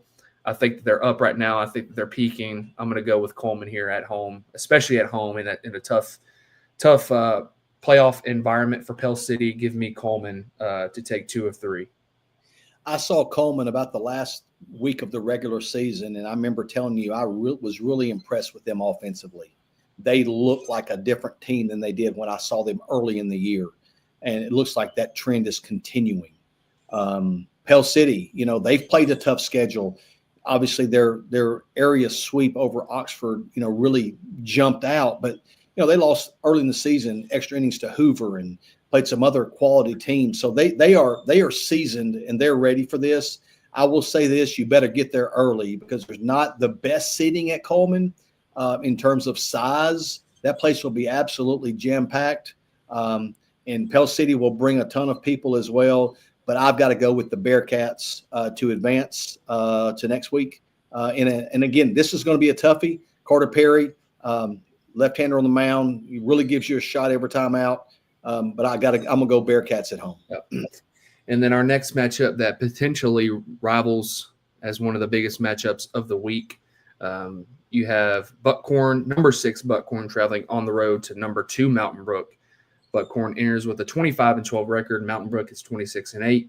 This series gets started on Friday at 4:30 at Mountain Brook. How both these teams got here, we'll start with Buckhorn coming off of a 2-game sweep over Mortimer Jordan.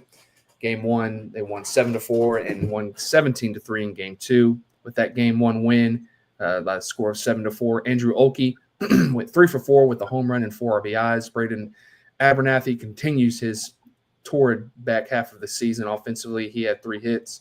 Owen Todd was 2 for 4 with 3 RBIs. Isaac Sale was 2 for 3. And then coming in relief, Peyton Jordan went 2 1/3, gave up 1 hit, 1 run, and 4 strikeouts en route to the 7-4 win. In Game 2, winning 17-3, Owen Todd once again was 2 for 2 with a double and a pair of RBIs. Garrett Ivey added a double and 2 RBIs. Andrew Olkey drove in 2 more runs on 1 hit. Braden Abernathy and Ty Burris both had 1 hit, and Abernathy drove in a run. Burris drove in 2 runs. And then Parker Turley went 2 for 2 with an RBI, and then came in relief and worked a perfect inning on the mound. For Mountain Brook, huge sweep over number 10 Oxford, a matchup that we had pegged as one to watch. You were at that game. Seemed like a very offensive series. In that 10-7 Game 1 victory, where I think Oxford was winning 5-0 into the bottom of the 5th, Mountain Brook erupted for a bunch of runs to take that lead and never looked back. In Game 1, Paul Barnett was 2 for 4 with a pair of doubles and 2 RBIs. Caleb Barnett got the start on the mound, went 5 innings, gave up 3 hits, 1 earned run, and struck out 8. Was up to 93 on the mound. He also drove in a run. Sam Estes had a triple and a pair of RBIs. Becker Mayer had a double and a pair of RBIs, and then Boyd Cooper and Will Weaver both had a hit and an RBI for the Spartans offense. In Game 2, Caleb Barnett had a bomb to center field, went 2 for 3 with 3 RBIs. Hunter Davis and Paul Barnett both had 2-run home runs as well. Boyd Cooper was 2 for 5 with an RBI. Will Weaver, once again, was 2 for 4 with a double and a pair of RBIs. And then rounding it out, catcher Luke Hauser added a double and an RBI offensively for the Spartans. Buckhorn comes into this series playing. We talked about it, playing as hot as anybody. They're red hot coming into this series. But I'm going to side with Mountain Brook here. In Game 1, Caleb Barnett throwing was 90-93 on the mound. And then in Game 2, Bryant Diddell kind of settled in later in the outing in Game 2. I think that's a really good 1-2 punch. Their offense showed the ability to score in bunches. But then, Buckhorn, led by Andrew Olkey, Braden Abernathy, didn't even mention Joshua Henson. These are two really, really even teams. I'm going to side with Mountain Brook. I'm going to side with the Spartans in a definite 3-game series. Give me Mountain Brook. Yeah, I think these are both really offensive clubs. I used that word weeks ago about Buckhorn being offensive. And I remember saying on the podcast, well, this was actually my first time to see Mountain Brook this year, and they are absolutely offensive. Now, I don't think the pitching sets up where it's going to be 13-12, 14-10, because I think both of them are going to roll out quality arms. Andrew Elkey has been as good of a two-way guy of late as anybody across the state. It seems like, he's hitting a home run every game, and every time out, he's going 5, 6, 7 innings. He's just, dealing on the mound. I'm going to go with Mountain Brook as well. I think it may be just a little bit more offense on that side. We'll see. It'll be another great atmosphere. I'm not going to be there for that game because I enjoyed my time at Mountain Brook. So give me the Spartans. Our next matchup, you have our last matchup in the north. You have Gardendale, number 8 Gardendale, going on the road to Fort Payne, who finished just outside the top 10 in our final 6A poll. Gardendale enters with a 22-8 record. Fort Payne is 20-11. This series will get started on Friday at 5 o'clock in Fort Payne. How both these teams got here, we'll start with the road team. The Gardendale Rockets swept Minor by scores of 14-0 and 19-0. In that 14-0 win in Game 1, Parker Robinson went 5 perfect innings, giving up no hits, no runs, no walks, and struck out 6. Caden Combs added a triple and 4 RBIs. Adam Yazale added a double and 3 RBIs. Lucas Ford was 3 for 3 with 2 RBIs, and then Jackson Firestone added a hit and an RBI as well. In Game 2, Austin Webb, Caden Combs, and Braden Cheppel combined to throw 5 innings of 1-hit shutout baseball. Jackson Firestone was back at it once again, going 2 for 2 with a pair of doubles and 4 runs driven in. Carter Jenkins drove in 5 runs, going 2 for 2 with a double. Cody Florence and Carson Burdett both hit an extra base hit and drove in a run as well. Looking at Fort Payne in a sweep over Muscle Shoals at home this past week in that 5-2 game one win over Muscle Shoals. Griffin Wynn went the distance, throwing 7 innings, giving up 1 earned run and striking out 6. At the plate, Carson Lilly added a double and 2 RBIs, and Luke Patton added a hit and an RBI. And they were going up against Dylan Olive, a really, really talented pitcher for Muscle Shoals. So that's why the offense was so limited. But good outing from Griffin Wynn. And then in game 2, where they were able to flex their muscles a little bit offensively, winning 11-2, Blake Griggs had a huge week, a huge game 2, going 4 for 4, hitting for the cycle, obviously with a single, double, triple, and a home run. He drove in 4 runs, hitting for the cycle. Griffin Wynn, coming off of that complete game effort in game 1, added a home run and 3 RBIs. Riker Shankles, Kyle Caminiti, and Carson Lilly all added a hit and an RBI. And then on the mound, Brandon Oliver went 5 innings, gave up 2 hits, an earned run, and 4 strikeouts. And then behind him, Riker Engel went 2 innings, gave up 1 hit, no runs, 1 walk, and 4 strikeouts. Fort Payne is another team in 6A. Fort Payne has really added themselves to the mix as of late, winning their area, catching our attention. I think they outed Southside to win that area. They've have shown the ability to beat quality clubs this season. Gardendale played a tough schedule. Started off, kind of don't want to say, towards the middle of the season, they fell out of our top 10. In our final poll, they jumped back in. They've beaten the likes of, I think they've beaten Mountain Brook, they've beaten Thompson, beaten some high classification teams. They're 22-8. They'll be on the road this week, but ultimately I'm going to go with the Rockets, led by Caden Combs and a few other of their seniors and juniors. Give me Gardendale, give me the Rockets to advance. Yeah, Fort Payne, that was an impressive 2-game sweep of a quality Muscle Shoals club. You mentioned it, beating Dylan Olive. That's not easy to do. He was on our future games teams last year. It seems as though of late that Gardendale has developed some pitching depth.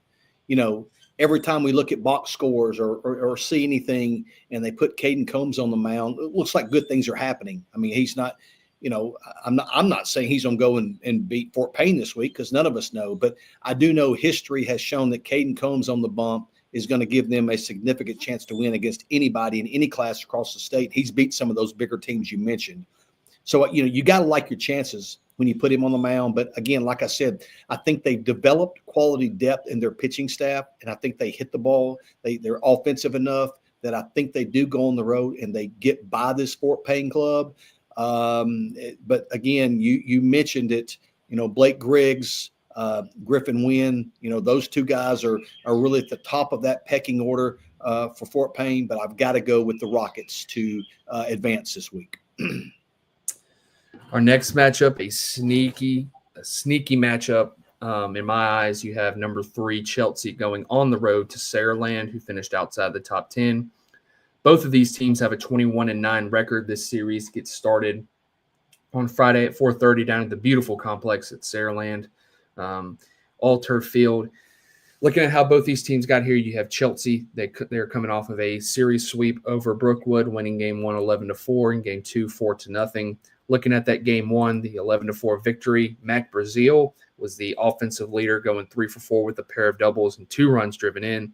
Aiden Hughes got the start on the mound. He went 4 1/3, gave up 1 earned run, struck out 8, and added 2 for 3 effort at the plate with a pair of RBIs. And then Cade Mims added 3 hits, drove in a run. And then behind Hughes on the mound, Paxton Stallings came in relief, went 2 2/3 and gave up 1 earned run. And then in game 2, the 4-0 victory, it was the Jackson Price show on the mound. Jackson, an uncommitted junior, worked 6 innings, gave up 4 hits, no runs, 2 walks, and an impressive 13 strikeouts. Cade Mims, once again, was 2 for 4 with a home run and 2 RBIs. Paxton Stallings had a hit and drove in a run. And then in relief in the 7th, Luke Neal came in, worked 1 inning, gave up a hit, no runs, no walks, and struck out 2. Looking at Saraland in their sweep over Wetumpka at home, winning game 1 8-3 and game 2 5-0. In game 1, Jamison Roberts went 2 for 3 with a pair of doubles. Hudson Robbins was 2 for 4 with a pair of RBIs. Terrence Senegal had a hit, added a hit and an RBI. Cooper Henson hit a double and drove in a run. Miles Davis was 2 for 3 with a double and 2 RBIs. And then on the mound, 27 right-handed pitcher Cade Mason went 6 innings, gave up 4 hits, 2 earned runs while striking out 6. In game 2, in which they won 5-0, Cooper Henson threw a no-hitter, complete game no-hitter, going 7 innings, obviously no hits, no runs, walked 3, and struck out 8 in an impressive showing on the mound. Offensively, the Spartans were led by John Abston, who went 2 for 2 with a double and an RBI. Colin Smith drove in a run on 1 hit, and then Terrence Senegal once again with a 2 for 3 performance, including a triple. Looking at this matchup, 2 teams, both these teams with a 21-9 record. You may look at it and say both these teams have the same record. Why is Chelsea 3 and Saraland's not ranked? I think it just speaks to the depth of 6A. Saraland, was outside the top 10 for all season. They jumped in, I think, after the second or third week, had a big win over Thompson. Won their area. I'm going to go Chelsea. I think just their pitching, riding their pitching. You look at a guy like Grant Hill, Silas Osborne, Branson Hogan, 3 guys who haven't I don't think have thrown a pitch lately, just because of the efforts of the Aiden Hughes, the Jackson Prices, the Paxton Stallings. They have real pitching depth, and it looks like their offense, led by a bunch of seniors, is showing the ability to generate runs. I'm going to go Chelsea here on the road. I think it has the makings of being a great series. But I'm going to go with the Hornets. Last week, Chelsea gave up 4 runs over 2 games. Saraland gave up 3 runs over 2 games. I think you can see where this series is headed. I think it's another series set up for defense and pitching. And Saraland, the Spartans, have had a tremendous season. So has Chelsea. The Hornets have been in our rankings pretty much at the top of our rankings pretty much all year long. You mentioned Saraland in and out a couple times. I'm going to go with Chelsea as well. And you mentioned it.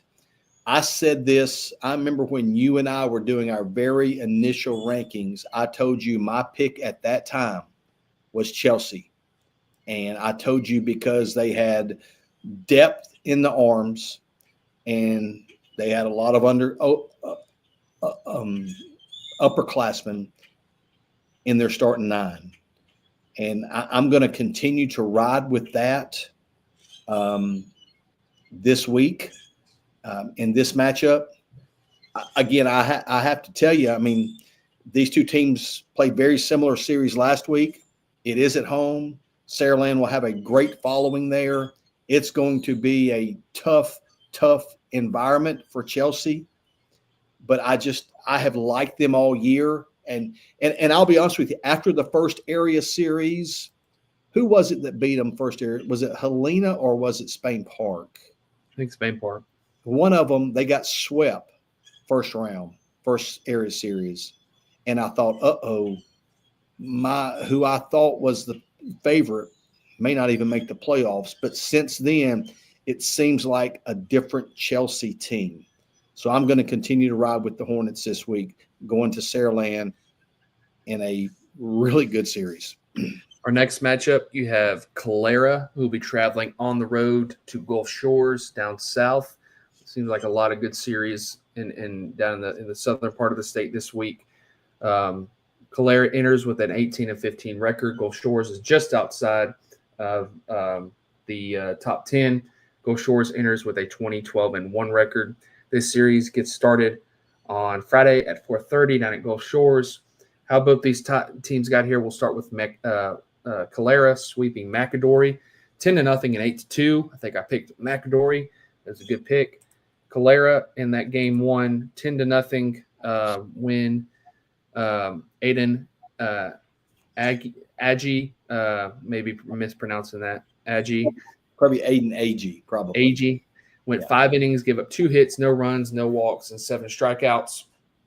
Offensively, Keegan Johnson had 2 hits, drove in 3 runs. Jaden Brown was 2 for 3 with an RBI. Matt Graham, recent Shelton State recruit, just added a double and 2 RBIs, and Chase Herring had a double and an RBI. In game 2, their 8-2 win over McAdory, Dalton Ash went 2 for 4 with a double and an RBI. Keegan Johnson added a triple and an RBI. David Gutierrez added a double and went 2 for 4 with a double. Parker Breeding had a triple and an RBI. And then on the mound, A.J. Johnson went 6 innings, gave up 5 hits, 1 earned run, and 7 strikeouts. And then on the back end, Dalton Ash came in the 7th, worked 1 inning, gave up 1 hit, no runs, no walks, and struck out 2 to earn the save. Looking at Gulf Shores with their sweep on the road against Pike Road in 2 tightly contested games. In game 1, a 5-4 victory, Judson Harris went 3 for 4 with a pair of RBIs. Jacob O'Brien was 2 for 4 as well. John William Nix was 1 for 2 with a big RBI single. Trace Moore was 2 for 3. And then on the mound, Woods McElroy, the sophomore, went 6 1/3 innings, gave up 3 runs and 4 strikeouts to lead the Dolphins to a 5-4 win. And then they turned around in game 2 to win 6-3. Judson Harris once again had a hit and an RBI. Carter Jones was 2 for 3. And then on the mound, John William Nix went 6 2/3, 4 hits, 3 runs, and 3 strikeouts. And that John William Nix is a freshman, going to be a really good player, already contributing at the varsity level. I'm going to go. I think I'm going to go with Gulf Shores being at home, getting good pitching from their underclassmen pitchers. Seems like Judson Harris is really coming along in their offensively. Jacob O'Brien, you know what you're going to get out of him, and you're near the top of the order. John Luke Stevens is another guy we failed that we didn't mention. I'm going to go with Coach Jacks and the Dolphins. Play the game hard. They move the baseball around. They steal. Give me the Dolphins at home in a close series. Yep. These 2 teams were in 2 good series last week. We both picked Gulf Shores over Pike Road, and we talked about that being a premier series, and it turned out to be. I did take Calera last week in their win over McAdory. These are 2 similar teams. I love how they both compete and get after it, but I'm going to go with the Dolphins as well, especially at home. I think that group of kids, or that team, I shouldn't say kids, but that team, I think that they're built to just grind it out and compete every pitch and not take any at-bats off and just get after it. And that's why I like Gulf Shores here to hold off Calera. You mentioned McElroy and Nix are consistently good outings for them. I'm going to go the Dolphins just like you. Our next matchup in the South, we have Hueytown traveling on the road to Spanish Fort. Both these teams just outside the top 10. Hueytown has a 25-13 record. Spanish Fort sits at 20-13. This series gets started down in Spanish Fort on Friday at 4:30. Taking a look at how both these teams got here. Hueytown coming off of a sweep over Benjamin Russell by scores of 5-1 and 4-3. In game 1, that 5-1 win, Sam Vaughn went the distance, going 7 innings, gave up 5 hits, 1 run, no walks, and 7 strikeouts. He also added an RBI triple at the plate. Baker Davis was 2 for 4 and hit a solo home run. Bronson Moore was 2 for 4 with a pair of RBIs, and then Jose Iriaza was 2 for 3 with a double and an RBI. In game 2, that 4-3 win, Braden McCrary got the start. He went the distance, going 7 innings, giving up 5 hits, 3 runs, 2 walks, and 7 strikeouts. Jose Iriaza once again was 2 for 4 with an RBI. Bronson Moore had another multi-hit performance, going 2 for 3, and then Jarrett Kahn in the middle of that order had a hit and an RBI for the Golden Gophers. Spanish Fort also was in a pair of relatively closely contested games against Rehoboth, sweeping them at home, that 3-2 victory in game 1, and then won 6-0. In game 1, Cullen Murphy went 7 innings, gave up 1 earned run, and struck out 6. Newton Gardner, on the offensive side, Newton Gardner had a home run and 2 RBIs, going 2 for 3. And then in the bottom of the 7th, Mitch Deasy, after already having a hit earlier in the game, having a double earlier in the game, hit a walk-off RBI double in the bottom of the 7th to give the Toros a 3-2 win over Rehoboth in game 1. And then turning around in game 2, it was the Newton Gardner show once again on the mound. Northwest Shoals recruit going 7 innings, giving up 3 hits, no runs, 1 walk, and 3 strikeouts. All on the offensive side, Austin Arthur was 2 for 3 with a pair of doubles and 4 runs driven in. And then Grant Howard also pitched in a pair of hits as well. These are 2 teams that are used to making deep playoff runs, advancing to the later rounds of the playoffs. Hueytown, Coach Chandler, you talk about it, always has his team playing well. They're hard-nosed team. They get after it.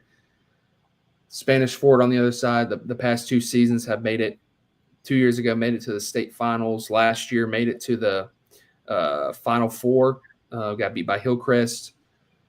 I'm going to go with Hueytown. I think I've picked against Spanish Fort a good bit over the past couple of years in the playoffs. Hadn't done me well. But I'm going to go with Hueytown to go on the road here in a clash of 2 well-coached, hard-nosed teams. Give me Hueytown in a series that could definitely go 3 games. I'll take the Golden Gophers. Similar teams, similar styles, similar coaches. It's the colors are different. They got the purple and the red and the black, but a lot of the other stuff is very similar between these 2 teams. I've said this before, and I don't want to just continue to say it over and over and over. We have some fantastic high school baseball coaches in our state. Tommy Walker's one of them, and Billy Chandler is another. I don't know that there's a coach, and this is what I've said before. I don't know that there's a coach in the state that does more with less than Billy Chandler. That is a compliment. His teams are going to show up. They're going to fight you. They're going to compete every pitch. But you know what? They're going to be facing someone on the other side this week that's just the same way. Here's my question. If it's Braden McCrary versus Newton Gardner, how long will that game last? It could be a quick game. But what's how are they going to set up the pitching? That's because, and those aren't the only 2 arms that both of them have. I'm gonna go the other way, Austin. I'm gonna go with the home team. I'm gonna go with the Toros this week. Again, these are 2 teams known for their deep playoff run. Give me the Toros at home. Our next matchup, you have one second. Final matchup in Class 6A, you have Stanhope Elmore traveling on the road to number 4 Helena. Stanhope Elmore finished just outside the top 10 in Class 6A. They enter this series with a 22-13 record. Helena, on the other side, is like I mentioned, number 4 with a 20-14 record. This series gets started at Helena on Friday at 5 o'clock. Looking at how these teams got here, we'll start with Stanhope Elmore hosting Theodore in the first round at home, winning 12-7 and 6-3. In that game 1 win, the 12-7 victory, Romney Henry had a 3-hit performance, going 3 for 4 with a double and 3 RBIs. Braden Smith, a underclassman, went 2 for 4 with a triple and 2 RBIs. Jackson Stallworth in the leadoff spot had a hit and drove in 2 runs. Hayden Anderson was 2 for 4 as well, driving in 1 run. Jordan Jones was 2 for 5. Luke Payne added a hit and an RBI, and then on the mound, coming in behind Tyler Woodham, Bryson Wright got the win on the mound, going 4 innings, giving up just 1 hit, 2 earned runs, and striking out 4 in a quality relief appearance to win 12-7. And then in game 2, the 6-3 win over Theodore, Luke Payne got the start and took him to the finish line, going 7 innings, giving up 2 hits, 2 earned runs, and striking out 10, while Jackson Stallworth went 2 for 4 with a double and an RBI. And then Romney Henry, once again, after 3 RBIs in game 1, drove in 2 RBIs in game 2. Shifting the focus to Helena, huge series win going on the road to Northridge, number 7 Northridge. They won game 1 3-2, dropped game 2 11-0, and then won game 2 10-4 in 9 innings, and a marathon game that we all were following on Game Changer. Looking at that game 1, the 3-2 win over Northridge, Braden Dockery got the ball and went 7 innings, gave up 4 hits, just 2 runs, issued no walks, and struck out 4. Braden Kendrick was 2 for 3 with an RBI double. Brett Cannon had a hit and an RBI. Samuel Odom was a perfect 3 for 3. And then Jonathan Roberto added a double and an RBI. They got beat 11-0, like I said, facing Evan Malone. I think I saw Evan Malone had double-digit strikeouts in a 5-inning game, was really good. Alabama recruit for Northridge. That forced the game 3, where it was 4-4 going into the 9th inning. Helena being the visiting team, they scored 6 in the top of the 9th and was able to go out and get 3 outs in the bottom half to wrap up that series and win 10-4.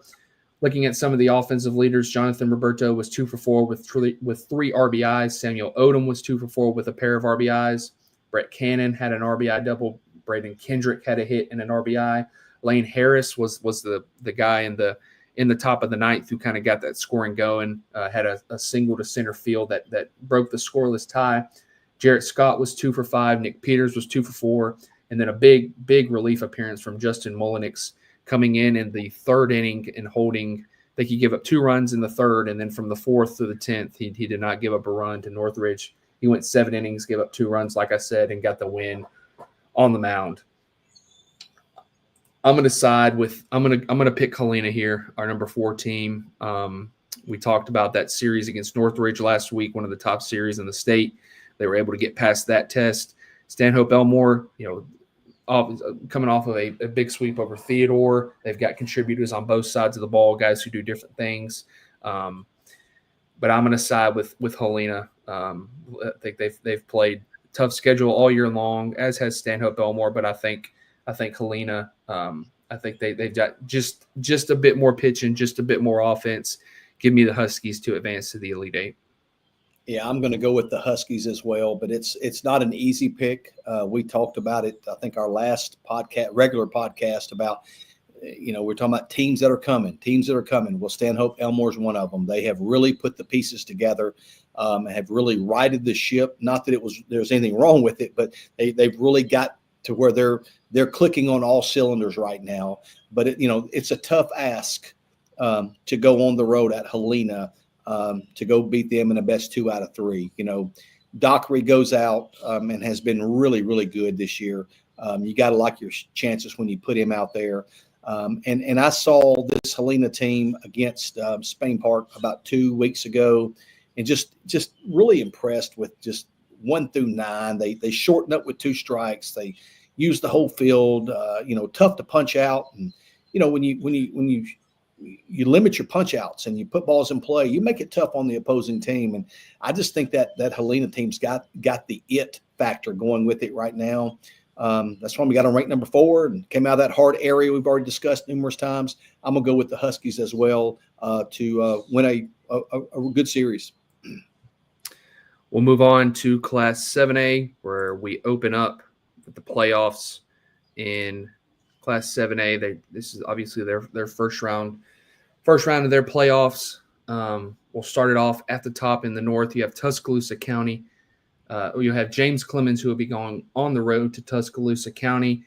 James Clemens finished as the Area 8 runner-up behind Bob Jones, finished outside the top 10, and come into this series with a 24-13 record. Meanwhile, Tuscaloosa County will be hosting after winning Area 5 on the final day of area play in Birmingham, a game that we were able to be at. We were able to sweep Thompson, and we were at that game 2 against Thompson. Tuscaloosa County jumped back into the top 10. They come in at number 7 and enter this series with a 26-12 record. This series gets started on Friday at 5 o'clock. Briefly looking at some of these teams, James Clemens, led by the obvious contributors of Matthew Drinkwater, Jesse Isensee, Hudson Smith, Trip Morgan, Hayden Udovich, Bryson Hodge is a freshman contributing in the middle part of that order. On the other side, Tuscaloosa County, very junior and senior led with some few talented freshmen and sophomores, but starts with Drew Keller, Cole Nicholson, Camden Barnett, Brooks Malone. Ford Treywick is a guy that we both have been really impressed with on both sides of the ball. Sean Moten and Tate Pettis kind of round out that their main contributors on both sides of the ball. Like I mentioned, Tuscaloosa County winning that big area over Thompson and Bob Jones finishing just behind Bob Jones. James Clemens finishing just behind Bob Jones in that area. But I was we both, like I said, went to watch Tuscaloosa County last week. Yeah, I was very impressed with them. Obviously, being able to beat Mikhail Holden on Tuesday, and then being able to turn around on Thursday and beat White Williams, 2 low 90s arms. I think Tuscaloosa County is peaking right now. I think they're playing really well, playing their best baseball that they have. Brooks Malone was really good on the mound. Tate Pettis did enough on the mound in game 1 for Tuscaloosa County. I'm going to go with the Wildcats, especially being at home. I'm going to take Tuscaloosa County to open up 7A. Yeah, this is a tricky matchup. I like you. That was the first time I had seen Tuscaloosa County this year when we saw them at Thompson, and I was very, very impressed with them. I've seen James Clemens several times this year. Coach Johnson does a great job there. I think there's a little bit of contrasting styles here. I think Tuscaloosa County is more going to try to bang the ball around the yard a little bit. And James Clemens is always a threat to small ball. You put pressure on you, hit and run, delay steal, a lot of different things. I just after seeing Tuscaloosa County last week, I've got to go with Tuscaloosa County. It also carries some weight for me when you win one of those Birmingham areas. And, again, nothing I say is anything negative towards any team that we're talking about here. But, if you'd have told me Tuscaloosa County is going to win that area this year, I would have, at the beginning of the season, I ain't gonna say I had a hard time believing you. That's not what I mean, but it would have been a little bit of a surprise for me. But guess what? They did it on the field, the only place that it matters. And because of that, they get to host in the first round. I'm going to go Tuscaloosa County this week based off what I saw last week in their win over Thompson.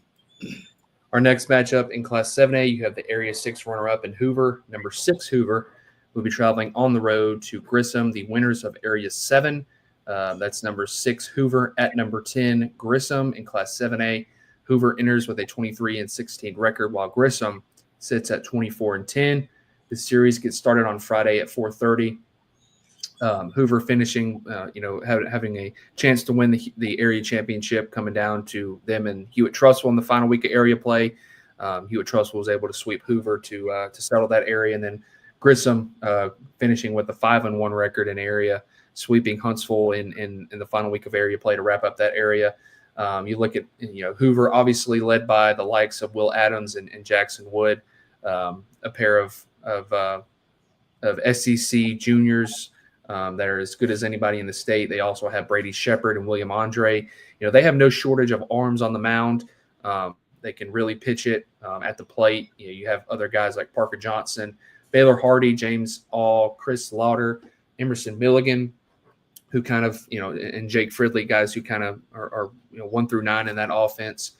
And then looking at Grissom, it kind of all starts and ends with Charlie Cassingham on both sides of the ball. He has the ability to go out and beat anybody in the state on the mound, and then you add in his efforts at the plate, and he's a huge piece to what they do and has been for quite some time in their program.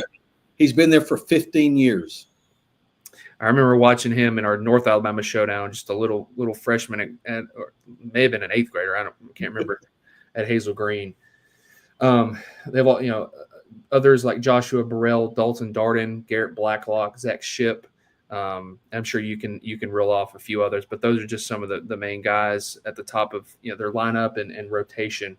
I'm going to go with Hoover to go on the road. We'll see. How the pitching matches up. Do you want to throw Cassingham against Will Adams? What's the deal with that?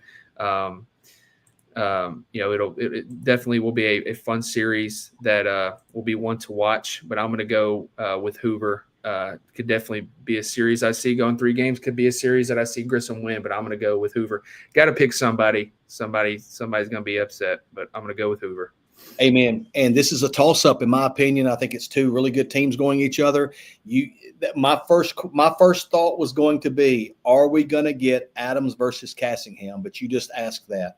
That's a decision that these coaches will make, because if that's the case, Will Adams, we've seen him just absolutely filthy nasty. I mean, it's almost just shut the door. It's over. If he's absolutely dealing. And the same thing can be said for Cassingham. I think Cassingham beat Thompson earlier in the year. I believe he was on the mound when they beat Thompson. We've seen him numerous times. And not just to continue talking about him, but that's going to be a really, really intriguing part of this series. Is one of the coaches going to throw? I don't want to use the word off, but not throw their number one against the other team's number one. We'll have to see how that plays out on Friday. Now, behind them, it's not like they're a one-man show, either one of them on the mound. They've got quality arms behind them, specifically Andre at Hoover, Sanford signee, hurt early in the year. He's worked his way back. He's ready to go. Again, this is one I went back and forth on. I like you. I'm going to go with Hoover. We'll see how it plays out. It gets started Friday at 4:30. Should be an entertaining series. Our next one, you have Sparkman traveling on the road to Hewitt-Trussville, the number one team in the state. Sparkman finished as the runner-ups in Area 7. They enter this series with a 20-19 record. Hewitt-Trussville, like I mentioned, number one in the state. I think they're going to be pretty high on the national rankings coming out here in the next couple of days. I think it's later today, isn't it? I think maybe later today. So they enter with a 31-2 record. This series gets started at Hewitt-Trussville on Friday at 4:30. Like I mentioned, Sparkman finished as the runner-up. They finished with a 5-1 area record. Finished tied with Grissom. Both of those teams split in that area series, but Grissom won the game 3. So Sparkman finishes as the runner-up. You look at Sparkman, led by sophomore Braxton Williams, middle of the order hitter for them. I think Ryan Gross hits leadoff. Will Petcha, Brenner Vanderwinkle, Vanderwinkle, I think throws game 1 for them, hits in the middle of their order. RJ Freeholtz, another key arm for them. And then you look at Hewitt-Trussville, led by Steele Hall, number 13 player in the country, number 1 player in the state, Tennessee commit, a first-round draft candidate. All starts with him. And then you look at a guy like Christian Helmers on the mound, who has seemingly delivered gem after gem after gem.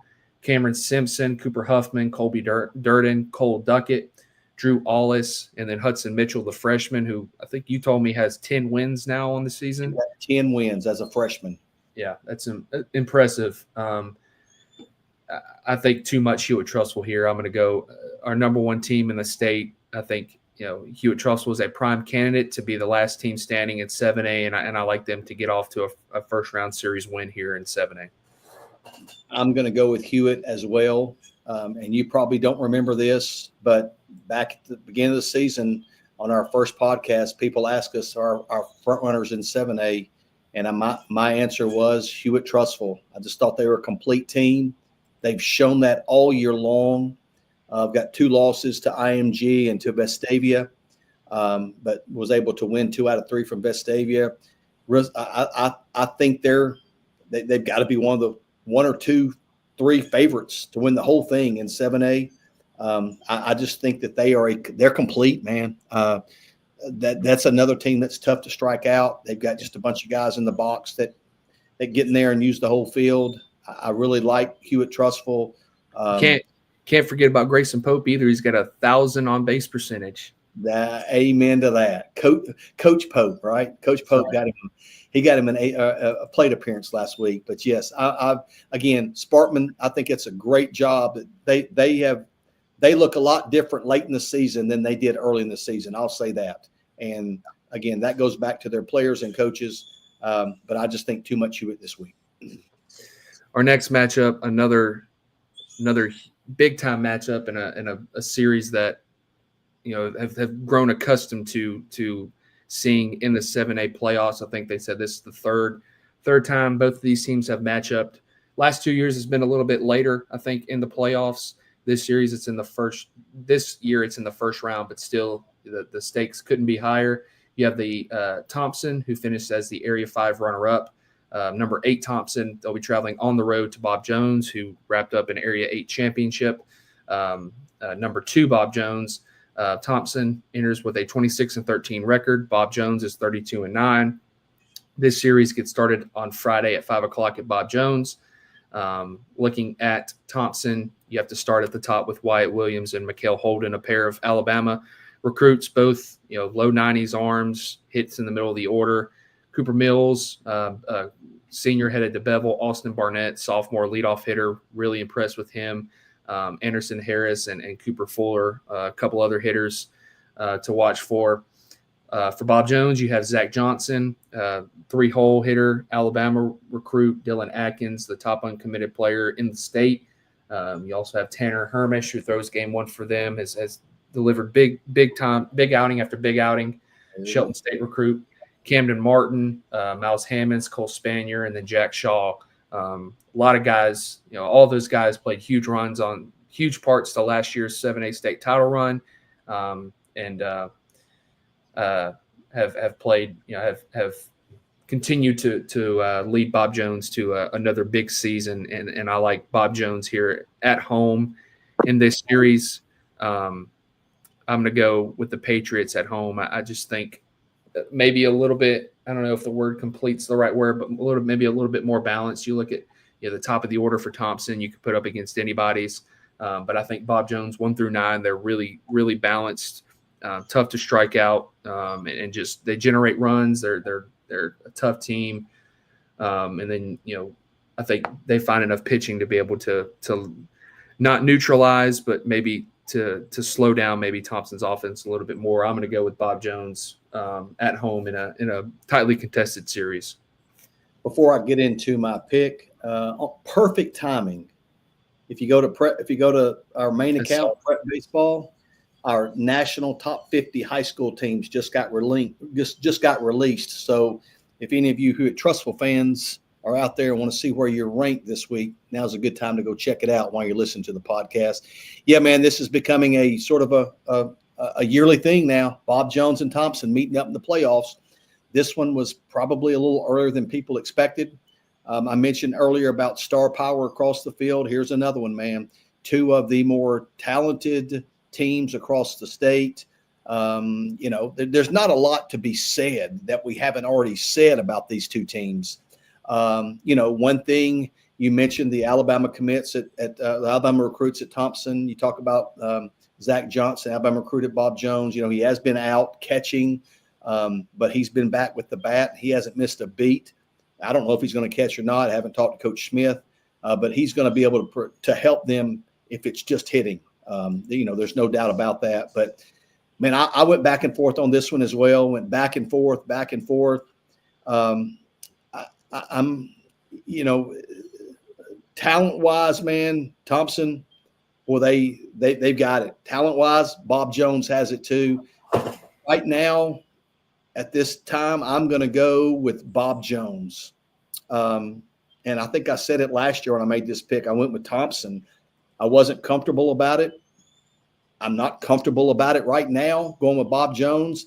This is obviously one that I think can go either way. I don't know, man. I just think when Bob Jones gets somebody there in Madison, I think that they just there's just their whole team seems to they kind of have some it factor. The whole team.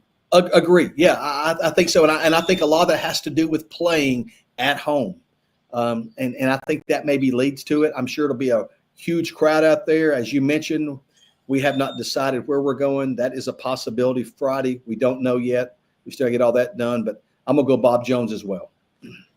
We'll move to the south in our first matchup. You've got Auburn. The area 4 runner-ups will be traveling on the road to Alma Bryant, who finished just outside the top. Both these teams finished just outside the top 10. Alma Bryant clinched an Area 1 championship, going a perfect 6-0. This series gets started on Friday at 5 o'clock. Auburn enters with an 18-15 record. Alma Bryant enters with a 19-11 record.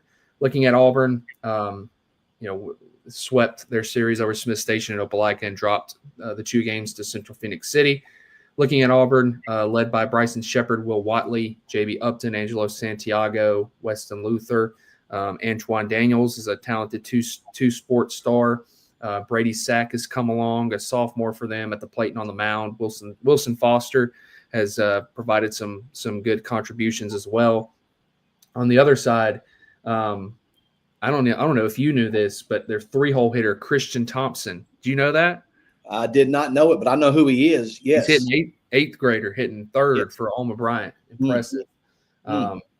Definitely a name to get acclimated with. Braden Roberts, Alex Ramos, a couple more guys, Trevor Wilkerson, Hayden Phillips, and on the mound, Cade English is their game one starter, had a big outing last week, went 7 innings, double-digit strikeouts. Auburn, maybe not the season that they've been accustomed to, but they still find themselves in the playoffs with a chance to make a run. I think that they're offensively, they can go up against anybody on the mound. I think they found a few guys to kind of help piecemeal it together, with Will Watley leading it in game one. I'm going to go with the road team. I'm going to go with the Auburn Tigers to go on the road here. I like Auburn's offense a little bit more. Cade English, we'll see how that game one goes, but ultimately I think Auburn finds a way to win it in 3 games. Yeah, I was going to say, that's the thing with Auburn is, what are they going to do on the mound? Watley's given them some quality innings without a doubt, but they're going to have obviously more than one arm. I do think that offense, they're offensively, they can score enough runs to win this series. And that's why I'm going to go with Auburn. Alma Bryant's had a very good season winning that area. And you mentioned Cade English is tough to beat on the mound. That's going to be a tough task for Auburn. But again, the offense is what sticks out to me. Give me the Tigers to advance this week. Our next one, you have Daphne, who finished as the Area 2 runner-up, traveling on the road to number 3 Enterprise, the winners of Area 3. Daphne has an 18-15 record. Enterprise has one of the best records in the state with a 28-1 record. This series taking place at Enterprise. Gets started on Friday at 5 o'clock. Daphne finished 3-3 in their area, tied with Robertsdale, but had that tiebreaker over Robertsdale, finished behind Fairhope as the runner-up. Enterprise went a perfect 6-0, sweeping Dothan in the final week of area play in that area championship to clinch that Area 3. You start off with Daphne, led by Dylan Ackerman, two-way star. Parker Cranmore is another two-way player as a sophomore, playing a big role. Mason Owens, Maddox Eady, top 2 in that lineup. And then Cade Alexander hitting third. Colin Watson is another talented sophomore to watch. And then for Enterprise, kind of all starts and ends with Brady Richardson, another two-way headed to Troy. Brady Kavanaugh throwing game 2 for Enterprise. Talented mid-80s left-handed pitcher. Mikey Vanderhayden's probably the best defensive catcher in the state. Headed to Houston. Caden Boutwell, Walker Turner, Gavin Mond, other middle of the order hitters for the Wildcats. I'm going to go with Enterprise at home. You got to like the pitching rotation. Number 1 with Brady Richardson, and then game 2 with Brady Kavanaugh. We'll see who throws game 1 and game 2, but those are their top 2 arms. And then the top half of that lineup is really good. And seeing how they were able to generate runs. I think that they find a way to generate enough runs here and rely on their pitching to defeat Daphne in this first round matchup. Yeah, I'm going to go with Enterprise as well. You mentioned it. Brady Richardson, multiple no-hitters this year, back-to-back no-hitters, ultra competitive, just as advanced offensively as he is on the mound. I have not seen Kavanaugh pitch. I saw the video that you got of him. A little deceptive delivery there, creates some tilt on the fastball down in the zone. You mentioned Vanderhayden, he's a premier. His skills are premier defensively. But then you jump over to Daphne, Ackerman, and Cranmore at the top of that pitching rotation. They're going to keep you in any. We've talked about it, several times. Pitching and defense, and Ackerman and Cranmore are going to keep you in games. Will they be able to score enough runs off of Richardson and Kavanaugh, I think, is the big question here. Not many people have scored runs off Richardson all year long. I think that might be the difference. You got to like your chances if you're Enterprise that you're going to stick Richardson out there. He's going to get you a dub. And then can you get one more from Kavanaugh or the other supporting cast? Daphne won't make it easy, but I'm going to go with Enterprise as well to advance. Our final matchup in Class 7A end of the episode, you have two more. Oh, I skipped. Yeah. Yep. You have Dothan, the runner-ups of Area 3, who finished just outside the top 10. They enter this series with a 19-11 record. They'll be traveling on the road to Fairhope, who is the winners of Area 2. Like we just said, Fairhope is ranked 5th in our final 7A poll. They entered this series with a 27-9 record. This series gets started on Friday at 5 o'clock down at Volanta Park. Looking at Dothan offensively, the middle of their order is they have a quality middle of the order led by Perrin Gomez. Emmanuel Lewis is a quality leadoff hitter. Kane Shellhouse can drive the ball to all fields in the 2-hole, and then Ayush Patel in the 3 spot. I think they're a little banged up on the mound, but have found some guys I think that have given them some solid innings as of late. Then you look at Fairhope, and I think Fairhope has a real chance to rival, to be a threat to come out of the South. I think Fairhope is probably one of the more complete teams in the state. I know we talked about it in our preseason podcast, and Fairhope's just kind of rolled along, and now it's playoff time, and I expect them to be a main threat in the South and in 7A. You look at starting off with their arms: Harrison Cook, Will Sparks, Miles Drew Johnson, and Jerry McDowell. 4 of their top arms, and then offensively, Rock Gearhart, Blake Westry, who can also pitch, has been up to 90. Brian Martin, their leadoff hitter, and then Miller Humphreys, just a few of the guys in that lineup. I think Fairhope is a dangerous team, a team that I probably would not want to see in the playoffs, just with the way that their pitching stacks up. They're going to have the advantage, I think, in most matchups that they find themselves in. And for that reason, I'm going to go with Fairhope to advance to the Elite Eight. There's no reason for me to expand on anything that you just said, because I feel the exact same way as you. I'm going to go Fairhope, and it starts with that pitching staff. But I think it sort of turned 180, because I don't know if you remember this last year, Austin. I had a parent member that we were picking games, and I picked against Fairhope when they were playing Auburn. And there's a parent that came up to you and said that I said that Fairhope didn't have any pitching. And that was the least from the truth of what I said. I said that I thought Auburn had more pitching.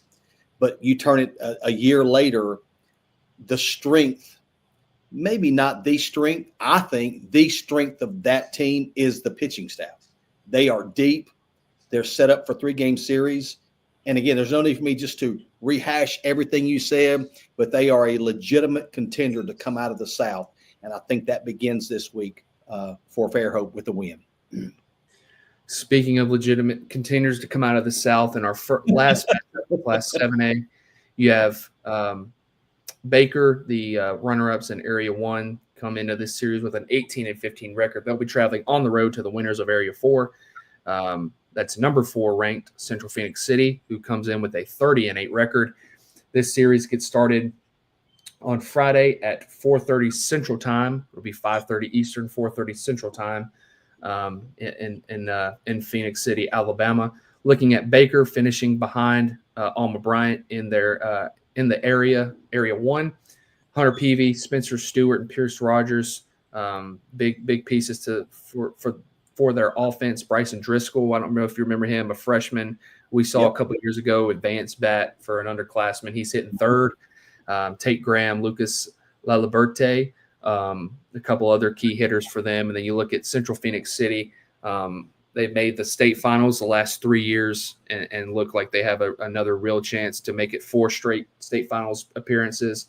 You look at offensively led by Sam Brown and Emory Yon, Briggs Cameron, Cooper Kehoe behind the plate, Cam Norton and Brantley Rothrock on the mound, Emory Yon and Briggs Cameron, kind of a 1-2 punch. And they have some arms, relief arms like Levi Clark or Logan Clark, and some other guys who come in and give them quality innings. We talk about Central Phoenix City all the time, and they're just a tough, hard-nosed, confident team who expects to win each time they step out onto the field. And you know, I expect them to win this series. I expect them to contend to come out of the South, and I expect them to contend for a 7A state championship once again. So I'm going to go Central Phoenix City to advance. Agree completely. Again, not wanting to rehash everything you said, but Central Phoenix City has been the class of the South part of 7A. the last few years in Alabama. And obviously, there's things that if you want to be the man, you got to beat the man. And in 7A South, they've been the man. And they've been the man in the state on some years as well. I mean, that's one of the premier programs in the state. There's no ifs, ands, or buts about it. They win at a high percentage every year. They're not scared to play anybody. When they show up to play, you know that you better get after it. They're going to embarrass you. That's just the bottom line. And it's hard to go against Central. Obviously, Baker has done a good job getting to the state playoffs, finishing runner-up in that Area 1 to Alma Bryant. But again, I think it's just too much Central this week. You mentioned some of those guys, Sam Brown, big-time hitter. We both love Cooper Kehoe, man. I mean, he's got the persona to play behind the plate. He's got those leadership skills. And so I think it's Central Phoenix City this week. I look for them to advance. And once again, be a major player statewide in 7A. So that will get us through. I'm starving. I had a little sandwich. I'll get something else in a minute. Real quick before we get off, is there anyone that has been with us for all 4 hours and 25 minutes? If you would, just throw it up out there to the side. We love doing this. We appreciate every one of you that get on. We enjoy talking baseball. We are so thankful that there are others that appreciate just the talk of baseball. Want to reiterate that we don't care who wins any game. We are still looking at our schedule for this week, trying to get out to some of the better games, maybe able to get out on Thursday, and then Friday for sure, and then Saturday. Oh, man, look right there. And then Saturday, the if necessary games, all that is still to be determined. But, man, listen, thanks to all of you for getting on and following us, getting on and listening. This will be out on our social media channels if you want to listen to it again or let somebody else that you know about this. This took a lot of preparation going through this, but we thoroughly enjoy it. We do it for you. We're just glad that other people share our love of high school baseball across the state. Sweet 16, it's here. It gets bigger every week. For Austin Sharp, we wish you and your team the best of luck this coming weekend. And now I'll say for Austin Sharp, I am David Sharp. Thank you for joining us for Around the State, and we will see you this time next week. Have a good one.